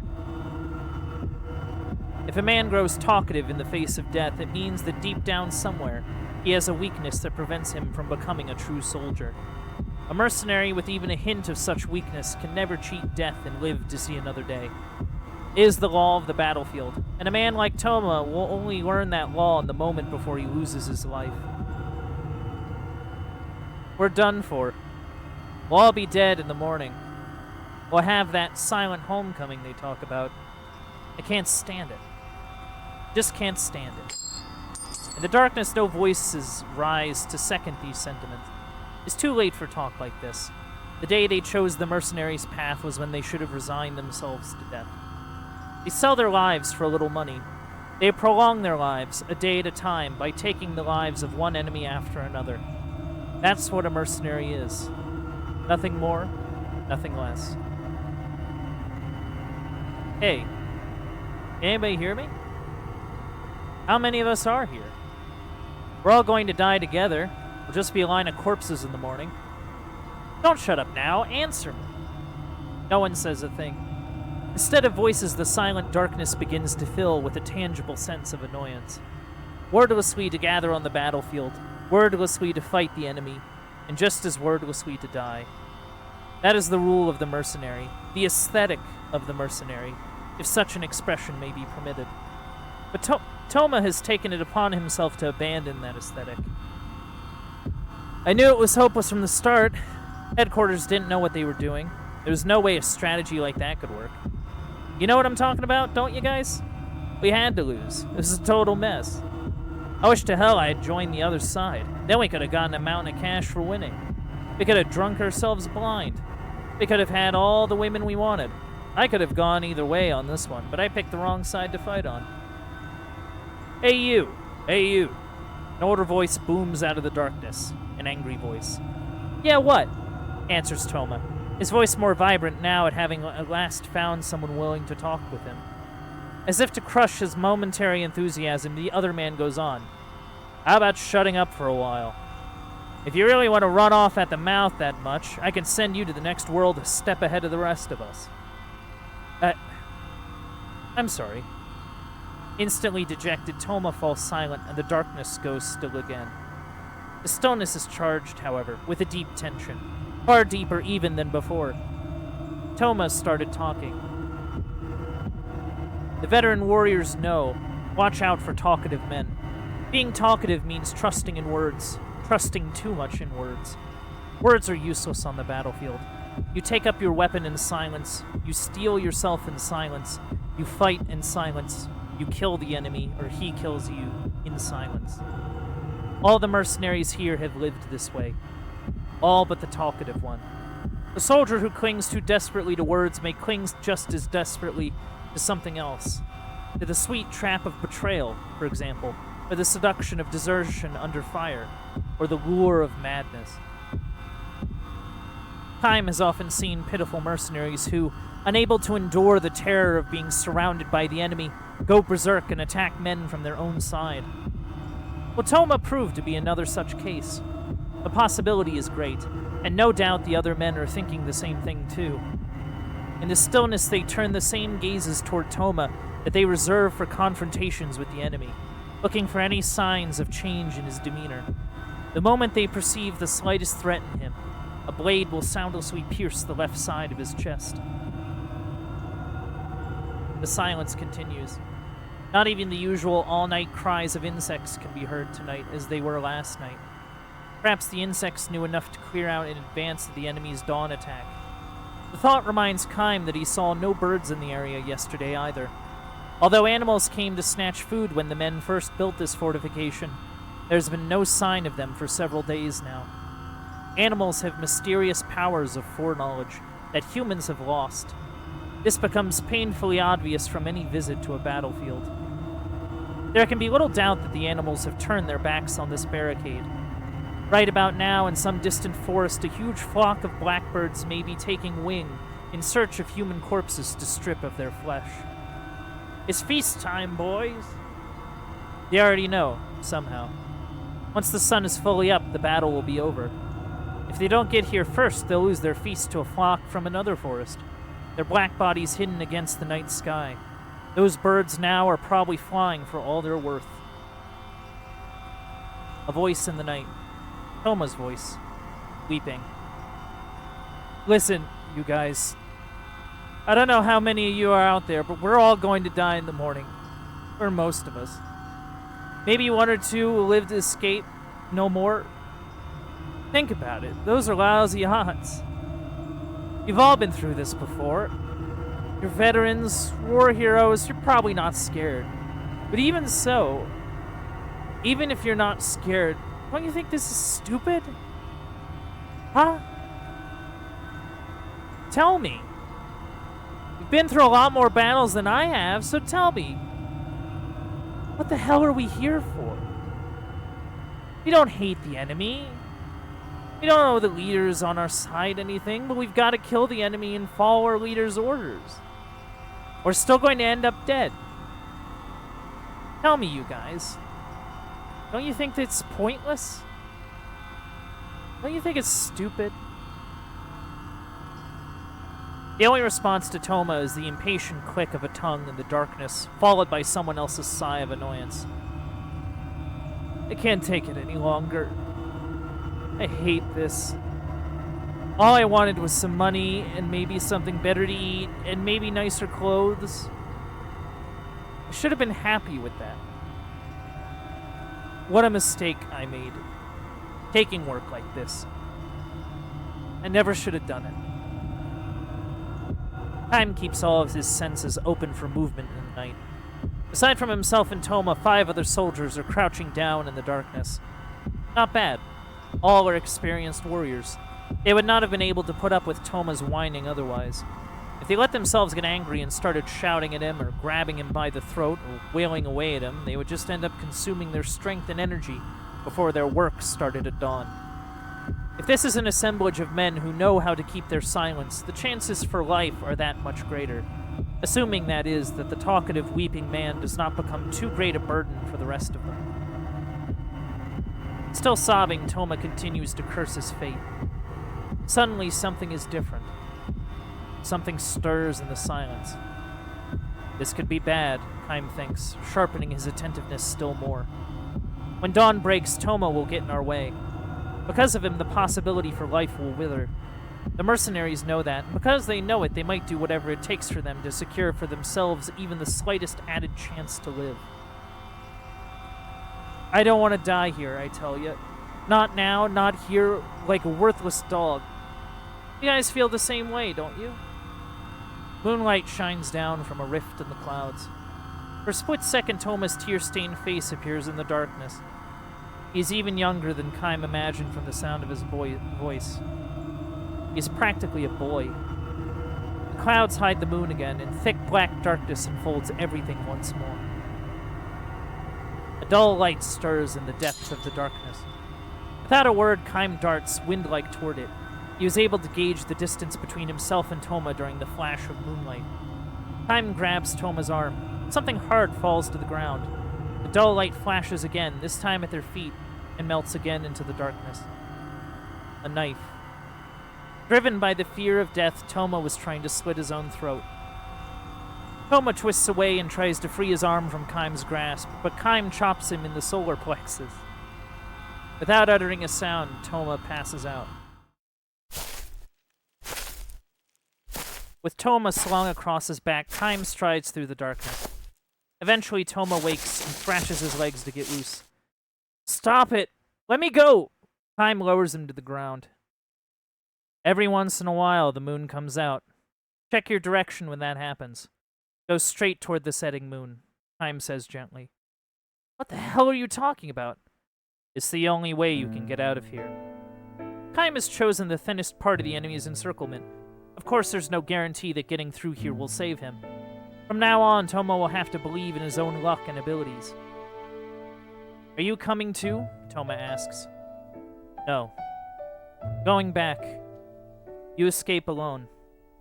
Why? You come too. Let's both escape. Come with me. Toma clings to Kime's arm as he pleads with him, but Kime gives him a hard slap on the cheek. The flesh of that cheek is too soft to belong to a veteran warrior. It is the flesh of a boy. A kid. You go alone. But why? To live. That's why. What about you? You want to live too, don't you? You should run away with me. You don't want to die, do you? Want to live? No. Kime has no great desire to live. He lives because there is nothing else he can do. He lives because he has to. Toma is far too young, his own burden of life far too fragile for him to know the pain of such a life. We live to fight. That's what mercenaries do. But get the hell out of here. You're ruining it for the rest of us. You guys will never win this battle. So why not run away? It's our job to fight. With that, Kime turns on his heels and starts back the way they came. Toma stands there, watching Kime move away, and a moment later he himself darts into the western forest. To fight, or to flee. Kime cannot know which holds out the greater promise for life. He also believes it is better not to know. Except, I hope you make it, boy, he mutters, walking on. The eastern sky is beginning to brighten little by little. Soon the enemy's all-out attack will begin.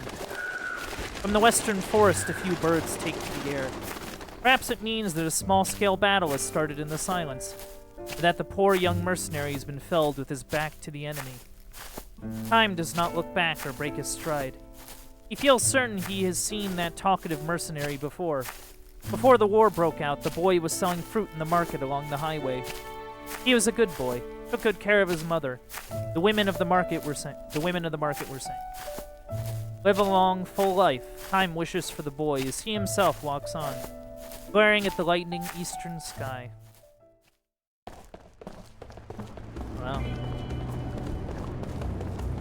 People say that Ura's already down for the count, so I guess I'll be heading for Gotza instead. Just kind of curious if there's like a shop somewhere. This looks like a shop. In's Boutique.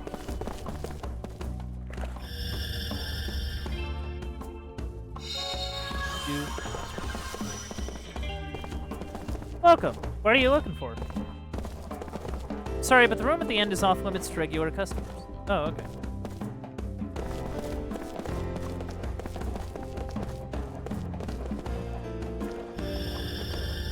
Now that just makes me curious. Okay, I need to find a save point. Oh, there's a ladder.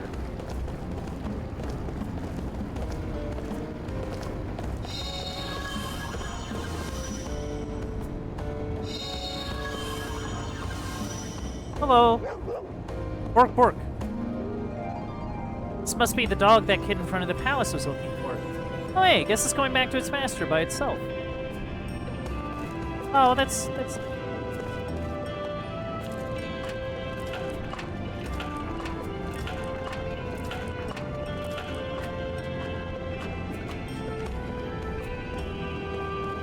What's up here?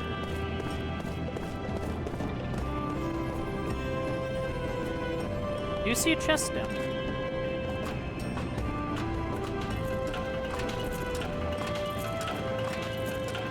Oh, wait, no, there's a chest, Oh, this is the one I saw, before. At least I think it is. Oh, nice.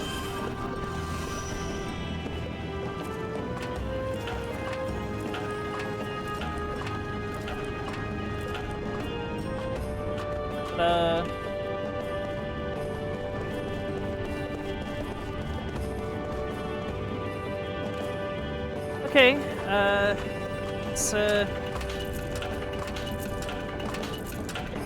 take a look around.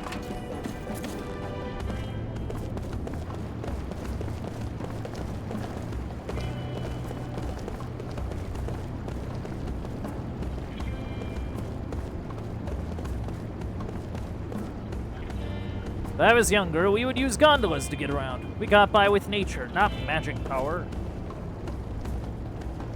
Thank you. Now the loading's all taken care of. But are you sure this is okay? Won't the captain yell at you if he finds out how much you helped me? Ah, don't worry about it. This sort of thing we can handle in a flash. Yeah, think of it as payback for all the hot lunches you've made us. If you need any more help, just give us a call.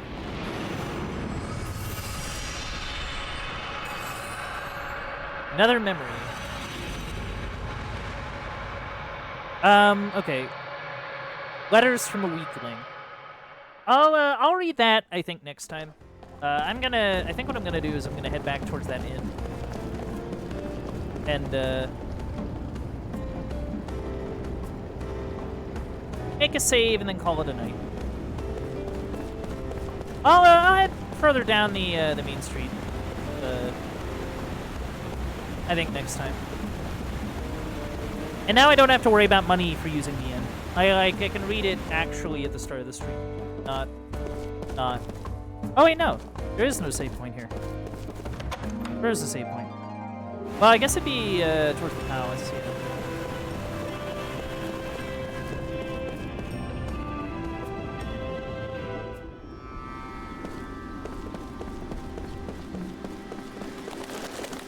What's your deal? Thank you for finding Moo for me. Here, you can have this. Thanks again. Here, Moo, you say thanks too. Oh, Hello, oils.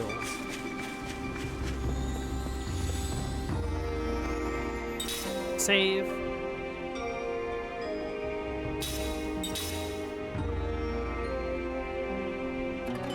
Wait, I think I'm gonna go look for someone to raid into.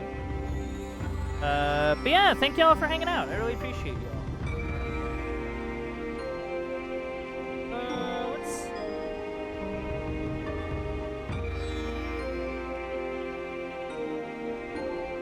I'm going.